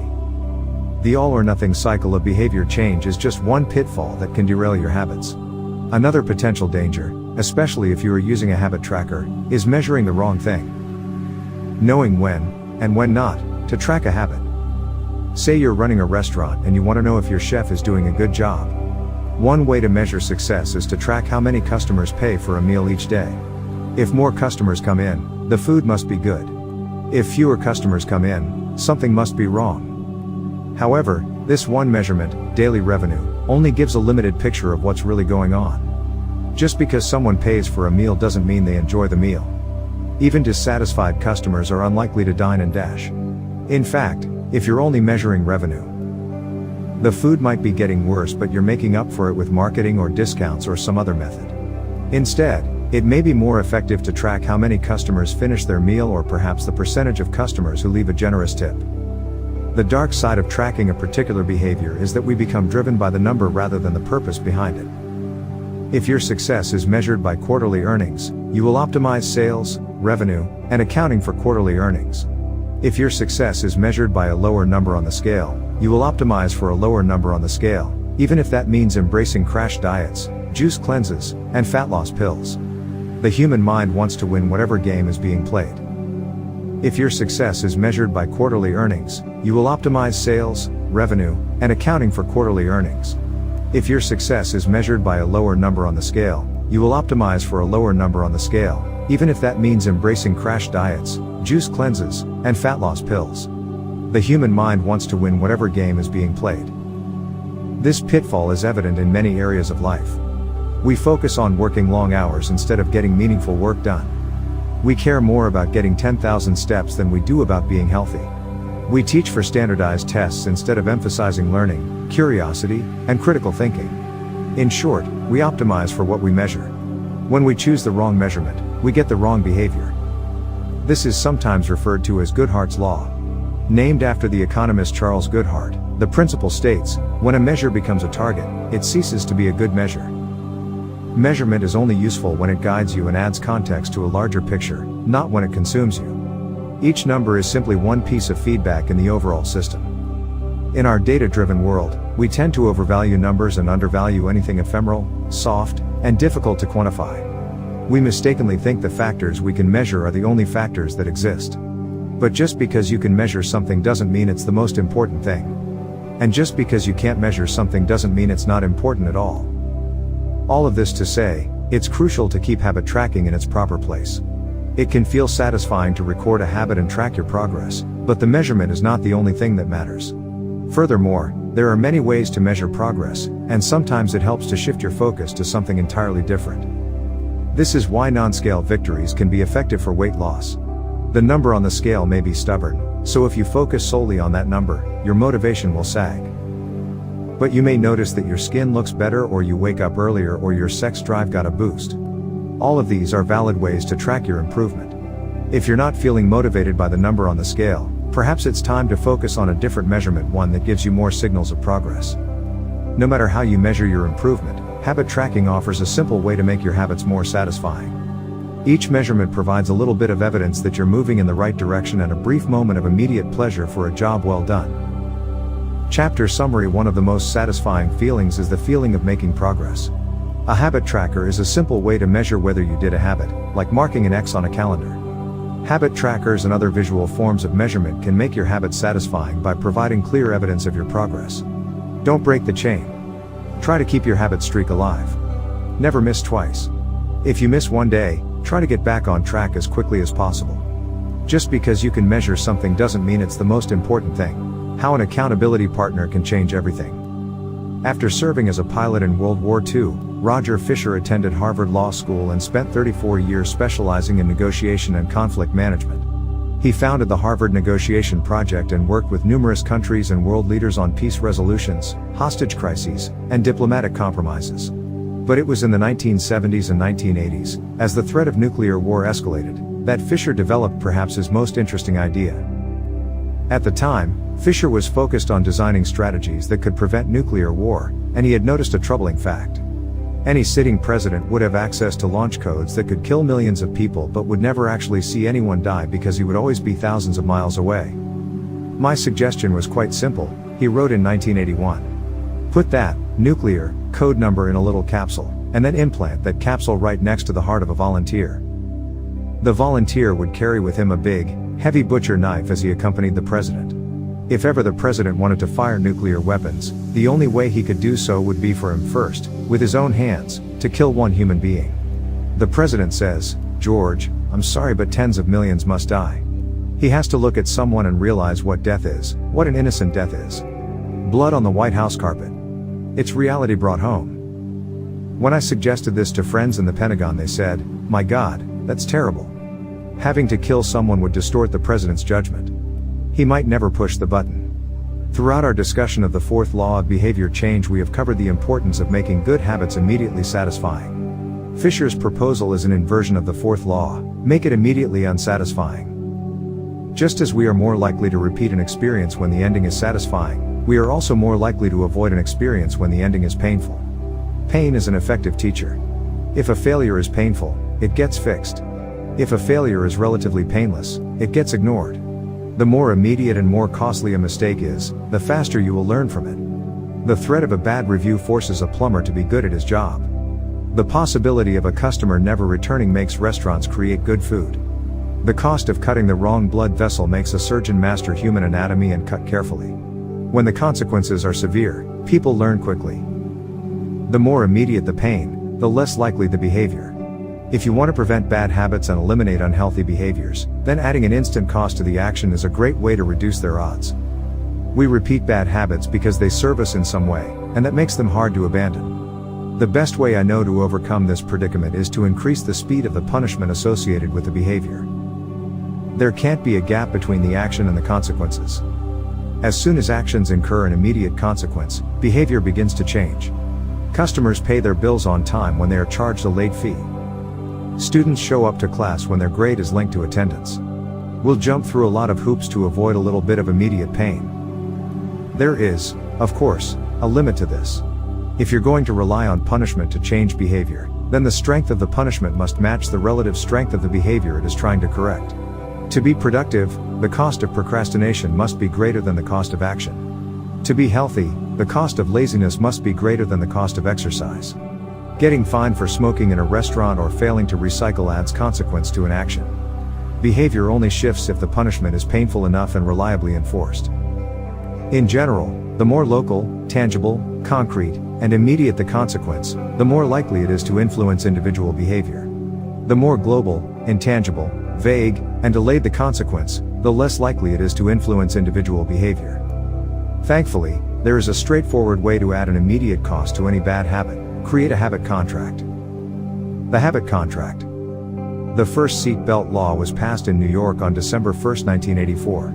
At the time, just 14% of people in the United States regularly wore a seat belt, but that was all about to change.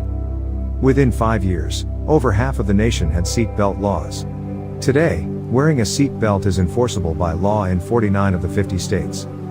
And it's not just the legislation. The number of people wearing seat belts has changed dramatically as well. In 2016, over 88% of Americans buckled up each time they got in a car. In just over 30 years, there was a complete reversal in the habits of millions of people. Laws and regulations are an example of how government can change our habits by creating a social contract. As a society, we collectively agree to abide by certain rules and then enforce them as a group. Whenever a new piece of legislation impacts behavior, seat belt laws, banning smoking inside restaurants, mandatory recycling, it is an example of a social contract shaping our habits. The group agrees to act in a certain way, and if you don't follow along, you'll be punished. Just as governments use laws to hold citizens accountable, you can create a habit contract to hold yourself accountable. A habit contract is a verbal or written agreement in which you state your commitment to a particular habit and the punishment that will occur if you don't follow through. Then you find 1 or 2 people to act as your accountability partners and sign off on the contract with you. Brian Harris, an entrepreneur from Nashville, Tennessee, was the first person I saw put this strategy into action. Shortly after the birth of his son, Harris realized he wanted to shed a few pounds. He wrote up a habit contract between himself, his wife, and his personal trainer. The first version read, Brian's #1 objective for Q1 of 2017 is to start eating correctly again so he feels better, looks better, and is able to hit his long-term goal of 200 pounds at 10% body fat. Below that statement, Harris laid out a roadmap for achieving his ideal outcome. Phase number 1, get back to a strict slow-carb diet in Q1. Phase number 2, start a strict macronutrient tracking program in Q2. Phase number 3, refine and maintain the details of his diet and workout program in Q3. Finally, he wrote out each of the daily habits that would get him to his goal. For example, write down all food that he consumes each day and weigh himself each day. And then he listed the punishment if he failed. If Brian doesn't do these 2 items, then the following consequence will be enforced. He will have to dress up each workday and each Sunday morning for the rest of the quarter. Dress up is defined as not wearing jeans, t-shirts, hoodies, or shorts. He will also give Joey, his trainer, $200 to use as he sees fit if he misses 1 day of logging food. At the bottom of the page, Harris, his wife, and his trainer all signed the contract. My initial reaction was that a contract like this seemed overly formal and unnecessary, especially the signatures. But Harris convinced me that signing the contract was an indication of seriousness. Anytime I skip this part, he said, I start slacking almost immediately. 3 months later, after hitting his targets for Q1, Harris upgraded his goals. The consequences escalated, too. If he missed his carbohydrate and protein targets, he had to pay his trainer $100. And if he failed to weigh himself, he had to give his wife $500 to use as she saw fit. Perhaps most painfully, if he forgot to run sprints, he had to dress up for work every day and wear an Alabama hat the rest of the quarter, the bitter rival of his beloved Auburn team. The strategy worked. With his wife and trainer acting as accountability partners and with the habit contract clarifying exactly what to do each day, Harris lost the weight. To make bad habits unsatisfying, your best option is to make them painful in the moment. Creating a habit contract is a straightforward way to do exactly that. Even if you don't want to create a full-blown habit contract, simply having an accountability partner is useful. The comedian Margaret Cho writes a joke or song every day. She does the song a day challenge with a friend, which helps them both stay accountable. Knowing that someone is watching can be a powerful motivator. You are less likely to procrastinate or give up because there is an immediate cost. If you don't follow through, perhaps they'll see you as untrustworthy or lazy.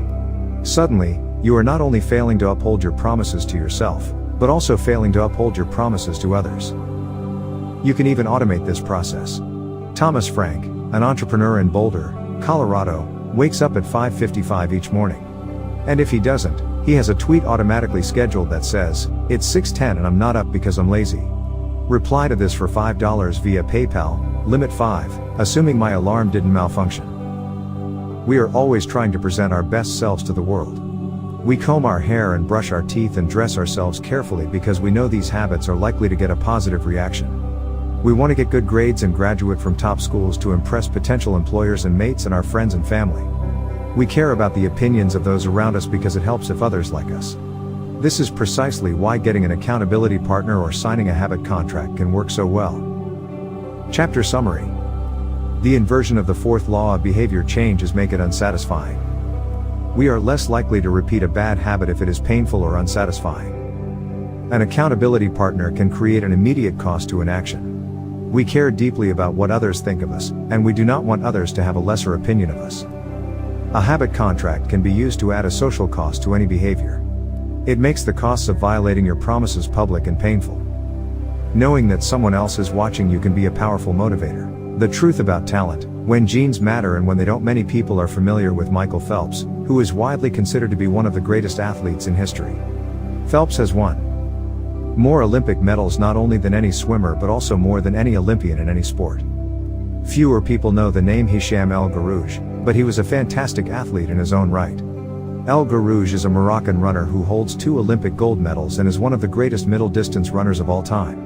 For many years, he held the world record in the mile, 1,500 meter, and 2,000 meter races. At the Olympic Games in Athens, Greece, in 2004, he won gold in the 1,500 meter and 5,000 meter races. These 2 athletes are wildly different in many ways. For starters, one competed on land and the other in water, but most notably, they differ significantly in height. El Guerrouj is 5 feet, 9 inches tall. Phelps is 6 feet, 4 inches tall. Despite this 7-inch difference in height, the two men are identical in one respect. Michael Phelps and Hicham El Guerrouj wear the same length inseam on their pants. How is this possible? Phelps has relatively short legs for his height and a very long torso, the perfect build for swimming. El Guerrouj has incredibly long legs and a short upper body, an ideal frame for distance running. Now, imagine if these world-class athletes were to switch sports. Given his remarkable athleticism, could Michael Phelps become an Olympic-caliber distance runner with enough training? It's unlikely. At peak fitness, Phelps weighed 194 pounds, which is 40% heavier than El Guerrouj, who competed at an ultralight 138 pounds. Taller runners are heavier. Runners, and every extra pound is a curse when it comes to distance running. Against elite competition, Phelps would be doomed from the start. Similarly, El Guerrouj might be one of the best runners in history, but it's doubtful he would ever qualify for the Olympics as a swimmer. Since 1976, the average height of Olympic gold medalists in the men's 1,500-meter run is 5 feet, 10 inches. In comparison, the average height of Olympic gold medalists in the men's 100-meter freestyle swim is 6 feet, 4 inches. Swimmers tend to be tall and have long backs and arms, which are ideal for pulling through the water. El Guerrouj would be at a severe disadvantage before he ever touched the pool. The secret to maximizing your odds of success is to choose the right field of competition. This is just as true with habit change as it is with sports and business. Habits are easier to perform, and more satisfying to stick with, when they align with your natural inclinations and abilities. Like Michael Phelps in the pool or Hicham El Guerrouj on the track, you want to play a game where the odds are in your favor. Embracing this strategy requires the acceptance of the simple truth that people are born with different abilities. Some people don't like to discuss this fact. On the surface, your genes seem to be fixed, and it's no fun to talk about things you cannot control. Plus, phrases like biological determinism makes it sound like certain individuals are destined for success and others doomed to failure. But this is a short-sighted view of the influence of genes on behavior. The strength of genetics is also their weakness. Genes cannot be easily changed, which means they provide a powerful advantage in favorable circumstances and a serious disadvantage in unfavorable circumstances. If you want to dunk a basketball, being 7 feet tall is very useful. If you want to perform a gymnastics routine, being 7 feet tall is a great hindrance. Our environment determines the suitability of our genes and the utility of our natural talents. When our environment changes, so do the qualities that determine success. This is true not just for physical characteristics but for mental ones as well. I'm smart if you ask me about habits and human behavior, not so much when it comes to knitting, rocket propulsion, or guitar chords. Competence is highly dependent on context. The people at the top of any competitive field are not only well trained, they are also well suited to the task. And this is why, if you want to be truly great, selecting the right place to focus is crucial. In short, genes do not determine your destiny. They determine your areas of opportunity. As physician Gabor Mate notes, genes can predispose, but they don't predetermine. The areas where you are genetically predisposed to success are the areas where habits are more likely to be satisfying. The key is to direct your effort toward areas that both excite you and match your natural skills, to align your ambition with your ability. The obvious question is, how do I figure out where the odds are in my favor? How do I identify the opportunities and habits that are right for me? The first place we will look for an answer is by understanding your personality.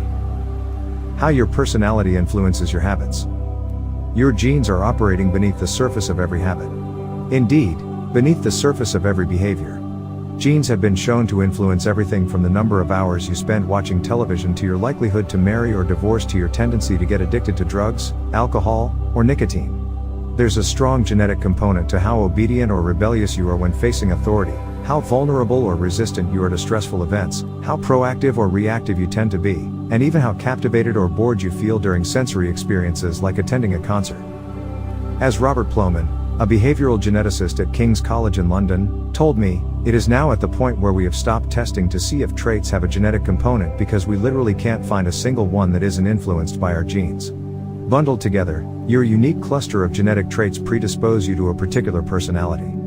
Your personality is the set of characteristics that is consistent from situation to situation. The most proven scientific analysis of personality traits is known as the Big Five, which breaks them down into 5 spectrums of behavior. 1. Openness to experience, from curious and inventive on one end to cautious and consistent on the other. 2. Conscientiousness, organized and efficient to easygoing and spontaneous. 3. Extroversion, outgoing and energetic to solitary and reserved, you likely know them as extroverts versus introverts. 4. Agreeableness, friendly and compassionate to challenging and detached. 5. Neuroticism, anxious and sensitive to confident, calm, and stable. All 5 characteristics have biological underpinnings. Extroversion, for instance, can be tracked from birth. If scientists play a loud noise in the nursing ward, some babies turn toward it while others turn away. When the researchers tracked these children through life, they found that the babies who turned toward the noise were more likely to grow up to be extroverts. Those who turned away were more likely to become introverts. People who are high in agreeableness are kind, considerate, and warm. They also tend to have higher natural oxytocin levels, a hormone that plays an important role in social bonding, increases feelings of trust, and can act as a natural antidepressant. You can easily imagine how someone with more oxytocin might be inclined to build habits like writing thank you notes or organizing social events. As a third example, consider neuroticism, which is a personality trait all people possess to various degrees. People who are high in neuroticism tend to be anxious and worry more than others. This trait has been linked to hypersensitivity of the amygdala, the portion of the brain responsible for noticing threats. In other words, people who are more sensitive to negative cues in their environment are more likely to score high in neuroticism. Our habits are not solely determined by our personalities, but there is no doubt that our genes nudge us in a certain direction. Our deeply rooted preferences make certain behaviors easier for some people than for others. You don't have to apologize for these differences or feel guilty about them, but you do have to work with them. A person who scores lower on conscientiousness, for example, will be less likely to be orderly by nature and may need to rely more heavily on environment designed to stick with good habits. As a reminder for the less conscientious readers among us, environment design is a strategy we discussed in chapters 6 and 12. The takeaway is that you should build habits that work for your personality. People can get ripped working out like a bodybuilder, but if you prefer rock climbing or cycling or rowing, then shape your exercise habit around your interests. If your friend follows a low-carb diet but you find that low-fat works for you, then more power to you. If you want to read more, don't be embarrassed if you prefer steamy romance novels over nonfiction. Read whatever fascinates you. You don't have to build the habits everyone tells you to build. Choose the habit that best suits you, not the one that is most popular. There is a version of every habit that can bring you joy and satisfaction. Find it. Habits need to be enjoyable if they are going to stick. This is the core idea behind the fourth law. Tailoring your habits to your personality is a good start, but this is not the end of the story. Let's turn our attention to finding and designing situations where you're at a natural advantage. How to find a game where the odds are in your favor. Learning to play a game where the odds are in your favor is critical for maintaining motivation and feeling successful. In theory, you can enjoy almost anything. In practice, you are more likely to enjoy the things that come easily to you. People who are talented in a particular area tend to be more competent at that task and are then praised for doing a good job.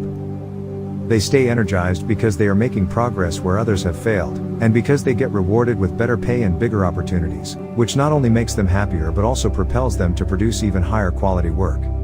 It's a virtuous cycle. Pick the right habit and progress is easy. Pick the wrong habit and life is a struggle. How do you pick the right habit? The first step is something we covered in the third law: make it easy. In many cases, when people pick the wrong habit, it simply means they picked a habit that was too difficult. When a habit is easy, you are more likely to be successful. When you are successful, you are more likely to feel satisfied.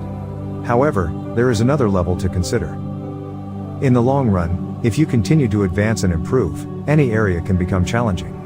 At some point, you need to make sure you're playing the right game for your skill set. How do you figure that out? The most common approach is trial and error. Of course, there's a problem with this strategy. Life is short. You don't have time to try every career, date every eligible bachelor, or play every musical instrument. Thankfully, there is an effective way to manage this conundrum, and it is known as the explore/exploit trade-off. In the beginning of a new activity, there should be a period of exploration. In relationships, it's called dating. In college, it's called the liberal arts. In business, it's called split testing. The goal is to try out many possibilities, research a broad range of ideas, and cast a wide net. After this initial period of exploration, shift your focus to the best solution you've found, but keep experimenting occasionally. The proper balance depends on whether you're winning or losing. If you are currently winning, you exploit, exploit, exploit. If you are currently losing, you continue to explore, explore, explore.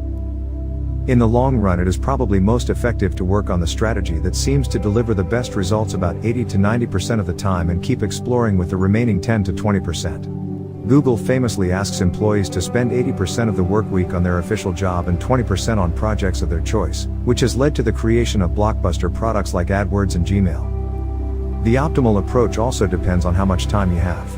If you have a lot of time, like someone at the beginning of their career, it makes more sense to explore because once you find the right thing, you still have a good amount of time to exploit it. If you're pressed for time, say, as you come up on the deadline for a project, you should implement the best solution you've found so far and get some results. As you explore different options, there are a series of questions you can ask yourself to continually narrow in on the habits and areas that will be most satisfying to you. What feels like fun to me, but work to others? The mark of whether you are made for a task is not whether you love it, but whether you can handle the pain of the task easier than most people.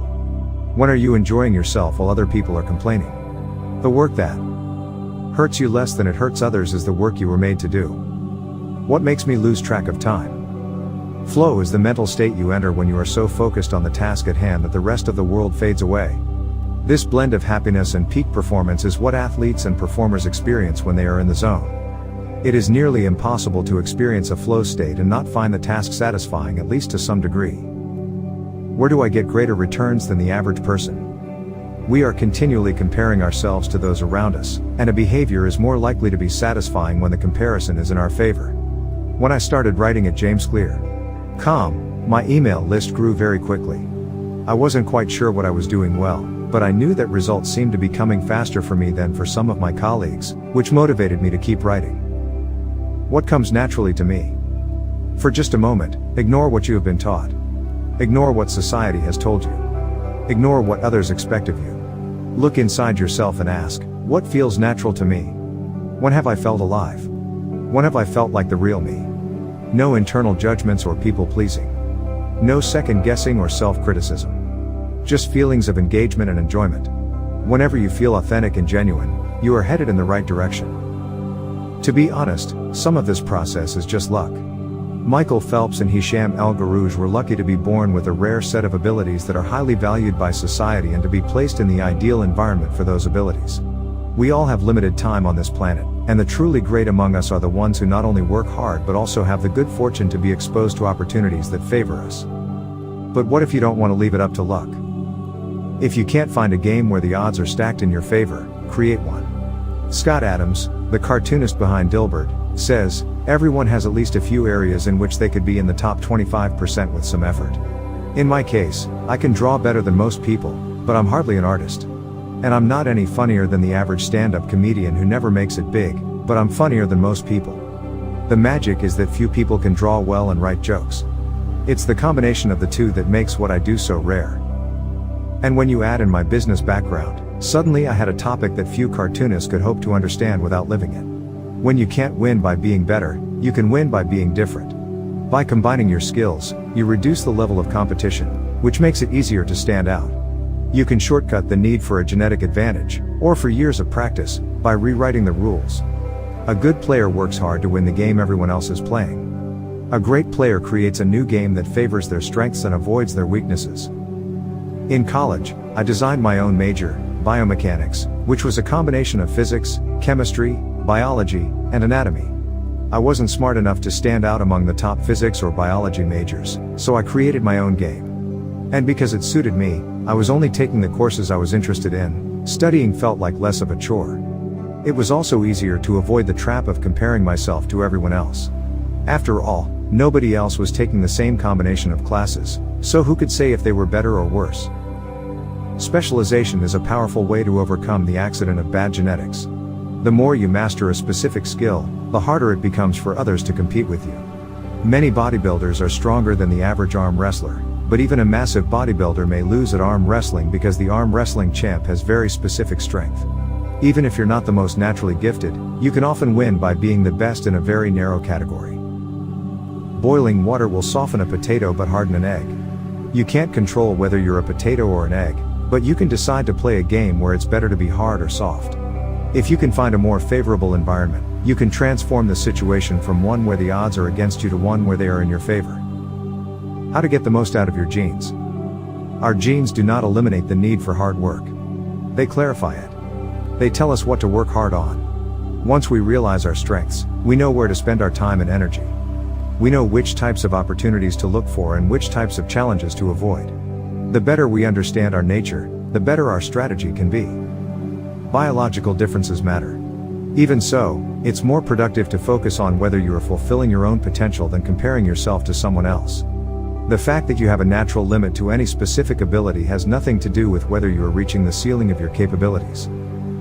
People get so caught up in the fact that they have limits that they rarely exert the effort required to get close to them. Furthermore, genes can't make you successful if you're not doing the work. Yes, it's possible that the ripped trainer at the gym has better genes, but if you haven't put in the same reps, it's impossible to say if you have been dealt a better or worse genetic hand. Until you work as hard as those you admire, don't explain away their success as luck. In summary, one of the best ways to ensure your habits remain satisfying over the long run is to pick behaviors that align with your personality and skills. Work hard on the things that come easy. Chapter summary: the secret to maximizing your odds of success is to choose the right field of competition. Pick the right habit and progress is easy. Pick the wrong habit and life is a struggle. Genes cannot be easily changed, which means they provide a powerful advantage in favorable circumstances and a serious disadvantage in unfavorable circumstances. Habits are easier when they align with your natural abilities. Choose the habits that best suit you. Play a game that favors your strengths. If you can't find a game that favors you, create one. Genes do not eliminate the need for hard work. They clarify it. They tell us what to work hard on. The Goldilocks rule: how to stay motivated in life and work. In 1955, Disneyland had just opened in Anaheim, California, when a 10-year-old boy walked in and asked for a job. Labor laws were loose back then, and the boy managed to land a position selling guidebooks for 50 cents a piece. Within a year, he had transitioned to Disney's Magic Shop, where he learned tricks from the older employees. He experimented with jokes and tried out simple routines on visitors. Soon he discovered that what he loved was not performing magic but performing in general. He set his sights on becoming a comedian. Beginning in his teenage years, he started performing in little clubs around Los Angeles. The crowds were small and his act was short. He was rarely on stage for more than 5 minutes. Most of the people in the crowd were too busy drinking or talking with friends to pay attention. One night, he literally delivered his stand-up routine to an empty club. It wasn't glamorous work, but there was no doubt he was getting better. His first routines would only last 1 or 2 minutes. By high school, his material had expanded to include a 5-minute act and, a few years later, a 10-minute show. At 19, he was performing weekly for 20 minutes at a time. He had to read 3 poems during the show just to make the routine long enough, but his skills continued to progress. He spent another decade experimenting, adjusting, and practicing. He took a job as a television writer and, gradually, he was able to land his own appearances on talk shows. By the mid-1970s, he had worked his way into being a regular guest on The Tonight Show and Saturday Night Live. Finally, after nearly 15 years of work, the young man rose to fame. He toured 60 cities in 63 days. Then 72 cities in 80 days. Then 85 cities in 90 days. He had 18,695 people attend one show in Ohio. Another 45,000 tickets were sold for his 3-day show in New York. He catapulted to the top of his genre and became one of the most successful comedians of his time. His name is Steve Martin. Martin's story offers a fascinating perspective on what it takes to stick with habits for the long run. Comedy is not for the timid. It is hard to imagine a situation that would strike fear into the hearts of more people than performing alone on stage and failing to get a single laugh. And yet Steve Martin faced this fear every week for 18 years. In his words, 10 years spent learning, 4 years spent refining, and 4 years as a wild success. Why is it that some people, like Martin, stick with their habits, whether practicing jokes or drawing cartoons or playing guitar, while most of us struggle to stay motivated? How do we design habits that pull us in rather than ones that fade away? Scientists have been studying this question for many years. While there is still much to learn, One of the most consistent findings is that the way to maintain motivation and achieve peak levels of desire is to work on tasks of just manageable difficulty. The human brain loves a challenge, but only if it is within an optimal zone of difficulty. If you love tennis and try to play a serious match against a 4-year-old, you will quickly become bored. It's too easy. You'll win every point. In contrast, if you play a professional tennis player like Roger Federer or Serena Williams, you will quickly lose motivation because the match is too difficult. Now consider playing tennis against someone who is your equal. As the game progresses, you win a few points and you lose a few. You have a good chance of winning, but only if you really try. Your focus narrows, distractions fade away, and you find yourself fully invested in the task at hand. This is a challenge of just manageable difficulty, and it is a prime example of the Goldilocks rule. The Goldilocks rule states that humans experience peak motivation when working on tasks that are right on the edge of their current abilities. Not too hard. Not too easy. Just right. Figure 15. Maximum motivation occurs when facing a challenge of just manageable difficulty. In psychology research, this is known as the Yerkes-Dodson law, which describes the optimal level of arousal as the midpoint between boredom and anxiety. Martin's comedy career is an excellent example of the Goldilocks rule in practice.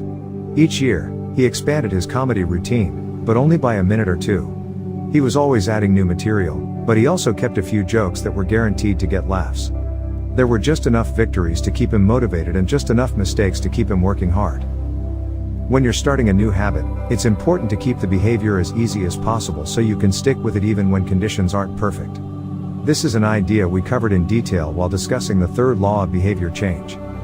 Once a habit has been established, however, it's important to continue to advance in small ways. These little improvements and new challenges keep you engaged. And if you hit the Goldilocks zone just right, you can achieve a flow state. A flow state is the experience of being in the zone and fully immersed in an activity. Scientists have tried to quantify this feeling. They found that to achieve a state of flow, a task must be roughly 4% beyond your current ability. In real life, it's typically not feasible to quantify the difficulty of an action in this way, but the core idea of the Goldilocks rule remains. Working on challenges of just manageable difficulty, something on the perimeter of your ability, seems crucial for maintaining motivation. Improvement requires a delicate balance. You need to regularly search for challenges that push you to your edge while continuing to make enough progress to stay motivated. Behaviors need to remain novel in order for them to stay attractive and satisfying. Without variety, we get bored. And boredom is perhaps the greatest villain on the quest for self-improvement. How to stay focused when you get bored working on your goals. After my baseball career ended, I was looking for a new sport. I joined a weightlifting team, and one day an elite coach visited our gym. He had worked with thousands of athletes during his long career, including a few Olympians. I introduced myself and we began talking about the process of improvement. What's the difference between the best athletes and everyone else? I asked. What do the really successful people do that most don't? He mentioned the factors you might expect: genetics, luck, talent. But then he said something I wasn't expecting. At some point it comes down to who can handle the boredom of training every day, doing the same lifts over and over and over. His answer surprised me because it's a different way of thinking about work ethic. People talk about getting amped up to work on their goals. Whether it's business or sports or art, you hear people say things like, "It all comes down to passion." Or, "You have to really want it." As a result, many of us get depressed when we lose focus or motivation because we think that successful people have some bottomless reserve of passion. But this coach was saying that really successful people feel the same lack of motivation as everyone else. The difference is that they still find a way to show up despite the feelings of boredom. Mastery requires practice. But the more you practice something, the more boring and routine it becomes. Once the beginner gains have been made and we learn what to expect, our interest starts to fade. Sometimes it happens even faster than that. All you have to do is hit the gym a few days in a row or publish a couple of blog posts on time, and letting one day slip doesn't feel like much. Things are going well. It's easy to rationalize taking a day off because you're in a good place. The greatest threat to success is not failure but boredom. We get bored with habits because they stop delighting us. The outcome becomes expected. And as our habits become ordinary, we start derailing our progress to seek novelty. Perhaps this is why we get caught up in a never-ending cycle, jumping from one workout to the next, one diet to the next, one business idea to the next. As soon as we experience the slightest dip in motivation, we begin seeking a new strategy, even if the old one was still working. As Machiavelli noted, men desire novelty to such an extent that those who are doing well wish for a change as much as those who are doing badly. Perhaps this is why many of the most habit-forming products are those that provide continuous forms of novelty. Video games provide visual novelty. Porn provides sexual novelty.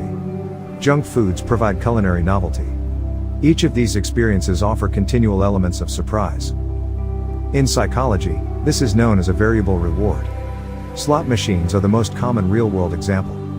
A gambler hits the jackpot every now and then, but not at any predictable interval. The pace of rewards varies. This variance leads to the greatest spike of dopamine, enhances memory recall, and accelerates habit formation. Variable rewards won't create a craving. That is, you can't take a reward people are uninterested in, give it to them at a variable interval, and hope it will change their mind, but they are a powerful way to amplify the cravings we already experience because they reduce boredom. The sweet spot of desire occurs at a 50-50 split between success and failure. Half of the time you get what you want. Half of the time you don't. You need just enough winning to experience satisfaction and just enough wanting to experience desire. This is one of the benefits of following the Goldilocks rule. If you're already interested in a habit, working on challenges of just manageable difficulty is a good way to keep things interesting. Of course, not all habits have a variable reward component, and you wouldn't want them to. If Google only delivered a useful search result some of the time, I would switch to a competitor pretty quickly. If Uber only picked up half of my trips, I doubt I'd be using that service much longer. And if I flossed my teeth each night and only sometimes ended up with a clean mouth, I think I'd skip it. Variable rewards or not, no habit will stay interesting forever. At some point, everyone faces the same challenge on the journey of self-improvement. You have to fall in love with boredom. We all have goals that we would like to achieve and dreams that we would like to fulfill, but it doesn't matter what you are trying to become better at. If you only do the work when it's convenient or exciting, then you'll never be consistent enough to achieve remarkable results. I can guarantee that if you manage to start a habit and keep sticking to it, there will be days when you feel like quitting. When you start a business, there will be days when you don't feel like showing up. When you're at the gym, there will be sets that you don't feel like finishing. When it's time to write, there will be days that you don't feel like typing. But stepping up when it's annoying or painful or draining to do so, that's what makes the difference between a professional and an amateur. Professionals stick to the schedule, amateurs let life get in the way. Professionals know what is important to them and work toward it with purpose. Amateurs get pulled off course by the urgencies of life. David Kane, an author and meditation teacher, encourages his students to avoid being fair-weather meditators. Similarly, you don't want to be a fair-weather athlete or a fair-weather writer or a fair-weather anything. When a habit is truly important to you, you have to be willing to stick to it in any mood.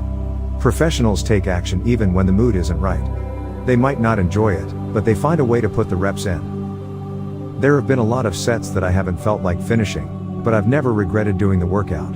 There have been a lot of articles I haven't felt like writing, but I've never regretted publishing on schedule.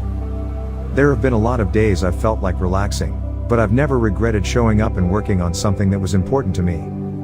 The only way to become excellent is to be endlessly fascinated by doing the same thing over and over. You have to fall in love with boredom. Chapter summary.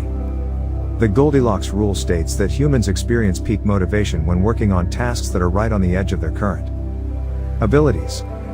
The greatest threat to success is not failure but boredom. As habits become routine, they become less interesting and less satisfying. We get bored. Anyone can work hard when they feel motivated. It's the ability to keep going when work isn't exciting that makes the difference. Professionals stick to the schedule, amateurs let life get in the way.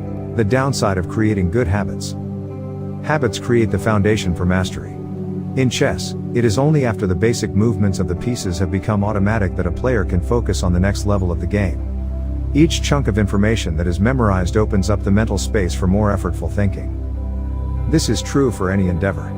When you know the simple movements so well that you can perform them without thinking, you are free to pay attention to more advanced details. In this way, habits are the backbone of any pursuit of excellence. However, the benefits of habits come at a cost. At first, each repetition develops fluency, speed, and skill. But then, as a habit becomes automatic, you become less sensitive to feedback. You fall into mindless repetition. It becomes easier to let mistakes slide. When you can do it good enough on autopilot, you stop thinking about how to do it better. The upside of habits is that we can do things without thinking. The downside of habits is that you get used to doing things a certain way and stop paying attention to little errors.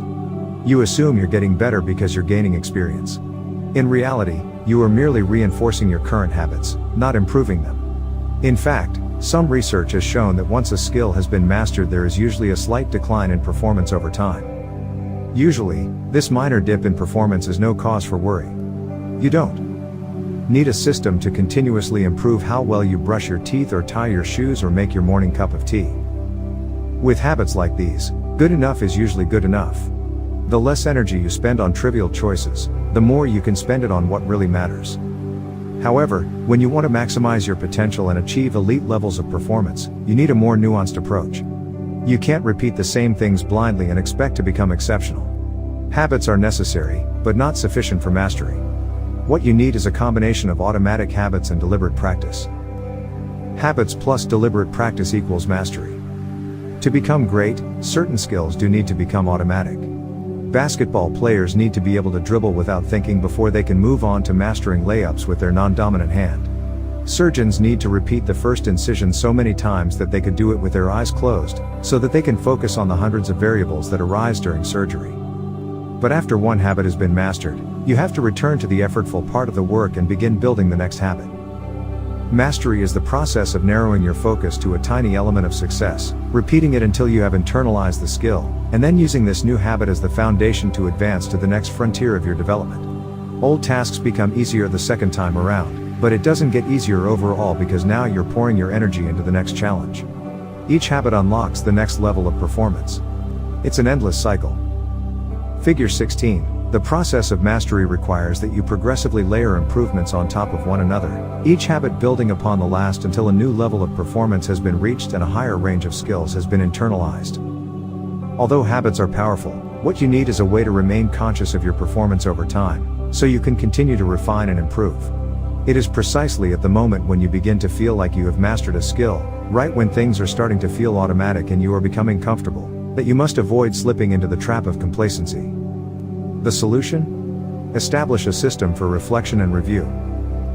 How to review your habits and make adjustments. In 1986, the Los Angeles Lakers had one of the most talented basketball teams ever assembled, but they are rarely remembered that way. The team started the 1985 to 1986 NBA season with an astounding 29-5 record. The pundits were saying that we might be the best team in the history of basketball, head coach Pat Riley said after the season. Surprisingly, the Lakers stumbled in the 1986 playoffs and suffered a season-ending defeat in the Western Conference Finals. The best team in the history of basketball didn't even play for the NBA championship. After that blow, Riley was tired of hearing about how much talent his players had and about how much promise his team held. He didn't want to see flashes of brilliance followed by a gradual fade in performance. He wanted the Lakers to play up to their potential, night after night. In the summer of 1986, he created a plan to do exactly that, a system that he called the Career Best Effort Program or CBE. When players first joined the Lakers, Riley explained, "We track their basketball statistics all the way back to high school. I call this taking their number. We look for an accurate gauge of what a player can do, then build him into our plan for the team, based on the notion that he will maintain and then improve upon his averages." After determining a player's baseline level of performance, Riley added a key step. He asked each player to improve their output by at least 1% over the course of the season. If they succeeded, it would be a CBE, or Career Best Effort.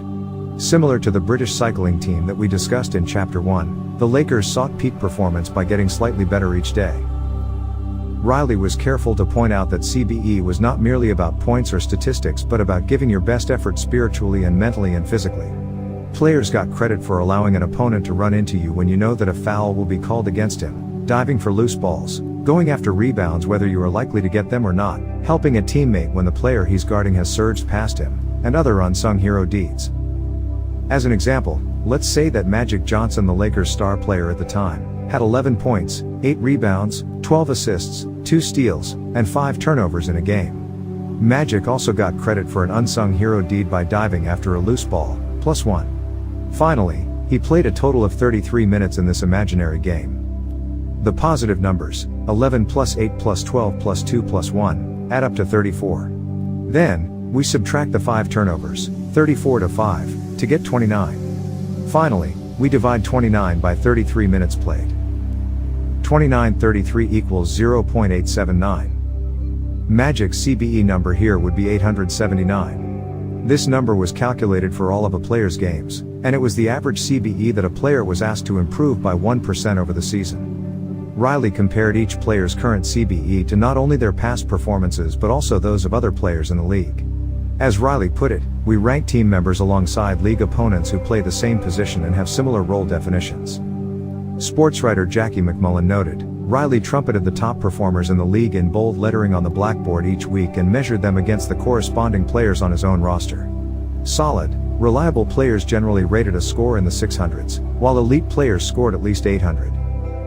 Magic Johnson, who submitted 138 triple-doubles in his career, often scored over 1,000. The Lakers also emphasized year-over-year progress by making historical comparisons of CBE data.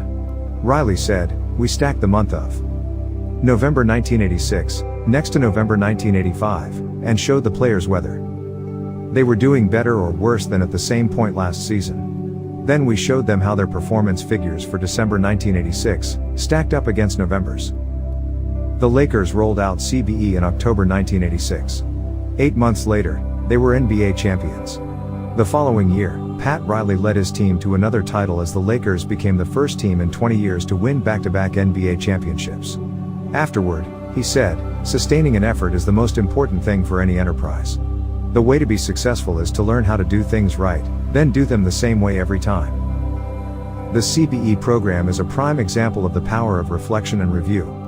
The Lakers were already talented. CBE helped them get the most out of what they had, and made sure their habits improved rather than declined. Reflection and review enables the long-term improvement of all habits because it makes you aware of your mistakes and helps you consider possible paths for improvement. Without reflection, we can make excuses, create rationalizations, and lie to ourselves. We have no process for determining whether we are performing better or worse compared to yesterday. Top performers in all fields engage in various types of reflection and review, and the process doesn't have to be complex. Kenyan runner Eliud Kipchoge is one of the greatest marathoners of all time and an Olympic gold medalist. He still takes notes after every practice in which he reviews his training for the day and searches for areas that can be improved. Similarly, gold medal swimmer Katie Ledecky records her wellness on a scale of 1 to 10 and includes notes on her nutrition and how well she slept. She also records the times posted by other swimmers. At the end of each week, her coach goes over her notes and adds his thoughts. It's not just athletes, either. When comedian Chris Rock is preparing fresh material, he will first appear at small nightclubs dozens of times and test hundreds of jokes. He brings a notepad on stage and records which bits go over well and where he needs to make adjustments. The few killer lines that survive will form the backbone of his new show. I know of executives and investors who keep a decision journal in which they record the major decisions they make each week, why they made them, and what they expect the outcome to be. They review their choices at the end of each month or year to see where they were correct and where they went wrong.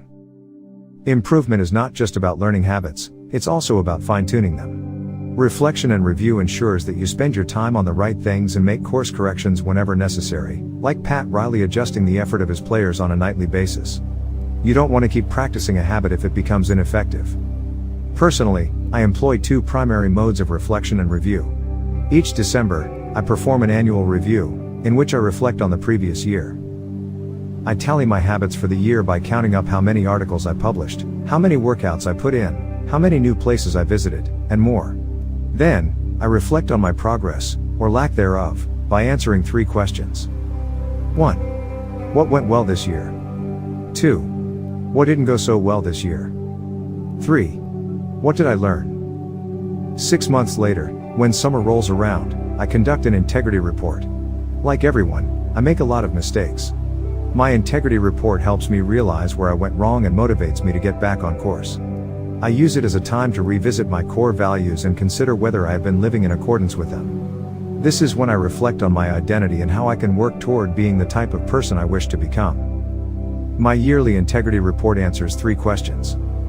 1. What are the core values that drive my life and work? 2. How am I living and working with integrity right now? 3. How can I set a higher standard in the future? These 2 reports don't take very long, just a few hours per year, but they are crucial periods of refinement. They prevent the gradual slide that happens when I don't pay close attention. They provide an annual reminder to revisit my desired identity and consider how my habits are helping me become the type of person I wish to be. They indicate when I should upgrade my habits and take on new challenges, and when I should dial my efforts back and focus on the fundamentals. Reflection can also bring a sense of perspective. Daily habits are powerful because of how they compound, but worrying too much about every daily choice is like looking at yourself in the mirror from an inch away. You can see every imperfection and lose sight of the bigger picture. There is too much feedback. Conversely, never reviewing your habits is like never looking in the mirror.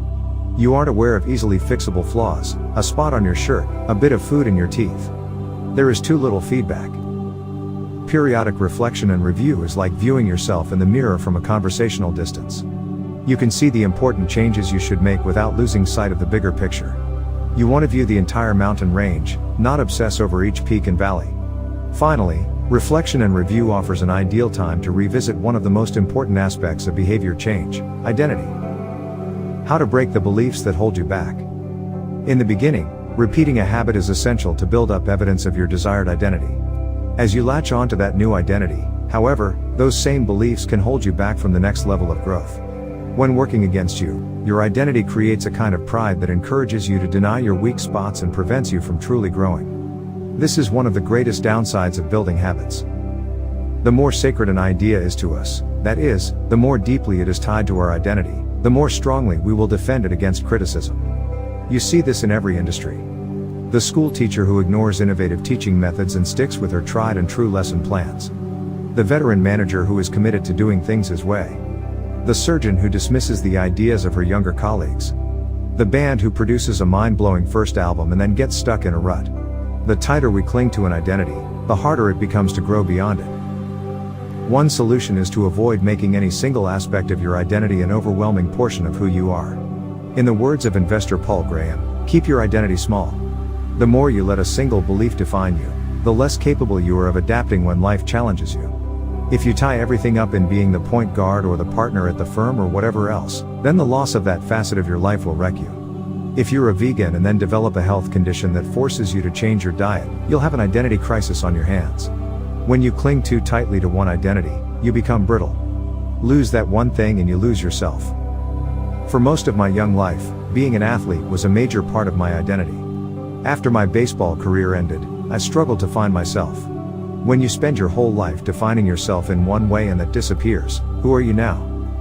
Military veterans and former entrepreneurs report similar feelings.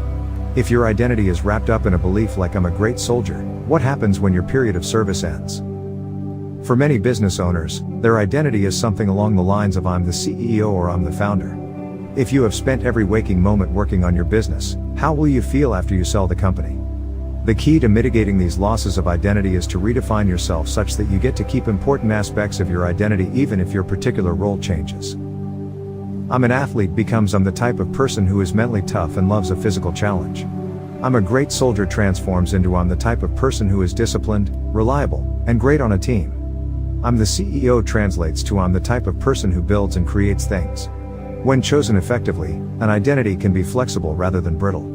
Like water flowing around an obstacle, your identity works with the changing circumstances rather than against them. The following quote from the Tao Te Ching encapsulates the ideas perfectly. Men are born soft and supple, dead, they are stiff and hard. Plants are born tender and pliant, dead, they are brittle and dry. Thus whoever is stiff and inflexible is a disciple of death. Whoever is soft and yielding is a disciple of life. The hard and stiff will be broken. The soft and supple will prevail. Lao Tzu. Habits deliver numerous benefits, but the downside is that they can lock us into our previous patterns of thinking and acting, even when the world is shifting around us. Everything is impermanent. Life is constantly changing, so you need to periodically check in to see if your old habits and beliefs are still serving you. A lack of self-awareness is poison. Reflection and review is the antidote. Chapter summary: the upside of habits is that we can do things without thinking. The downside is that we stop paying attention to little errors. Habits plus deliberate practice equals mastery. Reflection and review is a process that allows you to remain conscious of your performance over time. The tighter we cling to an identity, the harder it becomes to grow beyond it. Conclusion. The secret to results that last. There is an ancient Greek parable known as the Sorites paradox, which talks about the effect one small action can have when repeated enough times. One formulation of the paradox goes as follows: can one coin make a person rich? If you give a person a pile of 10 coins, you wouldn't claim that he or she is rich. But what if you add another? And another? And another? At some point, you will have to admit that no one can be rich unless one coin can make him or her so. We can say the same about atomic habits. Can one tiny change transform your life? It's unlikely you would say so. But what if you made another? And another? And another? At some point, you will have to admit that your life was transformed by one small change. The holy grail of habit change is not a single 1% improvement, but 1,000 of them. It's a bunch of atomic habits stacking up, each one a fundamental unit of the overall system. In the beginning, small improvements can often seem meaningless because they get washed away by the weight of the system. Just as one coin won't make you rich, one positive change like meditating for 1 minute or reading 1 page each day is unlikely to deliver a noticeable difference. Gradually, though, as you continue to layer small changes on top of one another, the scales of life start to move. Each improvement is like adding a grain of sand to the positive side of the scale, slowly tilting things in your favor. Eventually, if you stick with it, you hit a tipping point. Suddenly, it feels easier to stick with good habits. The weight of the system is working for you rather than against you. Over the course of this book, we've looked at dozens of stories about top performers. We've heard about Olympic gold medalists, award-winning artists, business leaders, life-saving physicians, and star comedians who have all used the science of small habits to master their craft and vault to the top of their field. Each of the people, teams, and companies we have covered has faced different circumstances, but ultimately progressed in the same way, through a commitment to tiny, sustainable, unrelenting improvements. Success is not a goal to reach or a finish line to cross. It is a system to improve, an endless process to refine. In Chapter 1, I said, if you're having trouble changing your habits, the problem isn't you. The problem is your system. Bad habits repeat themselves again and again not because you don't want to change, but because you have the wrong system for change. As this book draws to a close, I hope the opposite is true. With the 4 laws of behavior change, you have a set of tools and strategies that you can use to build better systems and shape better habits. Sometimes a habit will be hard to remember and you'll need to make it obvious. Other times you won't feel like starting and you'll need to make it attractive. In many cases, you may find that a habit will be too difficult and you'll need to make it easy. And sometimes, you won't feel like sticking with it and you'll need to make it satisfying. Behaviors are effortless here. Behaviors are difficult here. Obvious and visible. Attractive unattractive. Easy hard. Satisfying unsatisfying. You want to push your good habits toward the left side of the spectrum by making them obvious, attractive, easy, and satisfying. Meanwhile, you want to cluster your bad habits toward the right side by making them invisible, unattractive, hard, and unsatisfying. This is a continuous process. There is no finish line. There is no permanent solution. Whenever you're looking to improve, you can rotate through the 4 laws of behavior change until you find the next bottleneck. Make it obvious. Make it attractive. Make it easy. Make it satisfying. Round and round. Always looking for the next way to get 1% better. The secret to getting results that last is to never stop making improvements. It's remarkable what you can build if you just don't stop. It's remarkable the business you can build if you don't stop working.